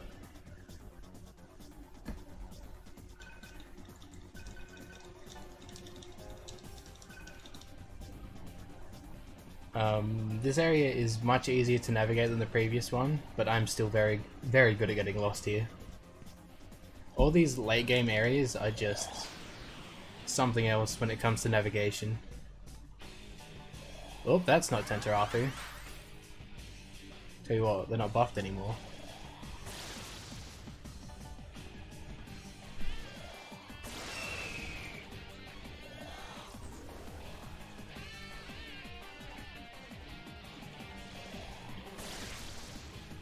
I know, right? Although with the current internet here, it's going to be we're a ways off. Good old Aussie internet. Considering it probably needs to be at the zettabytes level. Yeah.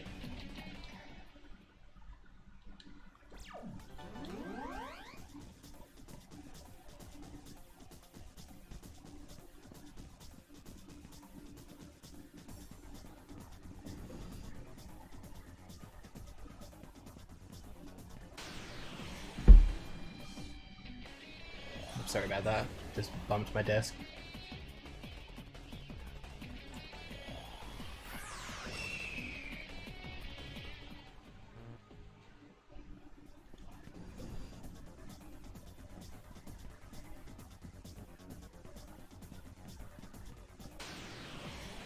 I was sort of hoping for a bit more encounters that I could take easily.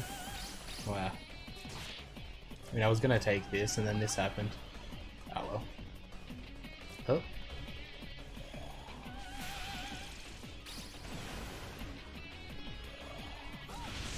That's kind of scary. That's actually terrifying all of a sudden. Oh my god, the counter, no. Oh my god, please run. Okay. Not dead.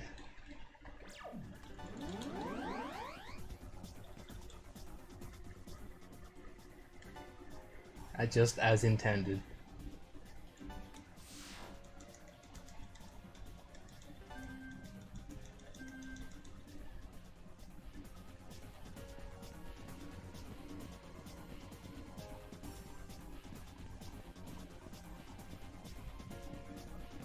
Okay. We now equip the high power ring.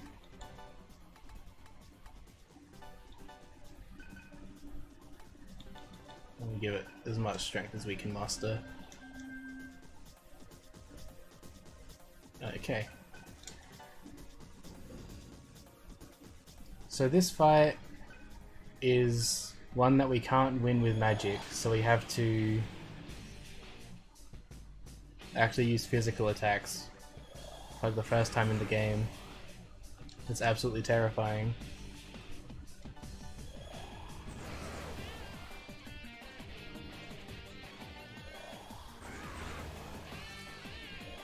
And we always have to be careful of what buffs and everything that happens in this fight. So we need to buff up ourselves a lot.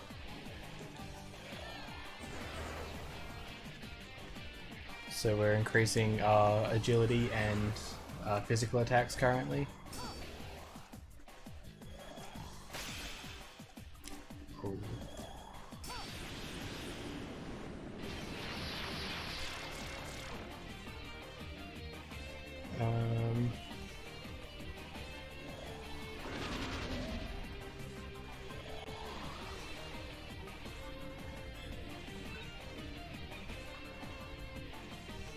This might have been a bit too cheeky, but let's see how we go.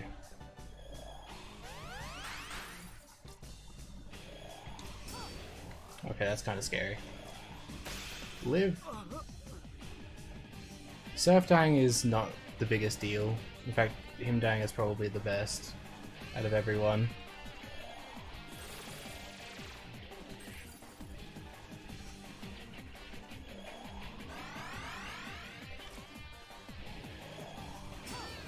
I wish they would get less Tarakaijas up though. Okay.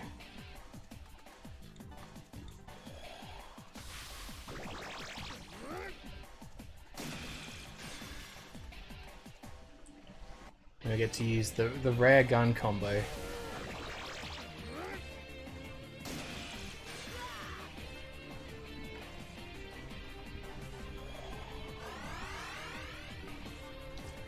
Alright. Oh no, straight into Gate of Hell. Oh, everyone lived. That's good. Oh.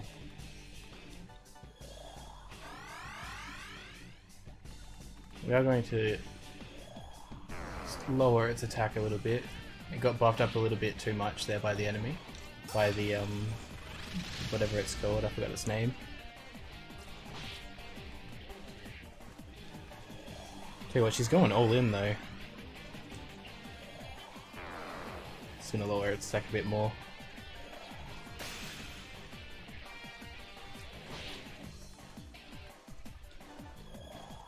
The chi blasts are intense. Do one more Torrendo and then we'll be... Okay. The bikini machine goes brr. Yeah, pretty much.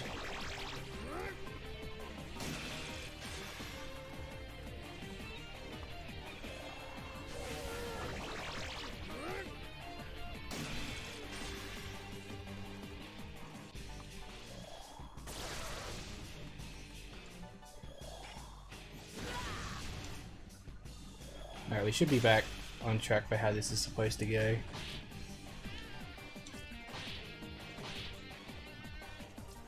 Oh, nice.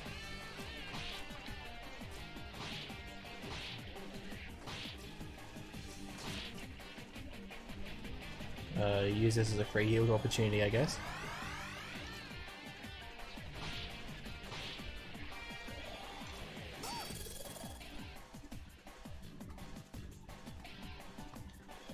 Well, we don't really want Decay to show up anymore, but they're easy enough to deal with because of the free shot shenanigans we've got going.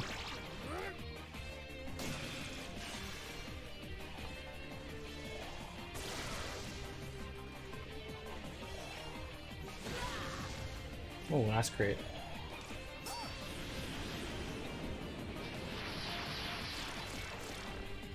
Okay, thankfully they didn't actually do anything. Because we've been tight on money this round, I'm going to save an Impulse Stone for later.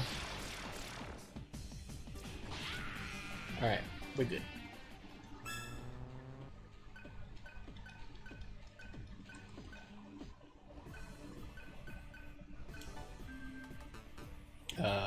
This is where we start getting a bit of health on Surf, because, well, his magic's capped. So, we can afford to do so.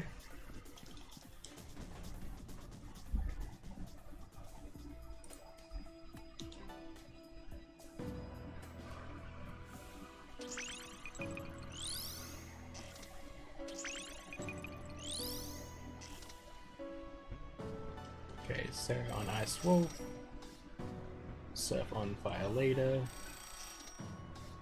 And no one else is done.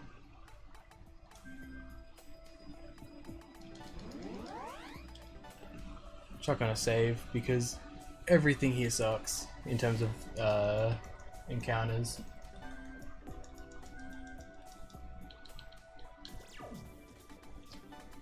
Have to re-equip the speedy ring on Gale.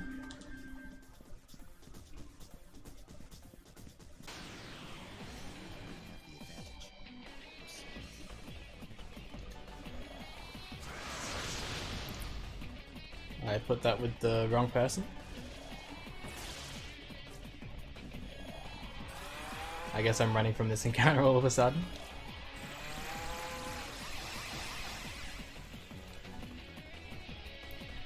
I should have passed to Cielo.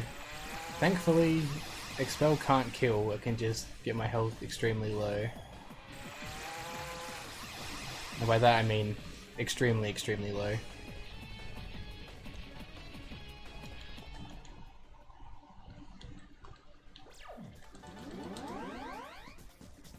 Alright, so we actually make a slight detour over here to go pick up another ring, because rings are pretty good.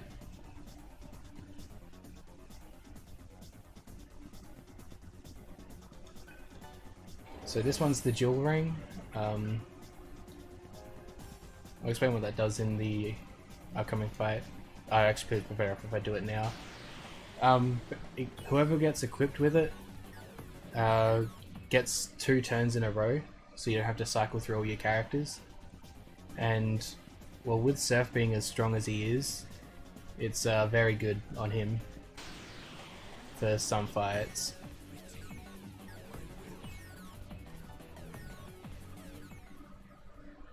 So we get to abuse that for some upcoming boss fights.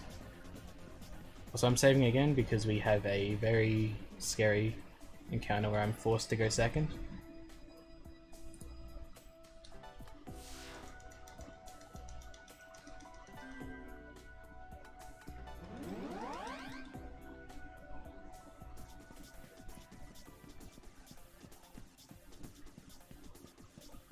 There's actually 2 forced encounters here where the enemies go first, and it's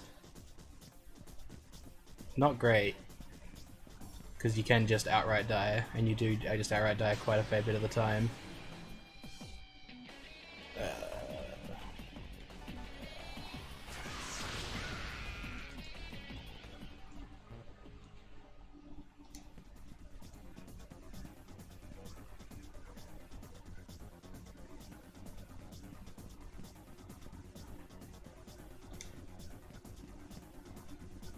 I got a bit mixed up with my directions there.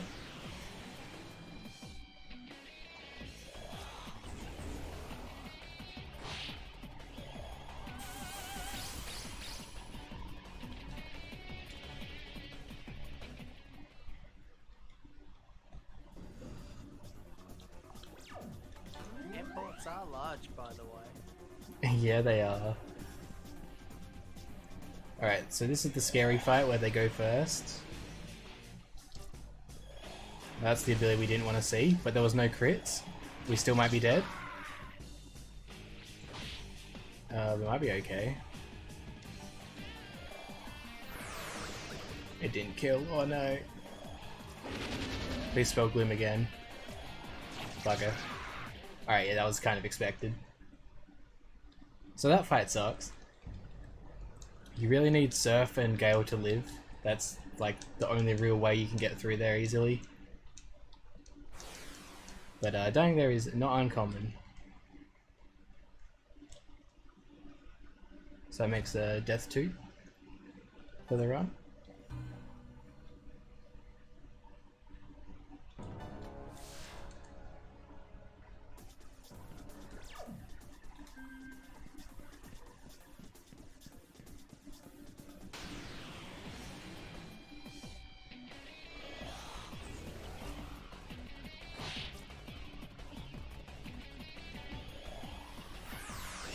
Hopefully we don't see that again.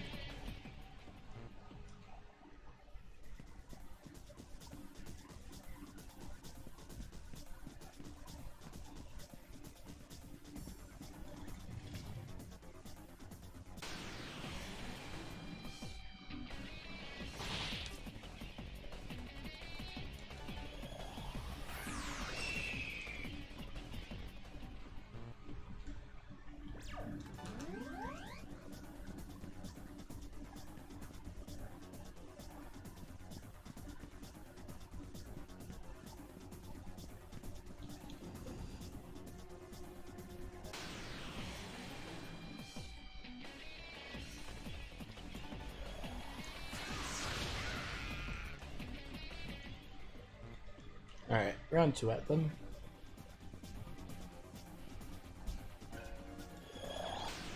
Let's hope they're nicer this time. Okay, good, that one doesn't hurt. Oh, that were much nicer this time.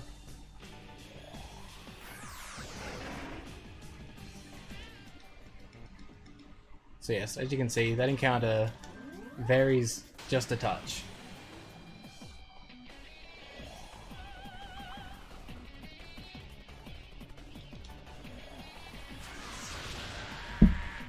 Oops, I hit my desk again. Sorry.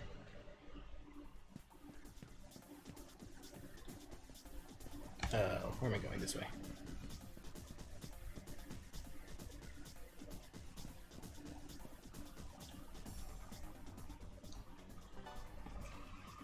Alright, now we get to thankfully save after all of that.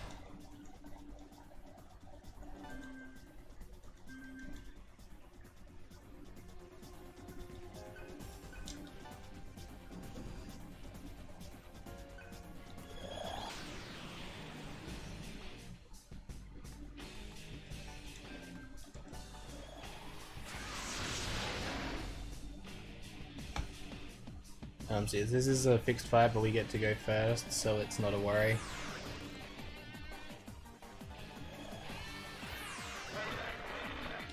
It's amazing the difference going first and second makes in this. Oh, a bonus magic mirror, that's very good. I'm just gonna pop back here because Gale finished his mantra.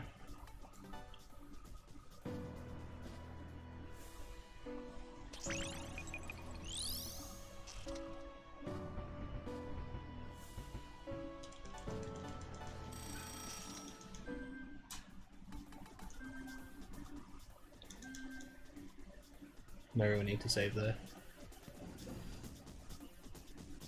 Although, admittedly, it hasn't stopped me before.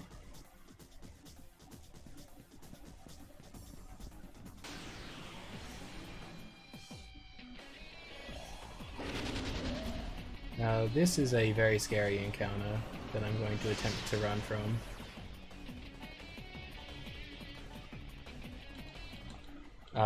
The thing in the coffin is Mott. If anyone's played SMT3, they're very well aware of Mott and their shenanigans.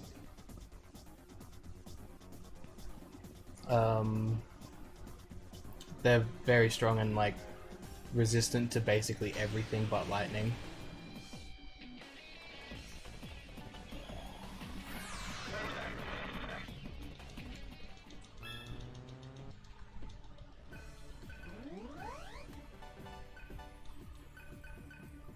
Yeah, exactly that. Right, so those are attack mirrors I needed.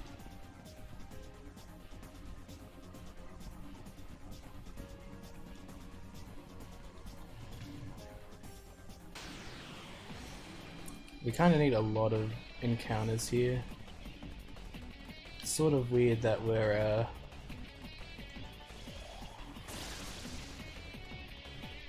oh. Interesting.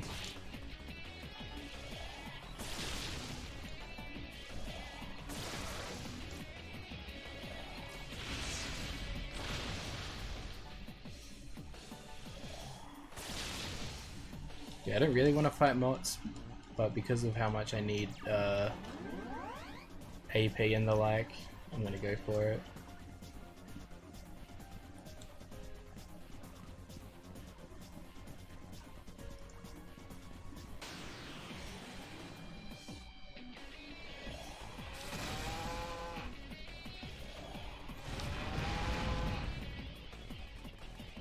Interesting attack.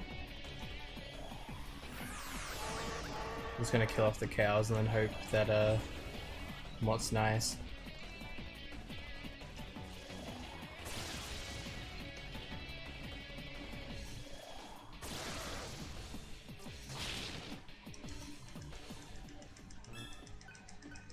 Okay, Surf's quite far behind.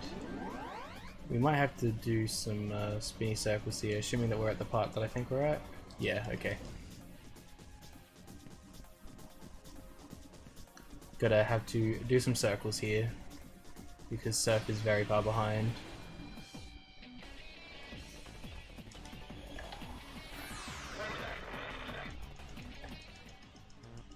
I should really upgrade CLOs while I'm doing stuff.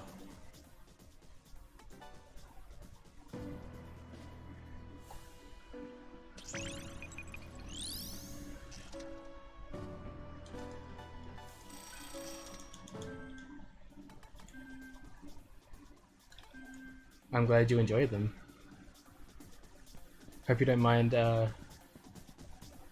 some comfy overnight SMT.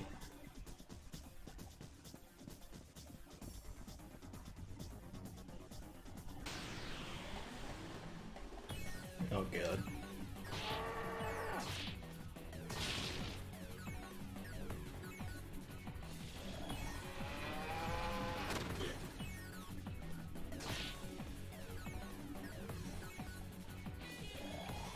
Oh, why is this cow like this? Okay. Okay, good.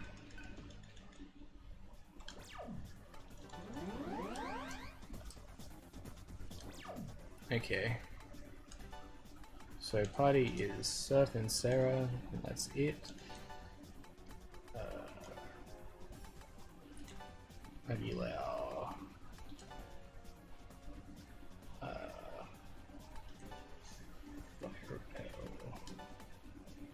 Side boost.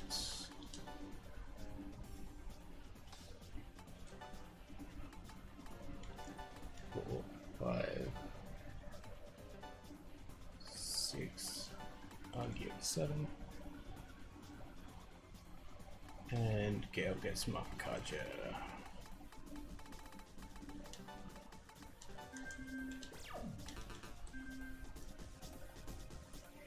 Yeah, that can happen.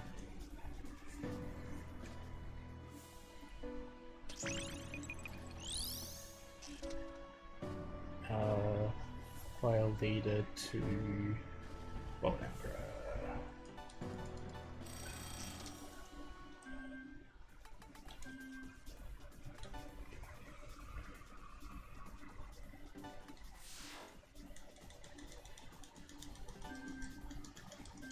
And I also need to change rings.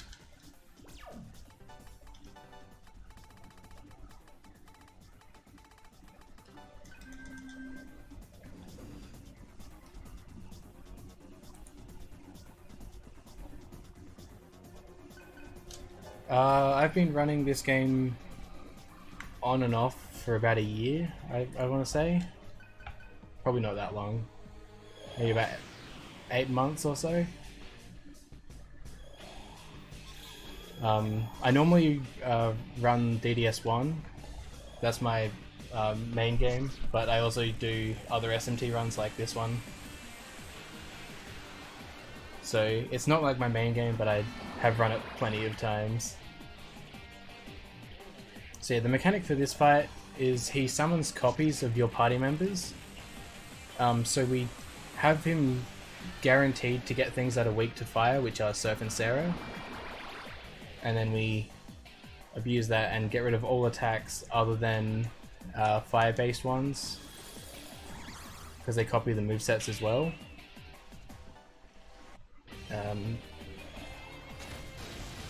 So we basically force them to do specific things.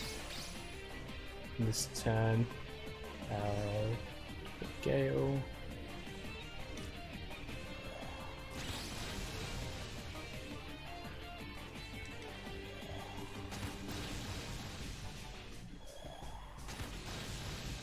Oh, so yeah, good night, HHS.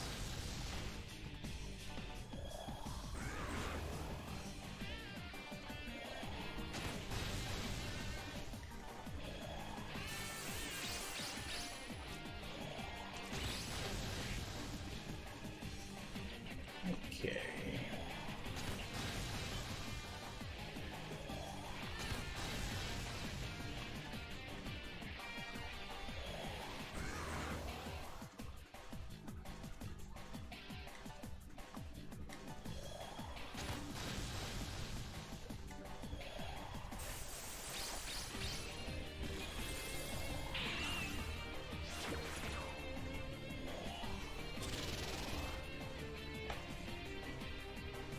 Okay, so now that he's back, thankfully he's also weak to fire.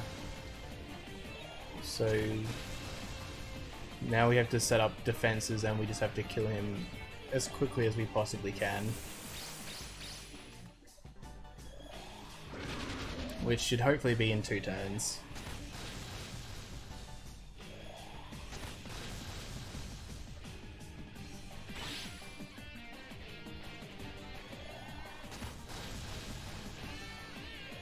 Oh yeah, you get used to them after a while, but it takes some getting used to. Click 0 over Sarah.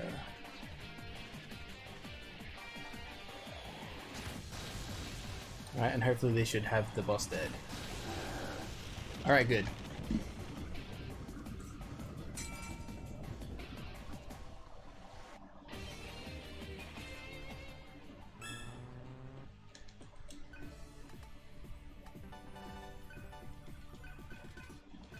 Bonus the card rock? I can't actually think of a time to use that.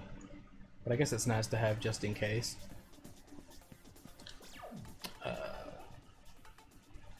Okay, so Surf. Set Sianga. And give him the trick ring. I think that's the only ring I can change here.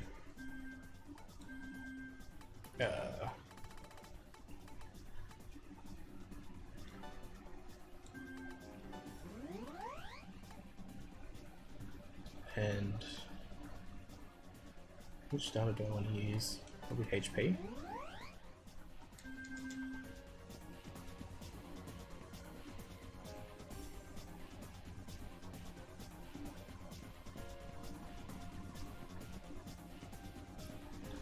Alright, so now we're up to another fight where the enemy goes first and it's ultra mega scary.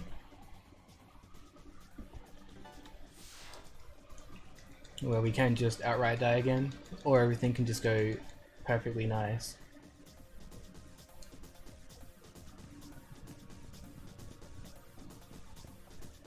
Obviously, yes, down here is once again another dark zone, so we have to use a light ball.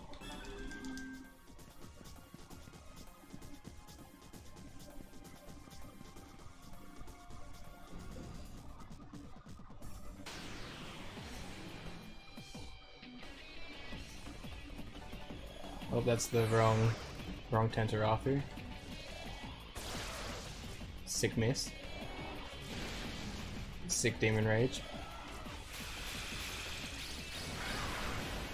I guess we're running from this encounter.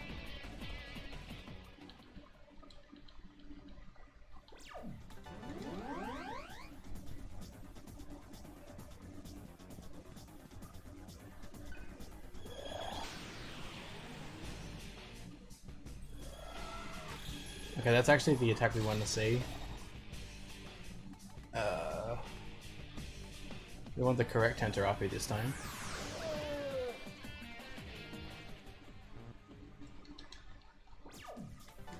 Thankfully they were nice to us, so that is all good.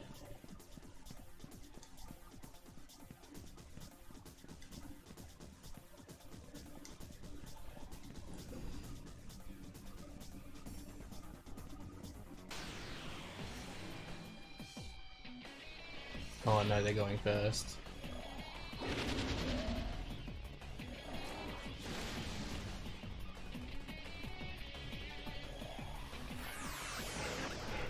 Okay, good.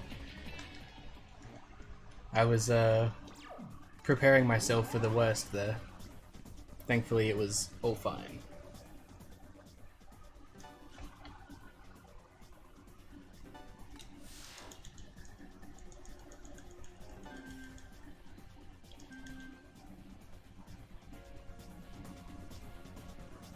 So now we have to take a quick detour to pick up a flower that is that sells for quite a lot.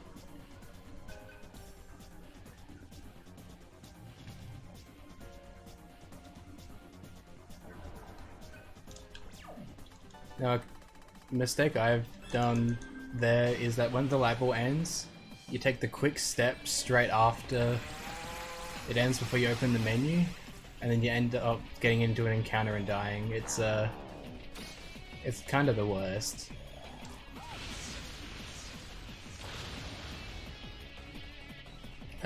Not while he's stunned. Let's just run from this.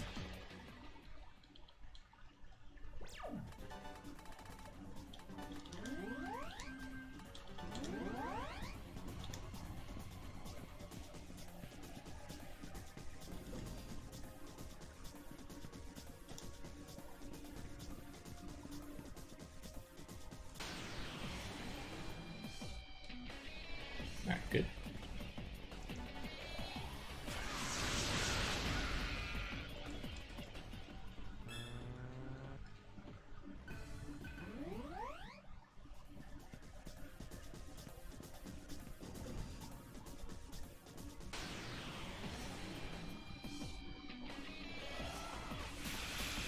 Amy's going first is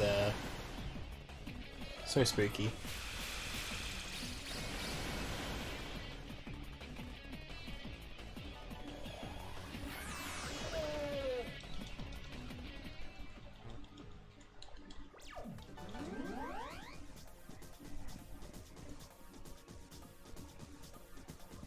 Also, a minor thing here, we want to have Sarah's mantra mastered by the next save point, so I might have to spin in circles again just for fun. AP has been a struggle this run.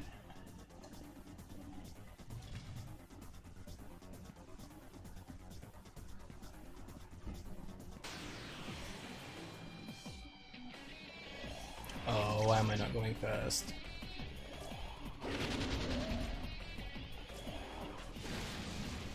Oh, everyone's alive, okay.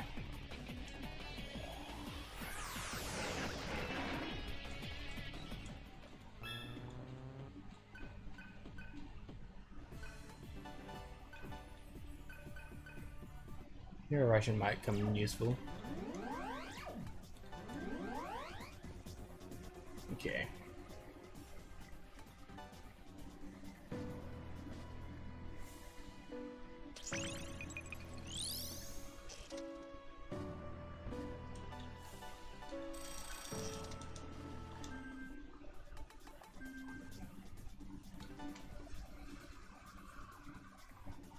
Alright, so this upcoming fight is actually probably like the most scripted of fights outside of magic misses.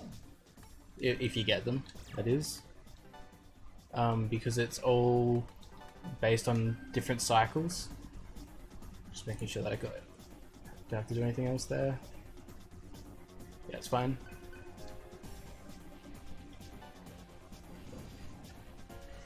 So the first, it goes into like a, it'll have a force attacking turn, then an electric attacking turn, and yeah, just give me a sec. Brain.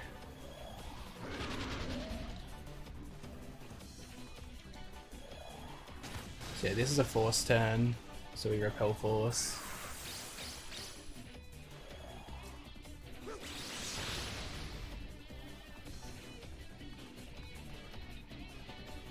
And this is an electric turn, so we repel elec.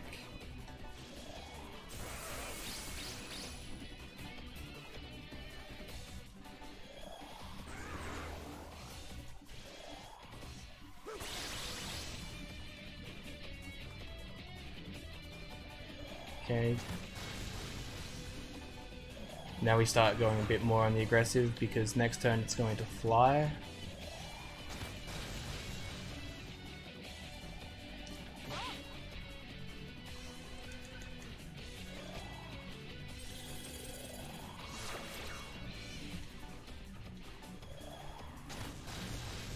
Yep. And then just, where is it? You can technically hit there, but it's very unlikely.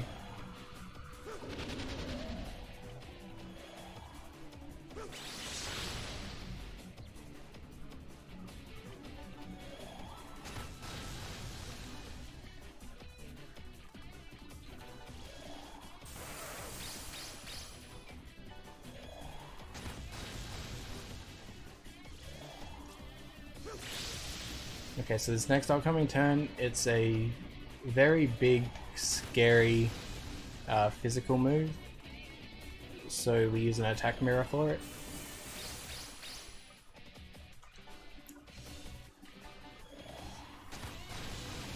Just to reflect all the extra damage.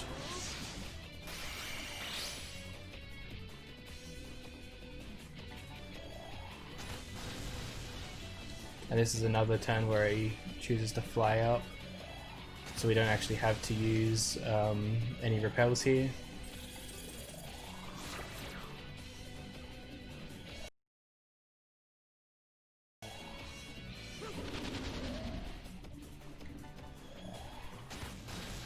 Yep, as expected. Get the force repel back up, and then we should be able to kill him next turn. If all goes well. Yeah, cool.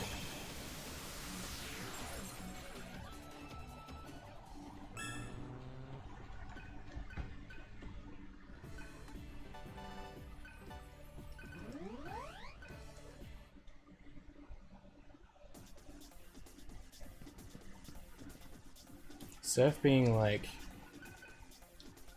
one encounter off there is kind of annoying, but it's fine.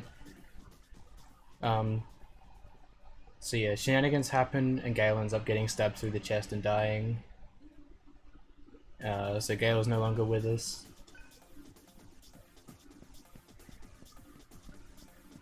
Just all of a sudden, bam, he's gone.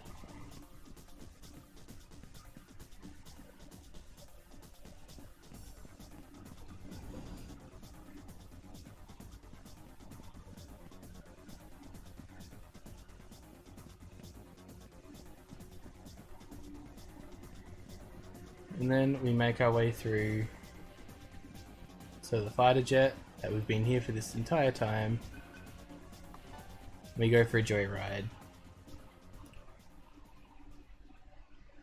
Now while on the flyover, shenanigans ensue, and Celia ends up having to sacrifice himself so that we can make it to the facility.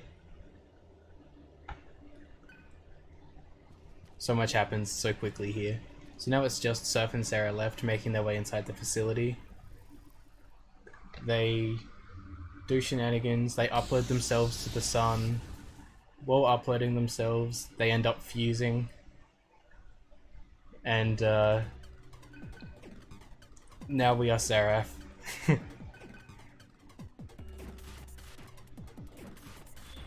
That's the. I think it's because they intentionally put themselves in. So I mean, it's both, right? But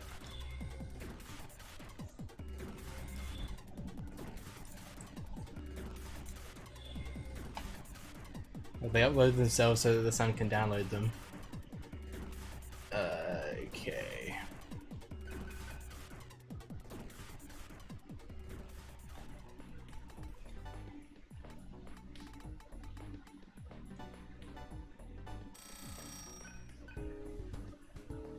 MB data, sure.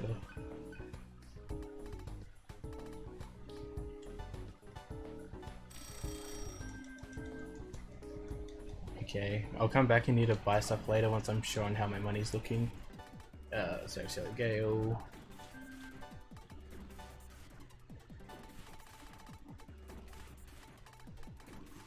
Speedy ring. Wait, where am I going? It's too high. High magic ring.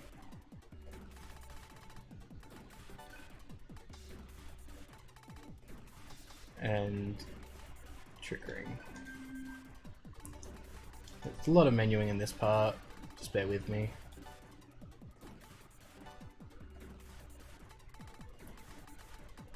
This is the ability that we had to make that specific choice earlier in the game for, reincarnate, like way back when.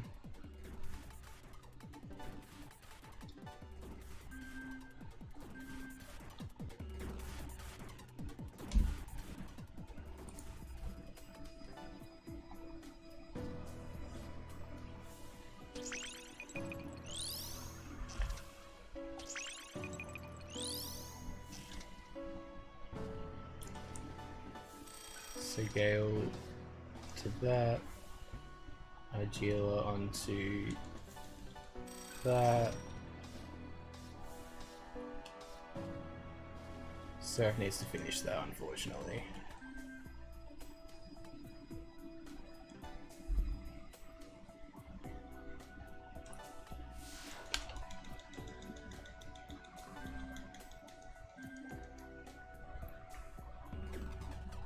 I mean, it's only free if you make that dialogue choice, but yeah, it's very strange.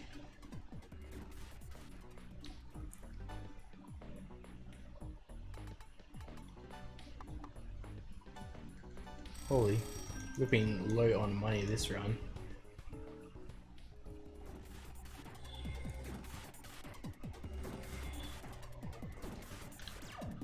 Okay.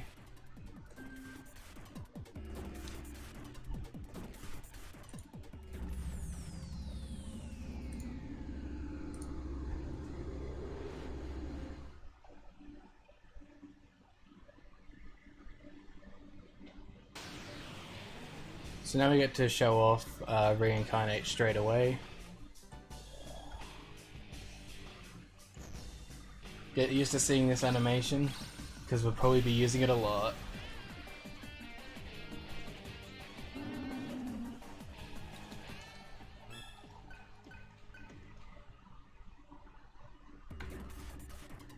Right, now I'm just going to quickly... I don't want to have to do this, but I'm going to go back and change Seraph's mantra over, just because I really don't want to fall behind on that, because that's very important.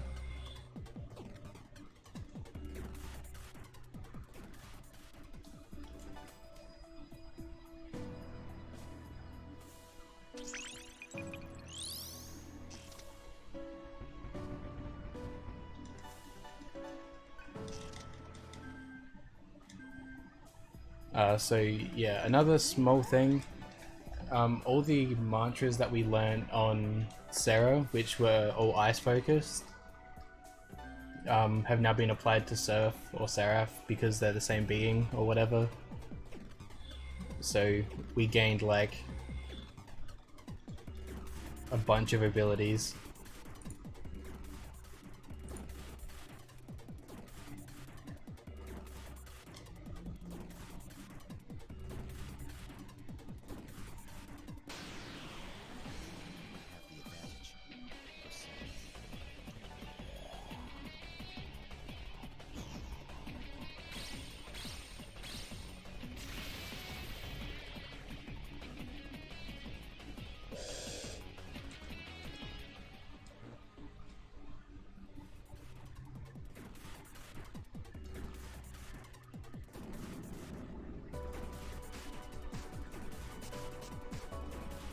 So yes, now we get to float through the sun, which doesn't really look like a sun, but we just have to take my word for it. Pop another core shield because bad evil floor.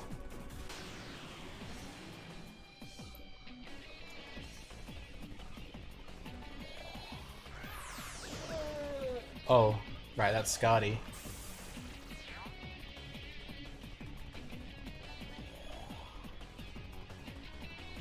That was my bad. Hopefully this still gets her. Yep.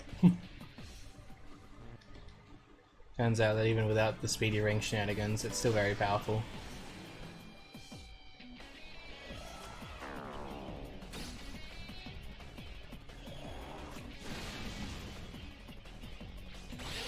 Oh my god, Cielo, why do you do this? Oh, that didn't kill. This could be really bad.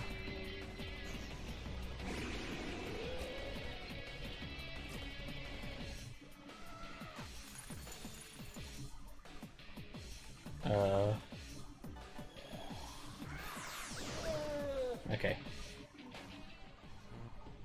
I didn't expect the Centaur to do so little damage. Where am I here?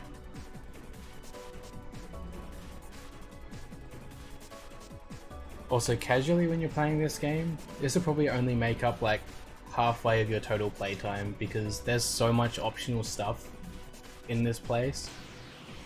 if you're messing about, like, it's very easy to just be forever stuck in this area.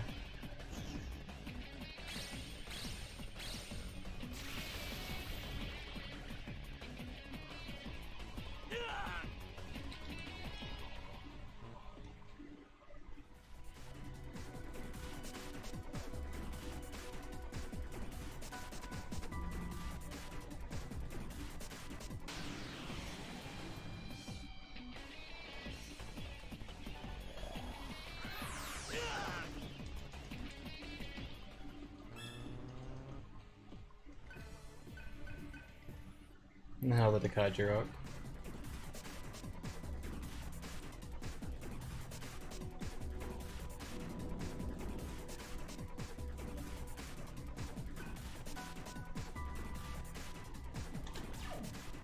Okay.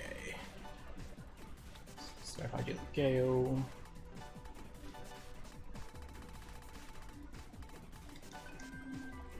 Jewel ring. HP data, I guess.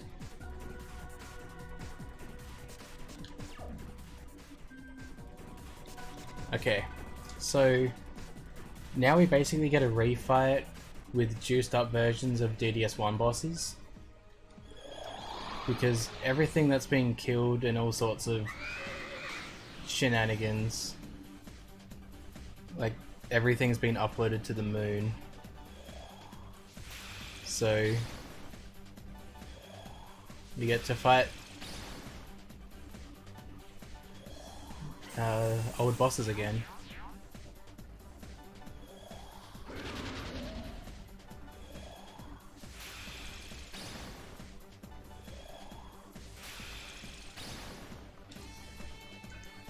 Any chance that we could talk about why we're doing the event?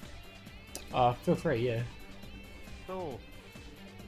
We're Australian Speedruns. We do speedrun events to raise money for charity. For FAST 2020, we are raising money for the Royal Flying Doctor Service, a charity that provides primary and emergency health services to people in remote and rural areas across Australia. If you'd like to donate, the link to do so is donate.ozspeedruns.com. We also have a bunch of incentives going on that you can put your donations towards. So we have the Pokemon Sword, Sable and Kopi name, which the Sobble name is currently sitting at I at $14.44, and the Kopi name as Fast Bear. If you would like to have your own names, please donate.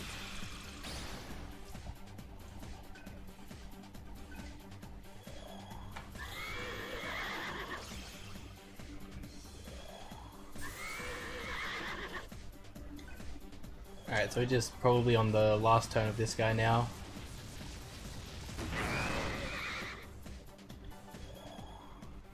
Should just be chucking out a reincarnate. And this should hopefully finish him off. If not, it's no real big deal. Yep, cool.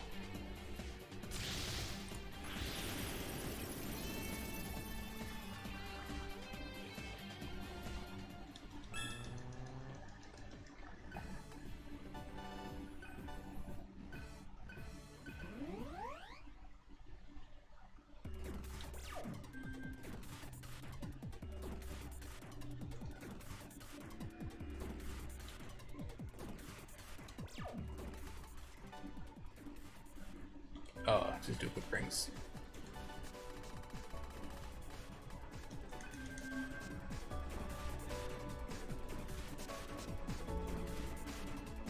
So fun fact about this part here, this light beam that you can see here, you're not supposed to be able to see all of it. It's just a weird way that the PS3 renders well, certain things. It's supposed to only have a small area around your feet, so that it's a lot harder to be able to actually navigate properly.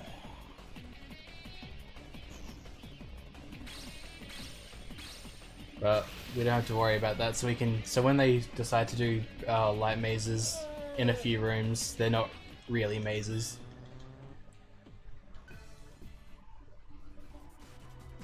because we can see exactly where we need to go.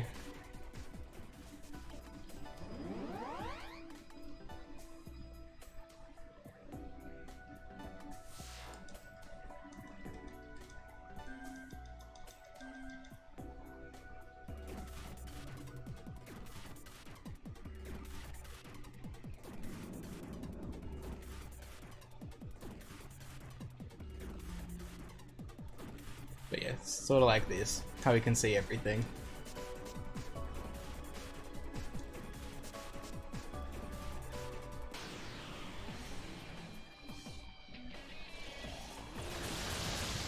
Well, that's scary.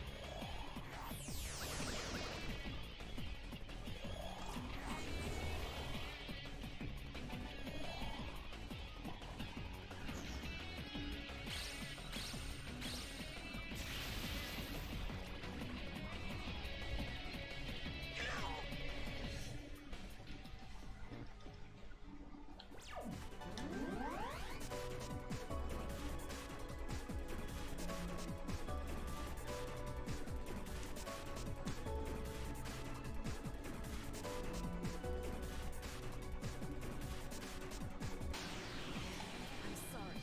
I'll make this quick.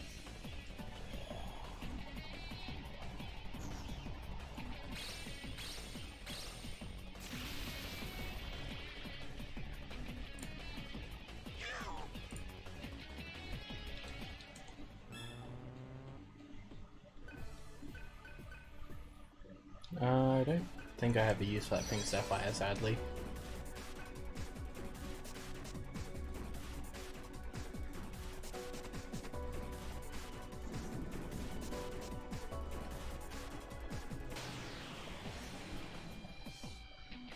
Oh, that's terrifying.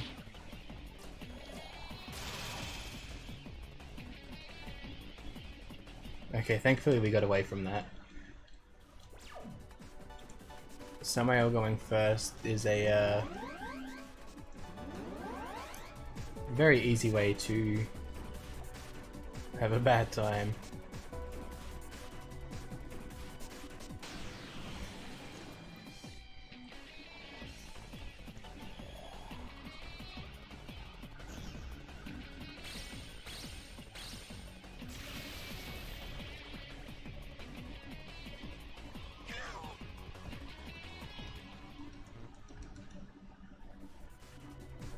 Alright, so we're looking decently on track with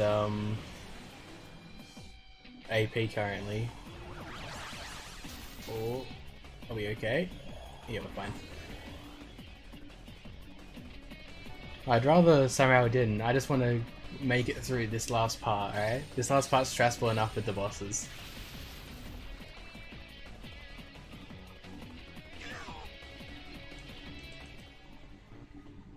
But yeah, we need Cielo to have his mantra finished by the next save point, which is here. So we've got some slight spinning around to do, but we're not like terribly behind or anything.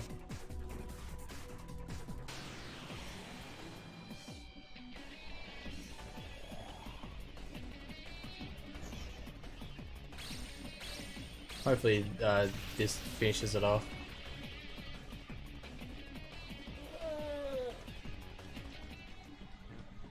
Of course not. I have to do the heal terminal because Seraph is out of MP.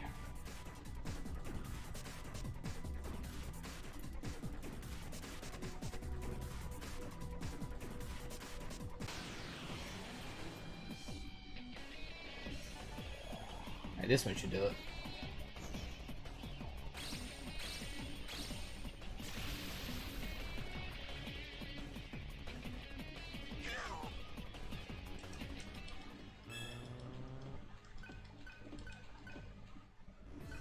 Okay, yeah, we're just checking on health again. Next level up, I'm probably going to start putting some into agility again. Just for extra accuracy, just because the health that Seraph is on currently is perfectly fine. Holy Beast.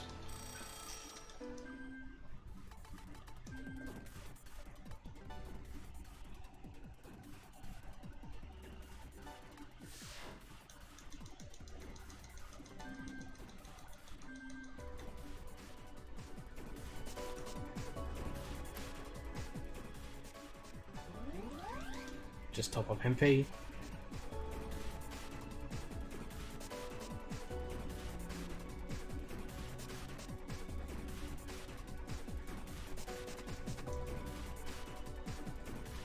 No,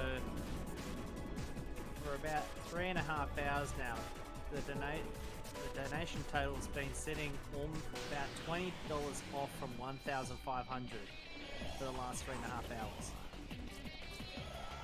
Oh. That is an unfortunate one. Hopefully we can get it there by the end.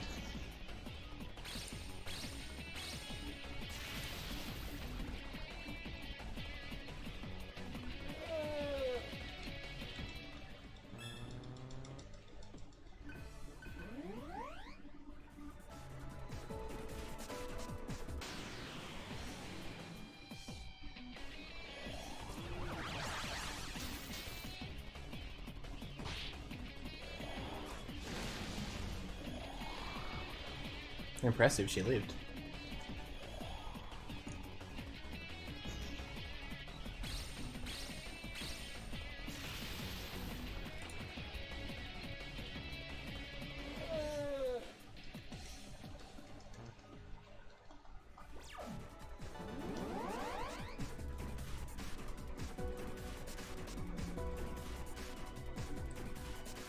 Okay, so a bit more menuing to go here.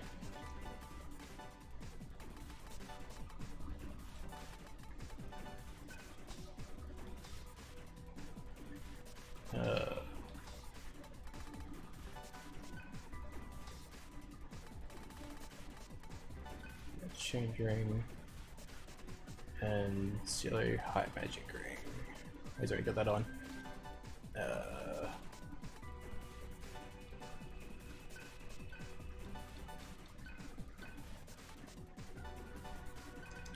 We want to absolutely buff as much magic out of that as we can. You can Zeodyne and Elec Amp.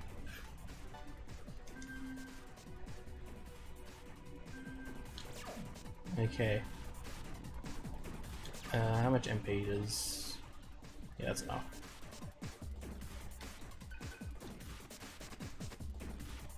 Okay, I'm just making sure that I haven't messed anything up here because these fights are very, very specific as to what you need. So this is an enemy that, like Trivana from DDS1, just kept coming back. But thankfully this is his final appearance. We get to finally put him down.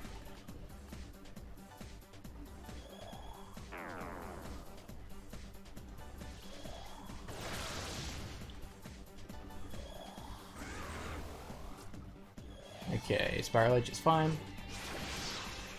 So this is another fight where we've got to be really careful with making sure we don't push too much damage. Because we want to just kill him before he does anything too stupid.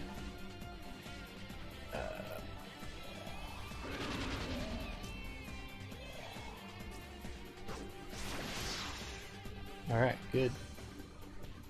So this should be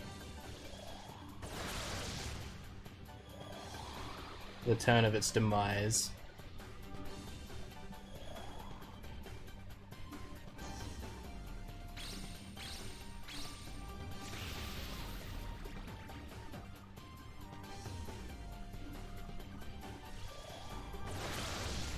So yeah, abusing weakness as well as the change ring, once again just getting those free press turns to just cycle through party members. Very ridiculous.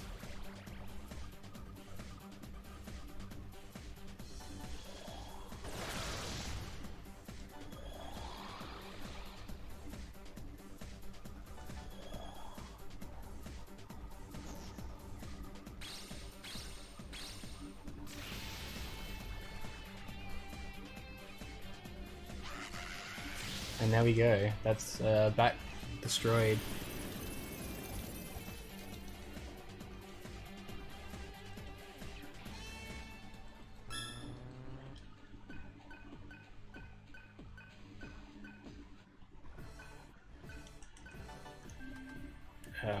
the agility.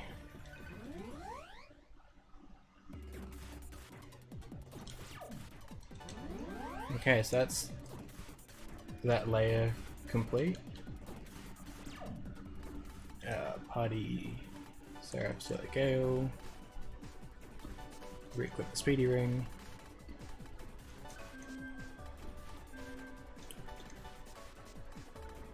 Set Sandine and Force Amp. Sheila gets Taggydyne and Fire Amp.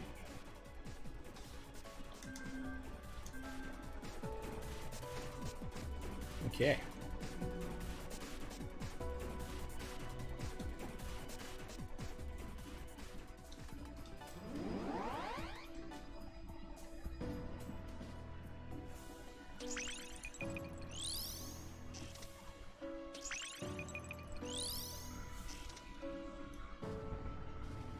Okay, so Gale just finished Sky though, so he wants Dark Leader. So it's still going. Igila wants Lightning.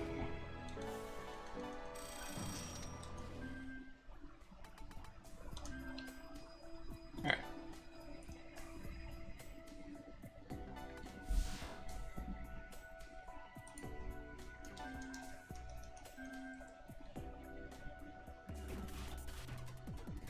So now this part involves lots of floating around and silly platforms for navigation.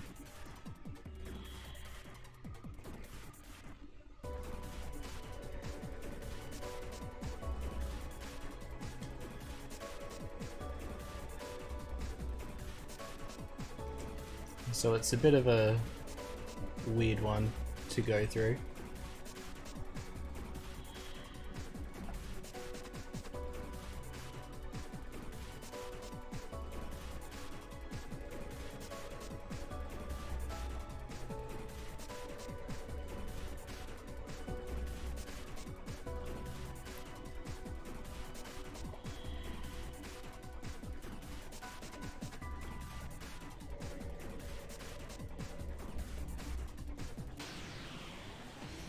Well, I was gonna say, it's been a while since we've had an encounter.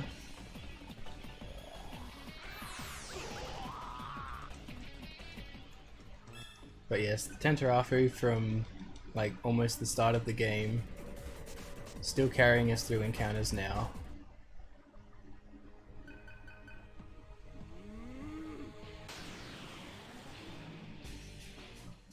Oh yeah, throughout the platform maze section, we're going to have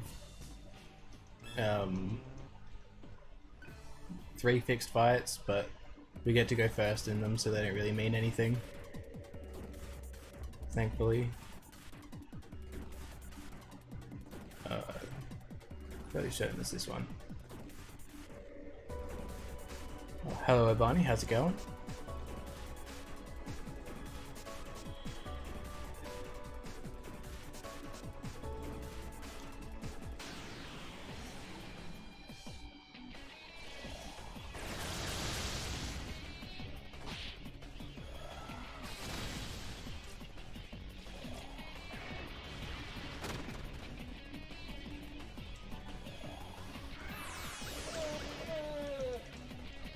So yes, still just running through, taking out everything as much as we can.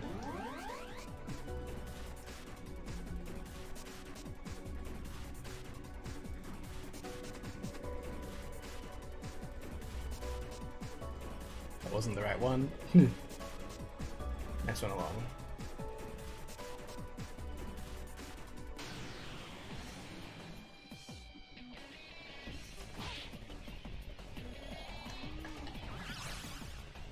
Oh, this could be a problem.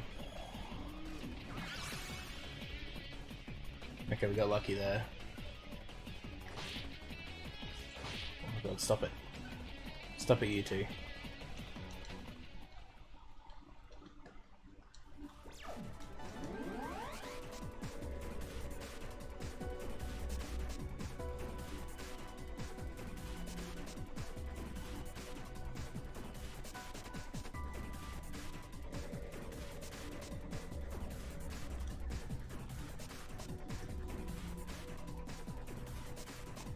Yeah, sorry if I'm not saying a whole lot, using all my brain power to remember where to go, because it's all very, very samey.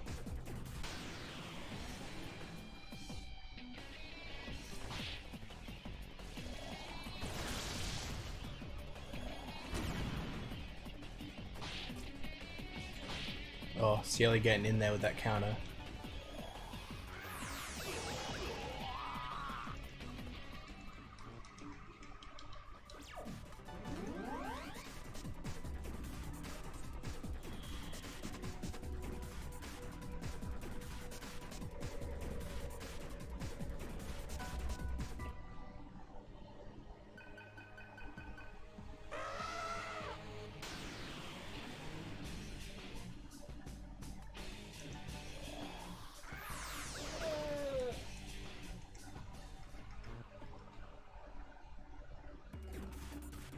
Alright, we're almost through the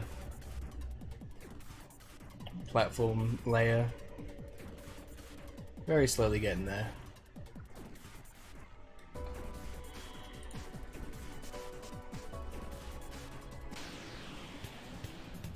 Oh, first time these guys have shown up. These are Omoikane. Oh,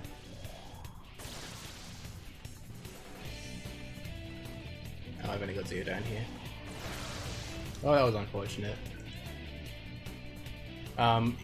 They each have a different element weakness, and if you hit their weakness once, they give you a very large amount of XP, AP, and money.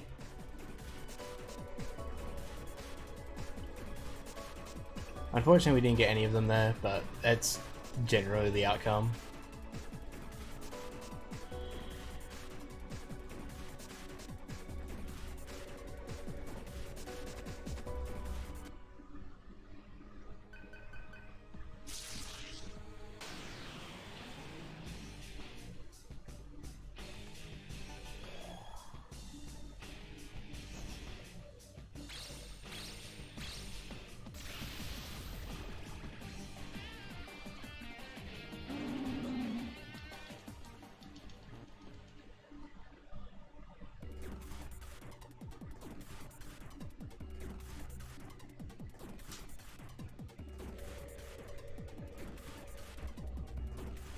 Is this where I just came from?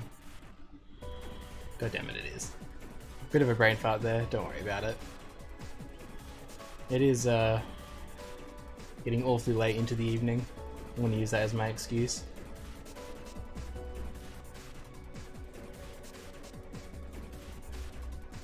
Now getting very early in the morning. Yeah.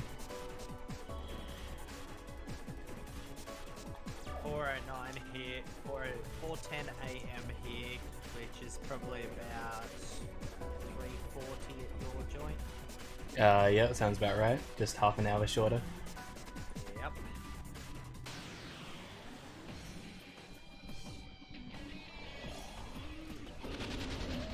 Well, these guys going first is kind of scary. Oh, really? We're doing this again? As long as it doesn't hit Cielo, we're probably okay. Just so we can quick escape. Just a quick reminder to everyone, we're still $20 off from that 1,500. So if you want to break into the 1,500 before the end of this run, please donate.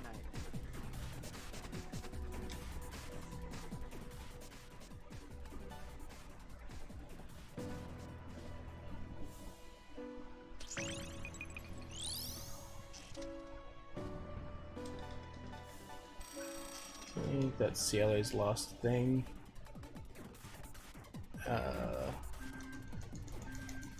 Kinda want to get lightning on Argila, so I'm just gonna do some circles here.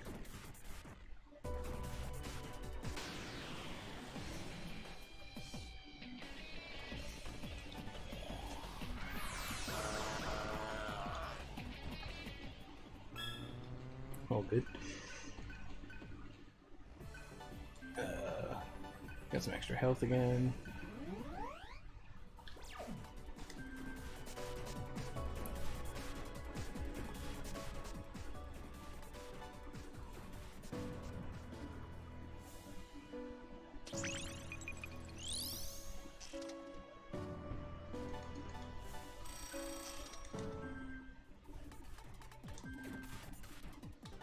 Okay. Now we've got another boss fight coming up. This one is Rahu. He's a boss that's been split into two parts, where his body is weak to fire and the head is weak to wind. So that is what we're coming up to now. So Julia Seraph and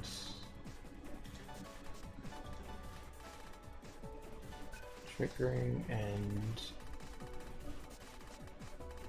Jewel Ring.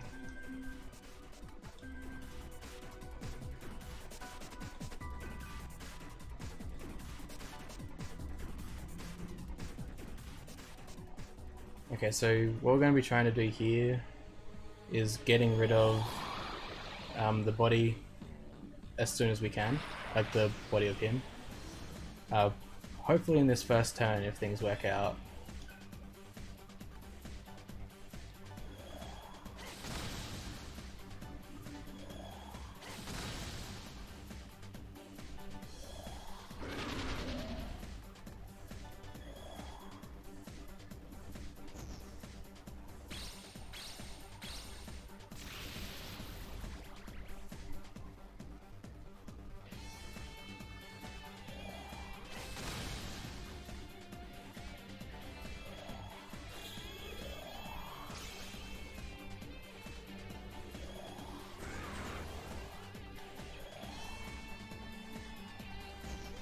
So yes, this is just utilizing the Jewel Ring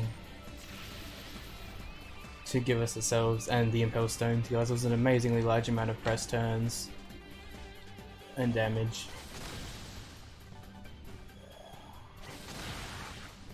Alright, cool.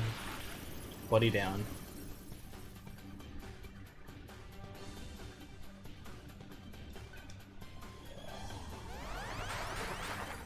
And then he gets rid of all of our buffs. We deploy. So because he uses because we need XP on Cielo.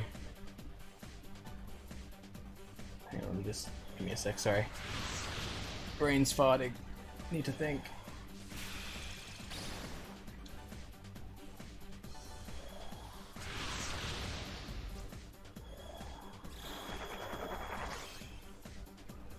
It's so that we can use combo Mazandine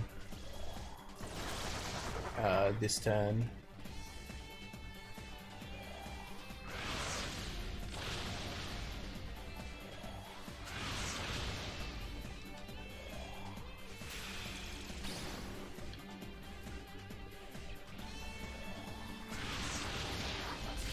Yeah, you know it.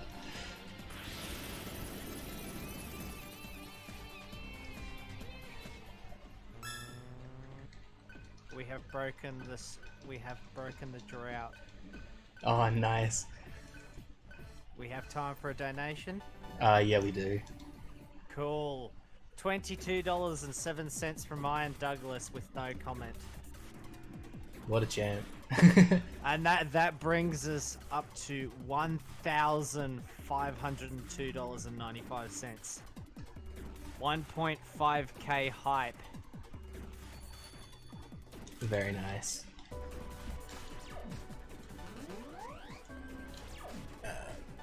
Body, Sarah, Gale. First strike.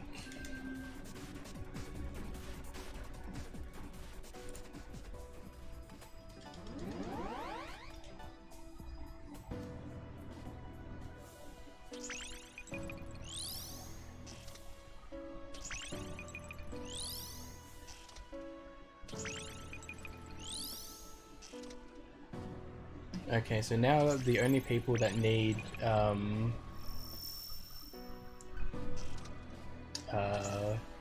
mantras are Seraph and Gale, and everyone else is done. So it's very nice. Yep. and we have to teleport back to do some last minute shopping. This is the last shop of the run.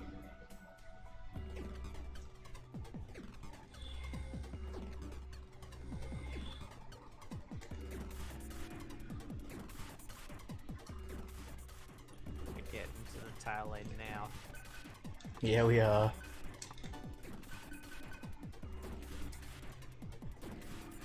So yeah, the Pyro Jack that we were buying the Impulse Stones off also came up here. But yeah, he's over there for some reason now, which is convenient.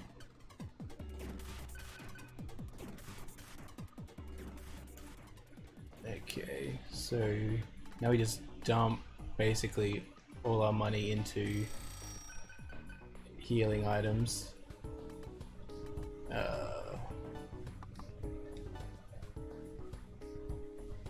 Yeah, sure. We grab an attack mirror there.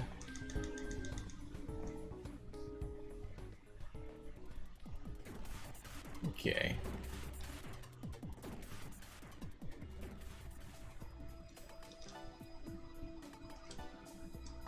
Back to the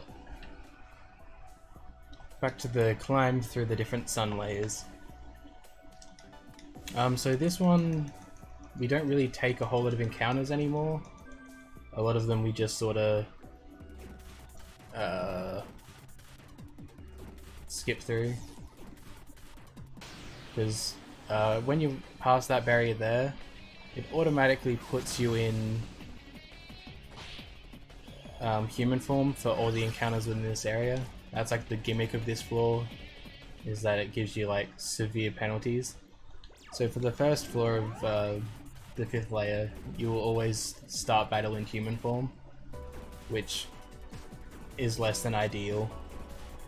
So that's why we have Quick Escape and First Strike on Cielo, just to increase our chance of going first, as well as a higher chance of being able to run away.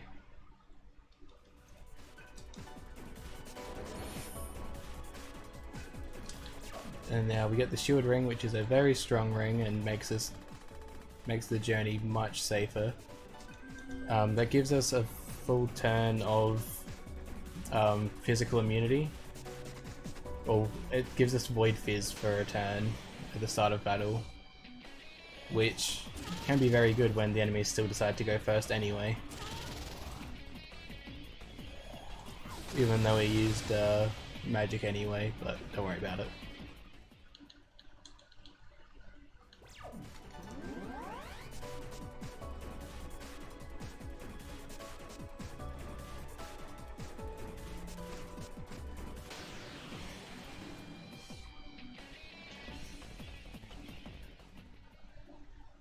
So yeah, this is just going to be a comfy ring around the sun, I guess. Where all I have to do is just run from battles and pick up specific items.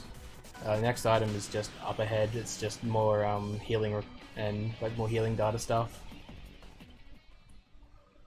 So it's not a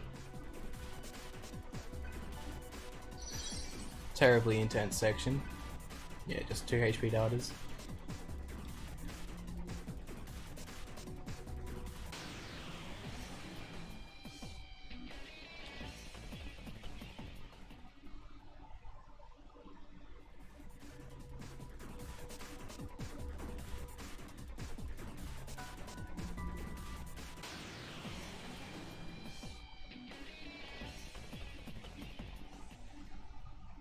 But yeah, if you're not familiar with other SMT titles, you probably won't recognize how scary some of the enemies that are showing up are, because tell you what, a lot of those are quite terrifying in their respective games, and they have a lot of the same moves in those that they do here. Thankfully we're through there now. Oh wait, we don't have... Let's just retreat. What am I doing?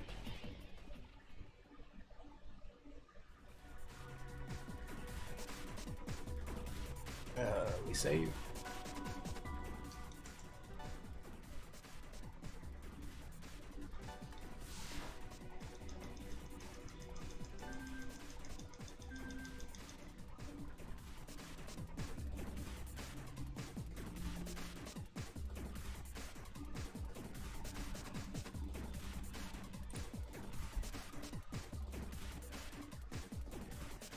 Yeah.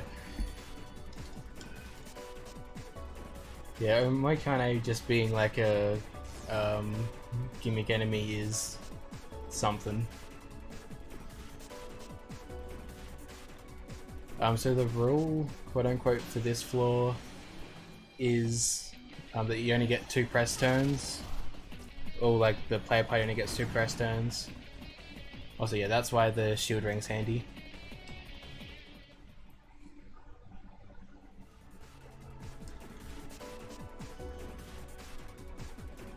Unfortunately, we won't be seeing Mara.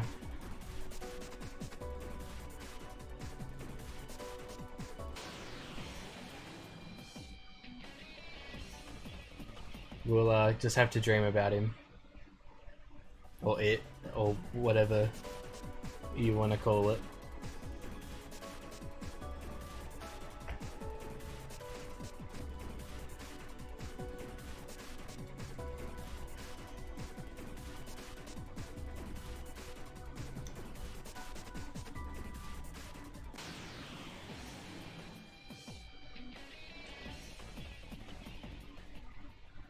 Tell you what though, they really got a Harabaki with the intimidation factor going on in this game. Oh, I want to go for it, but I know that's a mistake.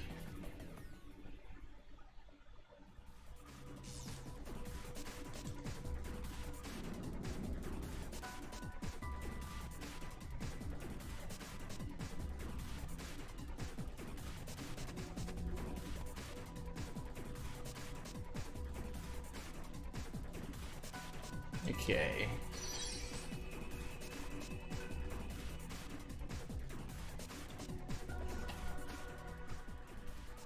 So upcoming here is the Ravana refight. It's a decently tame fight as long as everything goes well.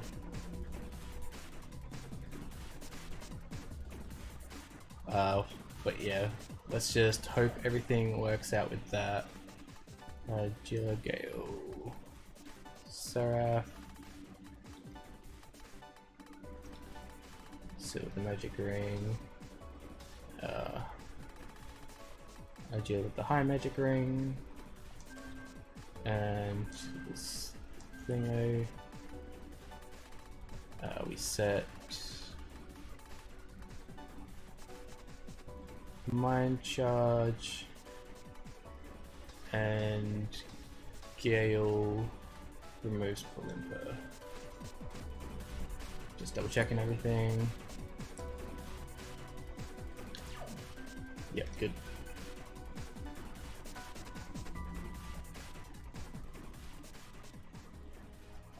Okay, so hopefully this fight just goes as intended and he behaves.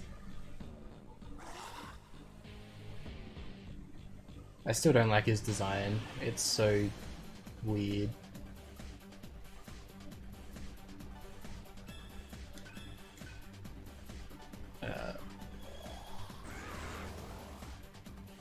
Also, yes, we also have access to the Debilitate combo now, which reduces all stats that the enemies have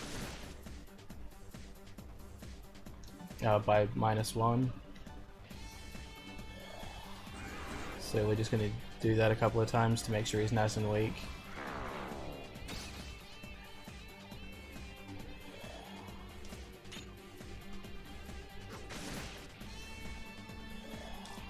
Don't you dare. Okay, we're fine. Okay, let me just think for a sec. That hero ration we got is going to come in handy here, I think.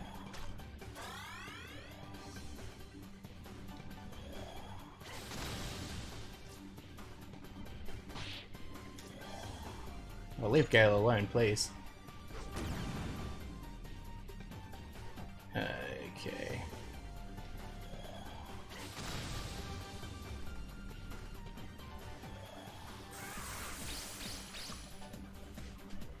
So now we're getting set up to reflect his shenanigans.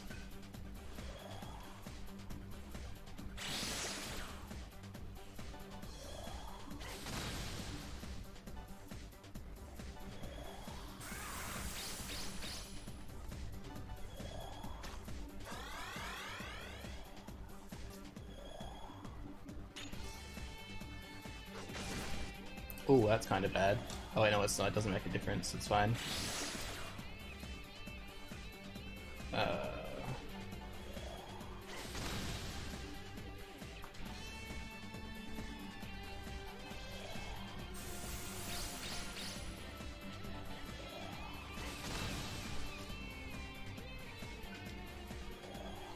So this is where he goes into his super mega scary form.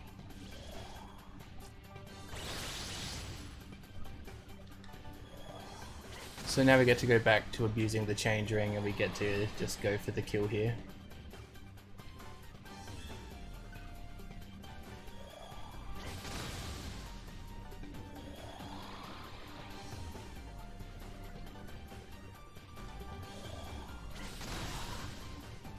Alright. That went very nicely. I got a bit scared for Gale's well-being for a couple of turns there, but he pulled through.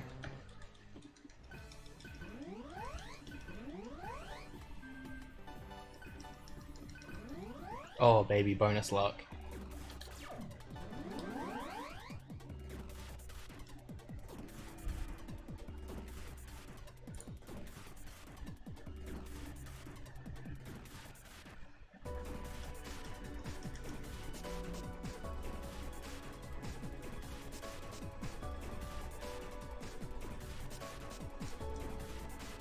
Okay, so now we are on to the final layer.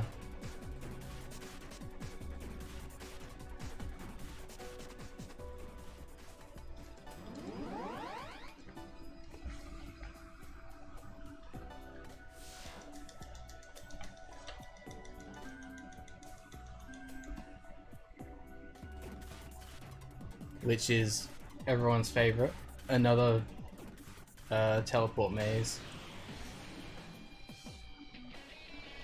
I forgot to change the party a teensy bit. Hopefully he uses something physical. That's not very physical. That is though. Okay.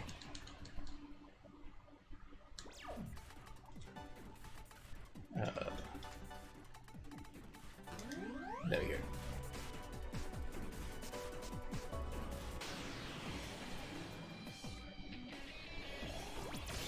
Oh god.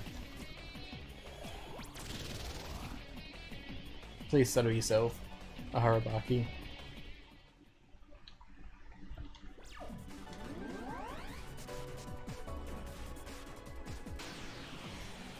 We got this encounter right though. Be gone.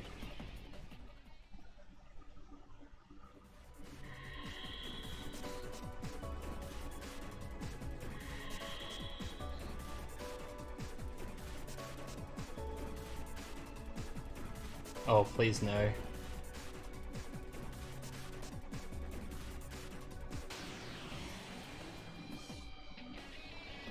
I am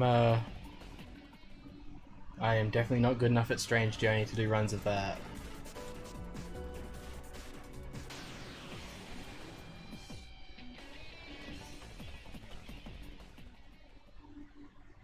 Also, we're going on a slight detour here to go pick up a ring. This ring is probably the most broken ring in the game, which is pretty intense considering all the other rings that exist. Also, if you end up fighting Pavati and killing her, you get a bonus, you unlock an optional boss, but we don't want to deal with that, so we're just leaving.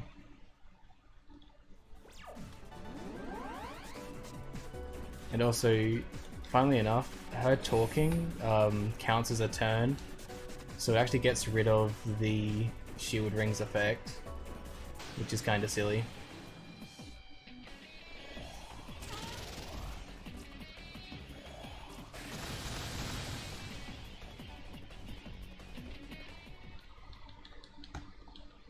So yeah, the Synchro ring, which was the ring I just picked up there, enables us to use combo attacks while only consuming one press turn. So you can imagine how that's going to work out when we get around to being able to abuse it.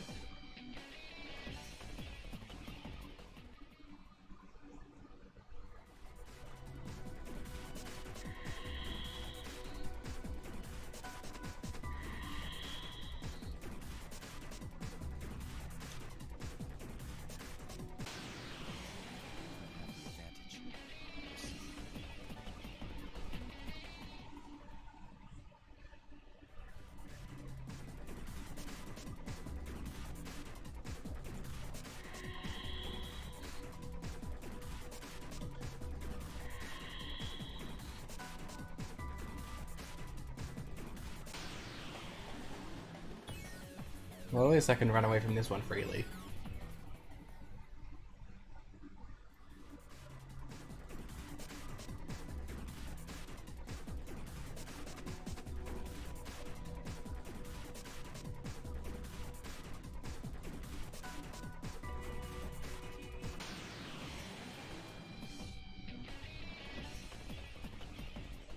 Thankfully we've been getting pretty good luck on the quick escapes so far. I shouldn't have said anything, I probably just jinxed it.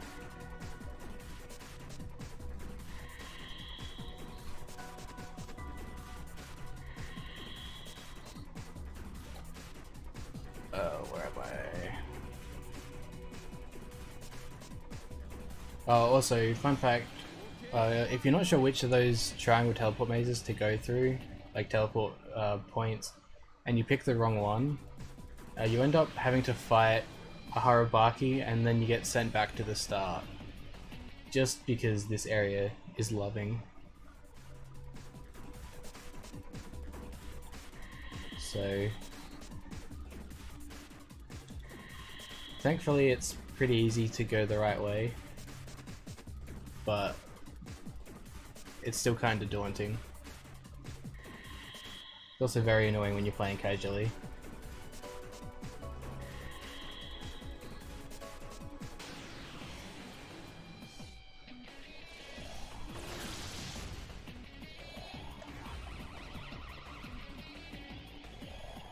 That's less than ideal. Oh, sorry, yep. Feel free. There you go. Oh no, I'm all good. Feel free. Cool, not a problem.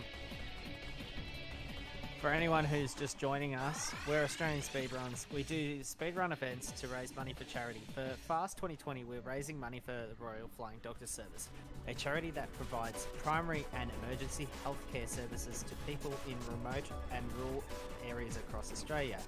If you'd like to donate, the link to do so is donate.ozspeedruns.com. There is also a list of incentives that can be met. Yeah, this is definitely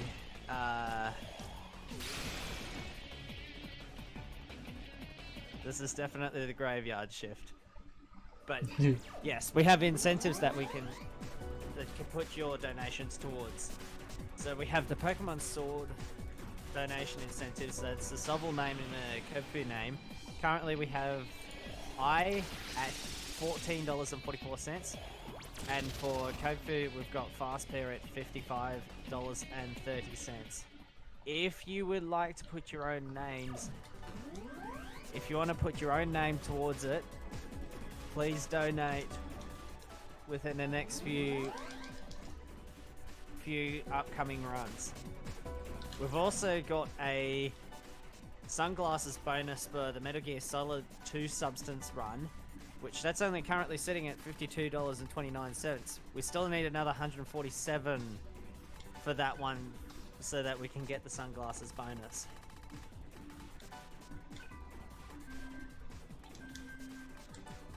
Okay, so I'm just getting set up for the second to last boss fight that we've got here. I think that's the wrong character.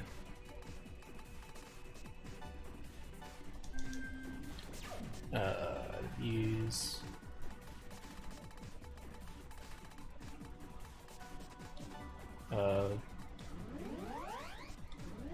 sure.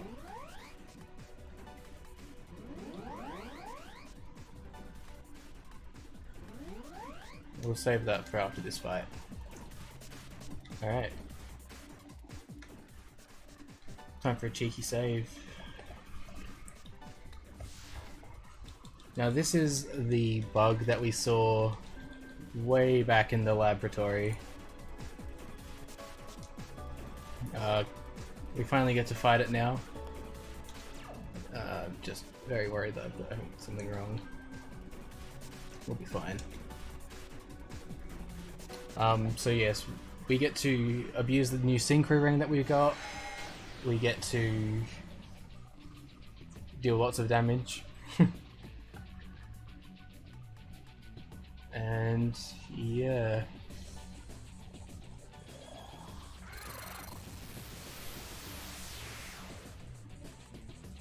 Oh yeah, we just get to abuse the... Oh wait, no, that was wrong. You know what? Because I goofed that up so bad, we're just gonna quickly reset that. That was bad. Also, good morning, May.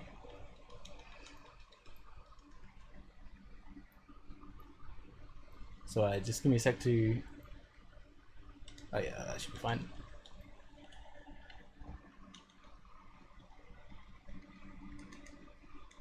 Yeah, so sorry for that. I accidentally... I've done that so many times in practice.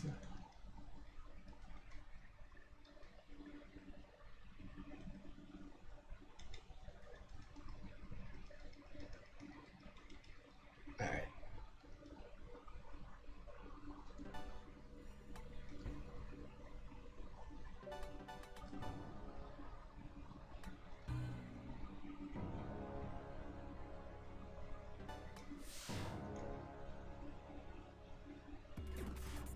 I guess I'm just checking that I did set the things.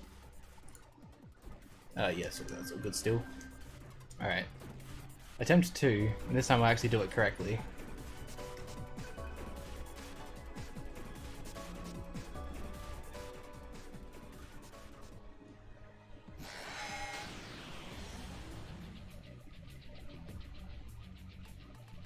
Okay, so...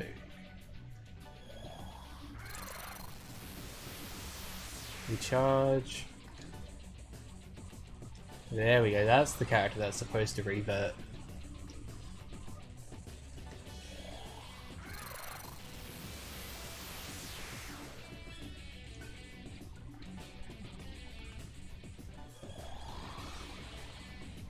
Okay, so turn 1, we're buffing ourselves up completely.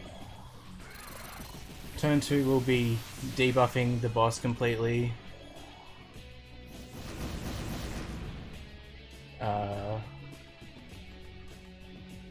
Doing the same thing but with debilitate.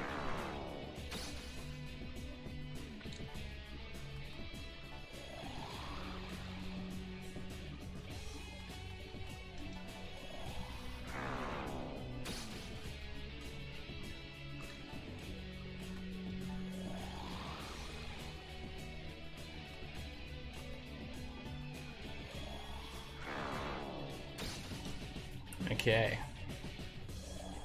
Let's see what he does to us. Oh, he misses. What a champ.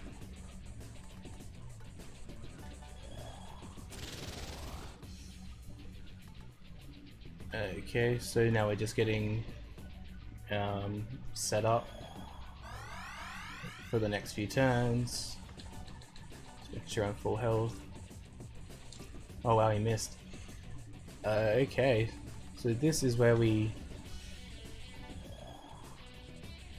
go through this, where we constantly mind charge and reincarnate over and over again to get as much damage as we possibly can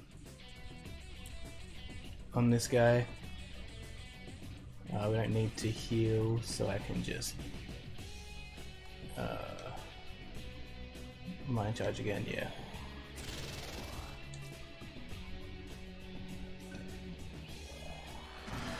You know, he goes through lots of different phases. Thankfully he's missing a lot. I'm very happy about this.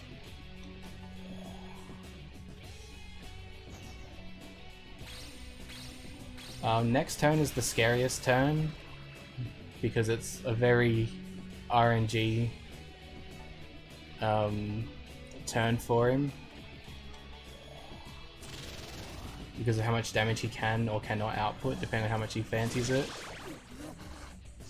That's what I feared a little bit. Oh, that's really bad. That's the only scary turn in the fight, and of course it had to show off how scary it really was.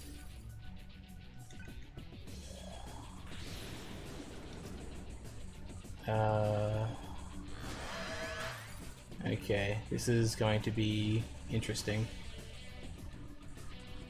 How do I fix this?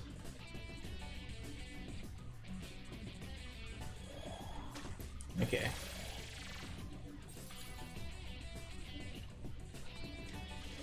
We have to elect drain. Oh, he's... Alright, because all the turns are all now scuffed. He's not in the right phase for the elect drain yet.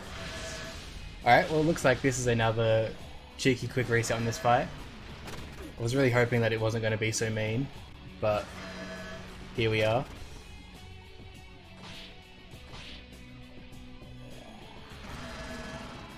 Hopefully it resets us here pretty quickly. Oh, please don't try to do it with debuffs. Okay, cool. Alright. Attempt 3 on this guy.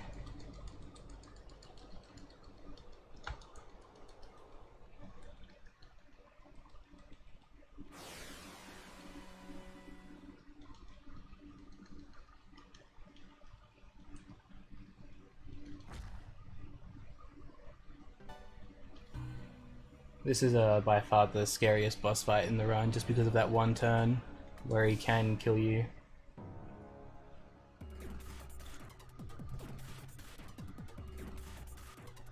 Normally it doesn't happen, but obviously just for marathon luck it's going to show me who's boss.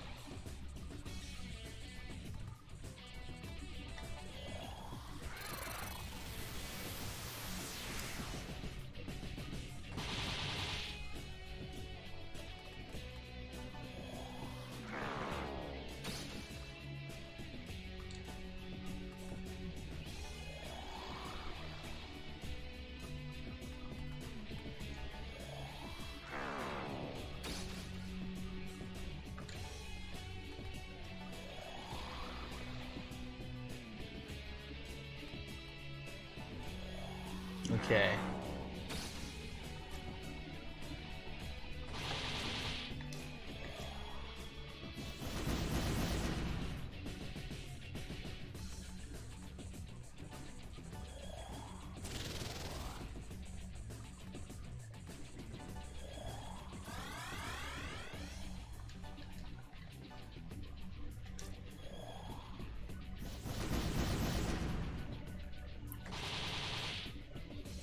God, that was terrifying again.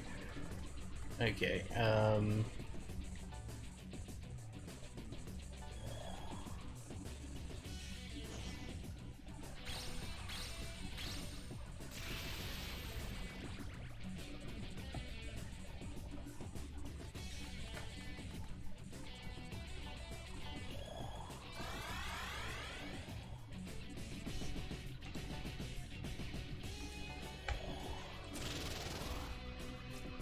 let's hope he's a nicer boy today.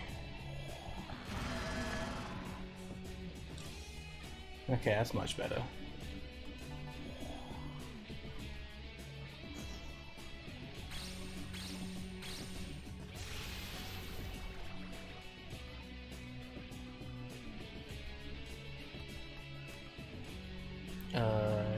Don't need to heal.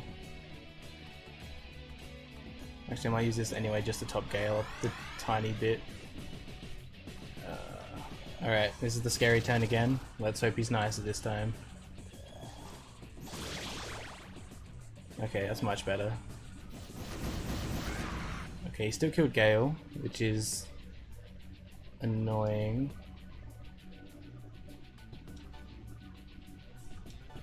But we can still push.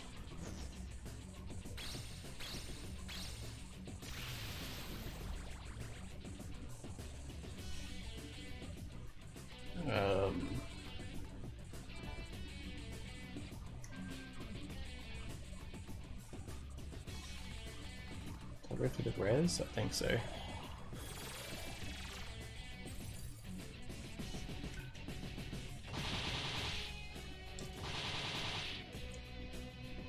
Okay.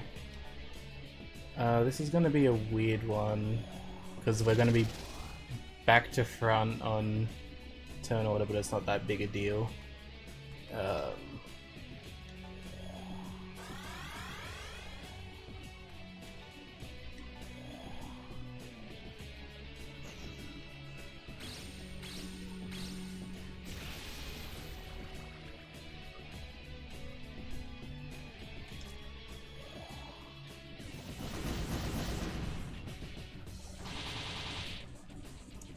Okay.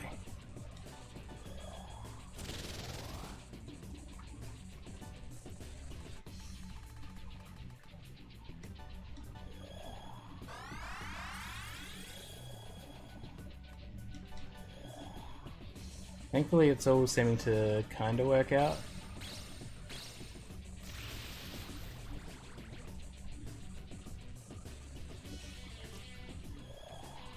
Okay.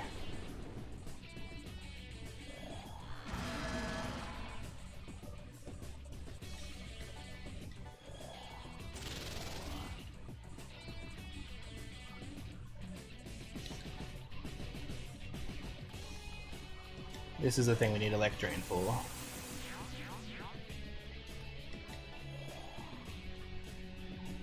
Sorry that I'm doing the menuing so slow, I'm just being ultra careful.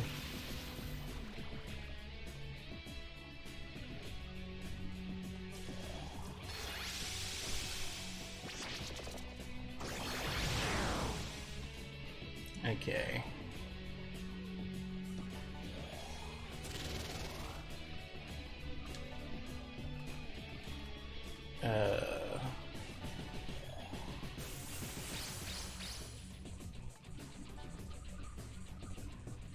Yes. Hopefully he should be dead here. That's really what I'm hoping.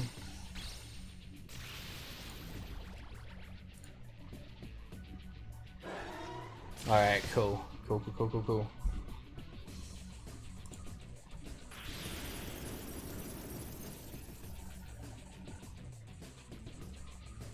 Now hopefully this should finish off Surf and Gales. Yep, cool.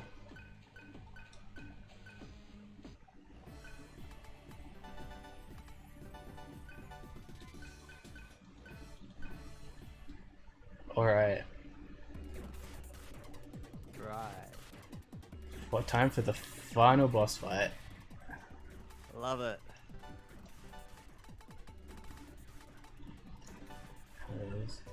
Seodyne, Olek Amp, Ice Drain,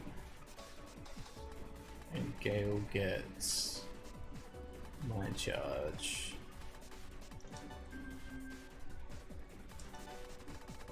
Let me just use a quick data there.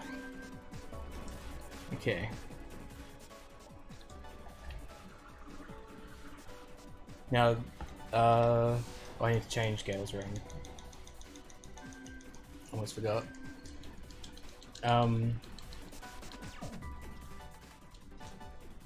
He needs the High Magic Ring. Let's save again. So yeah, the last boss fight has like 6 different phases, each phase with a different element on it.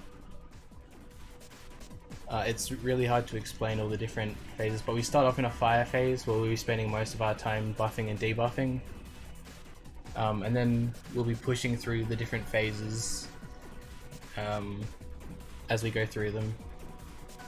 But just get ready for an absolute amazing boss fight soundtrack, and just everything about the fight's pretty cool. I'm just double checking that the party order and everything's fine, yeah.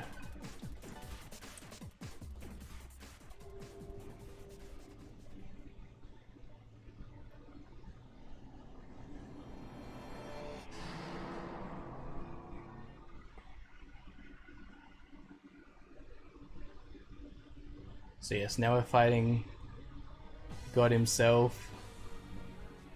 A big old train.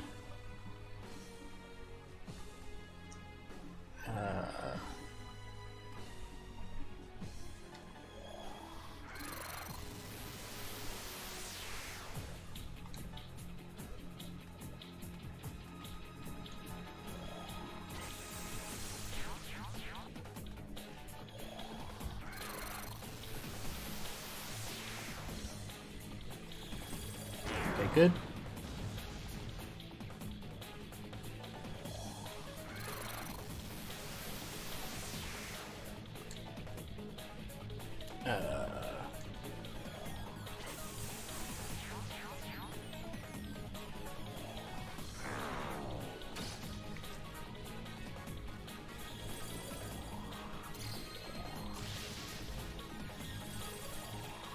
This is the attack we don't want to see. Thankfully it missed. What we want to see is just any fire attack at all, ever.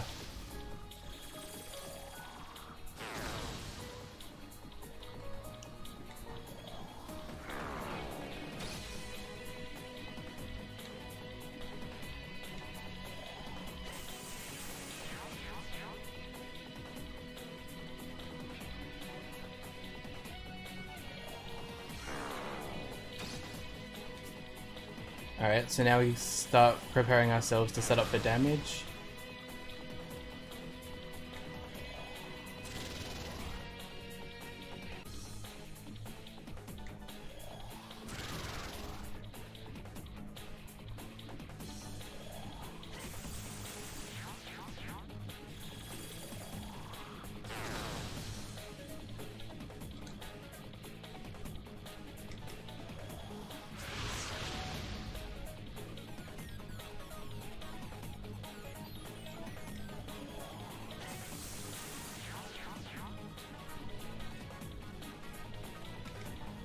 Okay.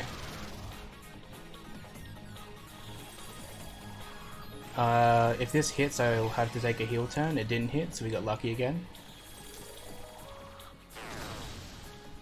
Okay. So now we push it into the force phase.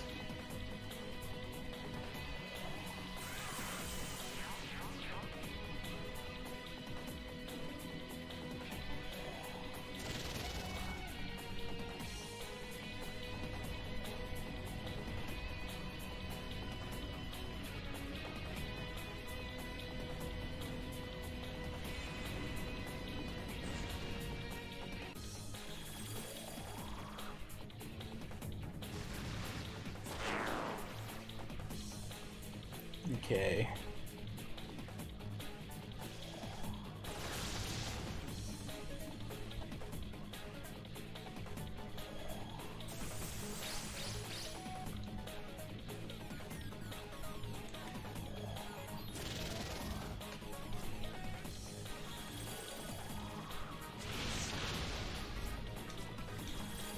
What we're expecting here is it to actually use Gate of Hell, and holy misses.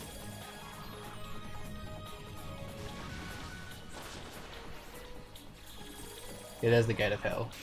We're expecting that a teensy bit earlier than the last thing they did, but it is what it is. Okay.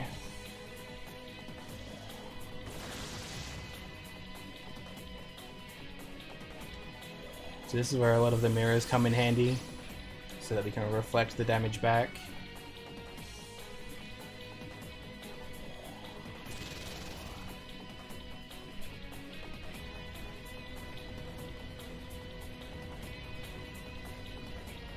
So the Earth phase is what we're up to now, and it's by far the scariest phase, so we just burst our way through here and pretend it doesn't exist.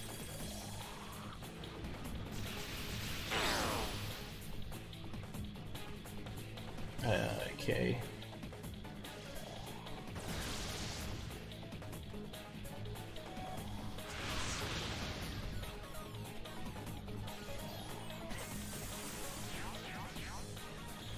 Oh. It didn't push enough. Interesting.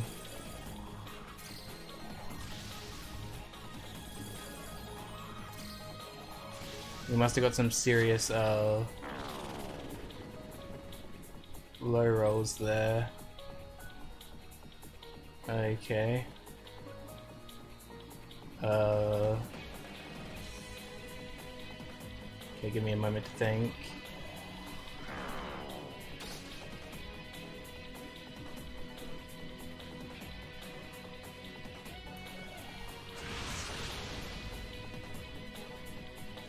Hopefully, like, we just needed a tiny amount.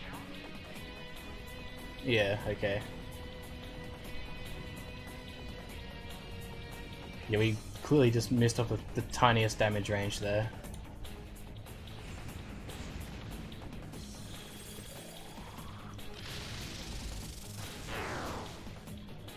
Thankfully we can be pretty safe in this turn. I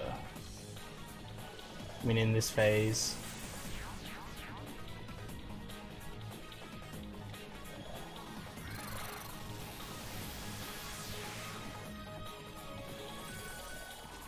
Like, this is the scariest ability that it has, but we can deal with that.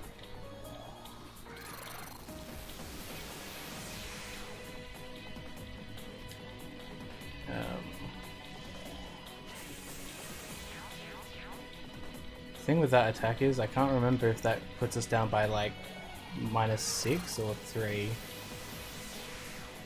The looks of it put us down by an absolute load, so... Oh god.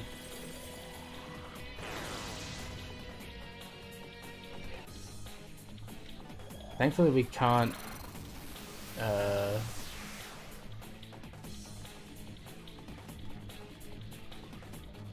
have to worry about stun too much here.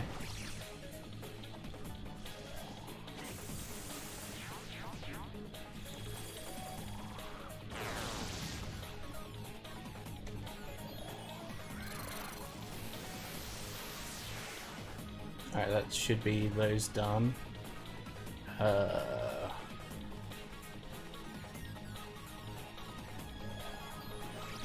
Slowly fixing this absolute monstrosity of a fight.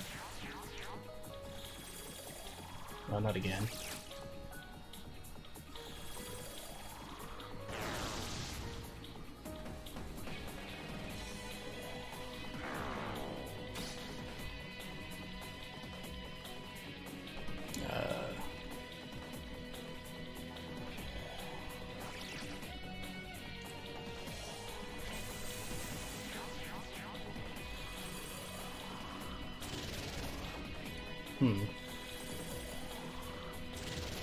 That's kind of spooky. Ugh.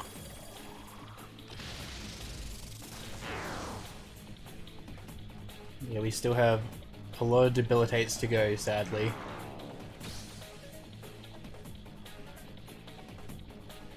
I was not expecting this to happen.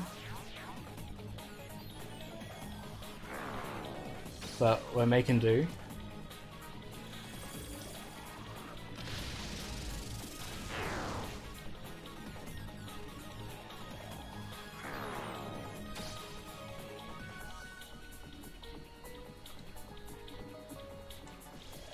I'm hoping that this next debilitate is the last one I need.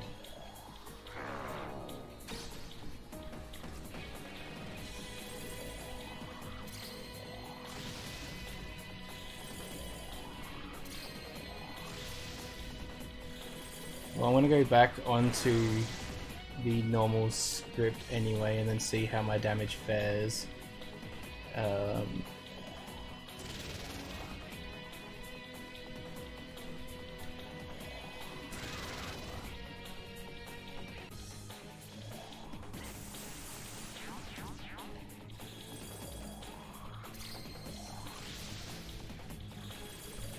Oh, not you again.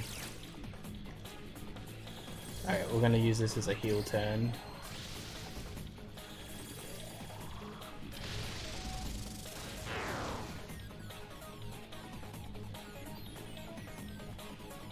I mean, sure, we'll debilitate one extra time for good measure. Limit rage, good.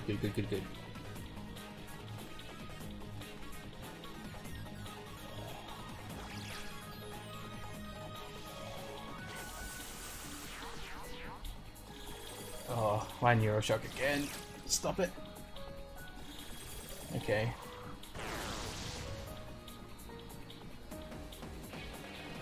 Okay, so...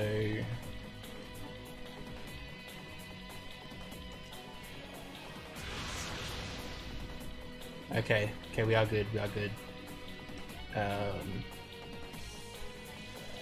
everything is back on track.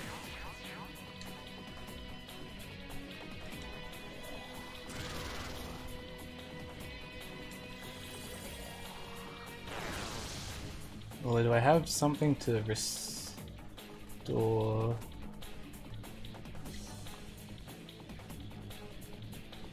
Yeah, we'll take another save turn just to fix MP levels and HP levels.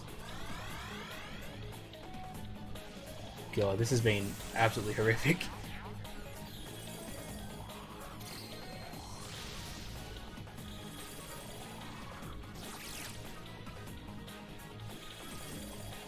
Okay.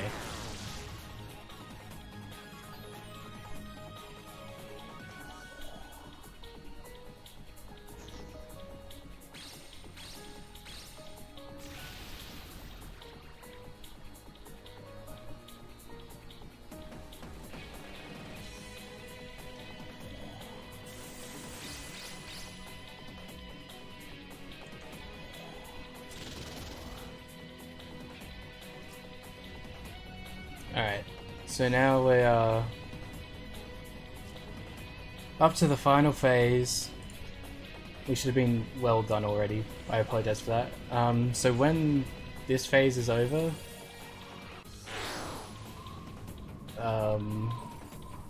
when the boss dies, it'll be time.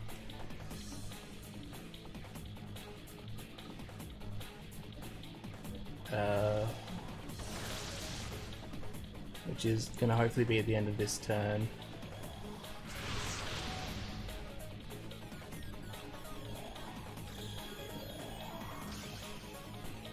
Did you want to give yourself a quick outro while you're doing these final attacks?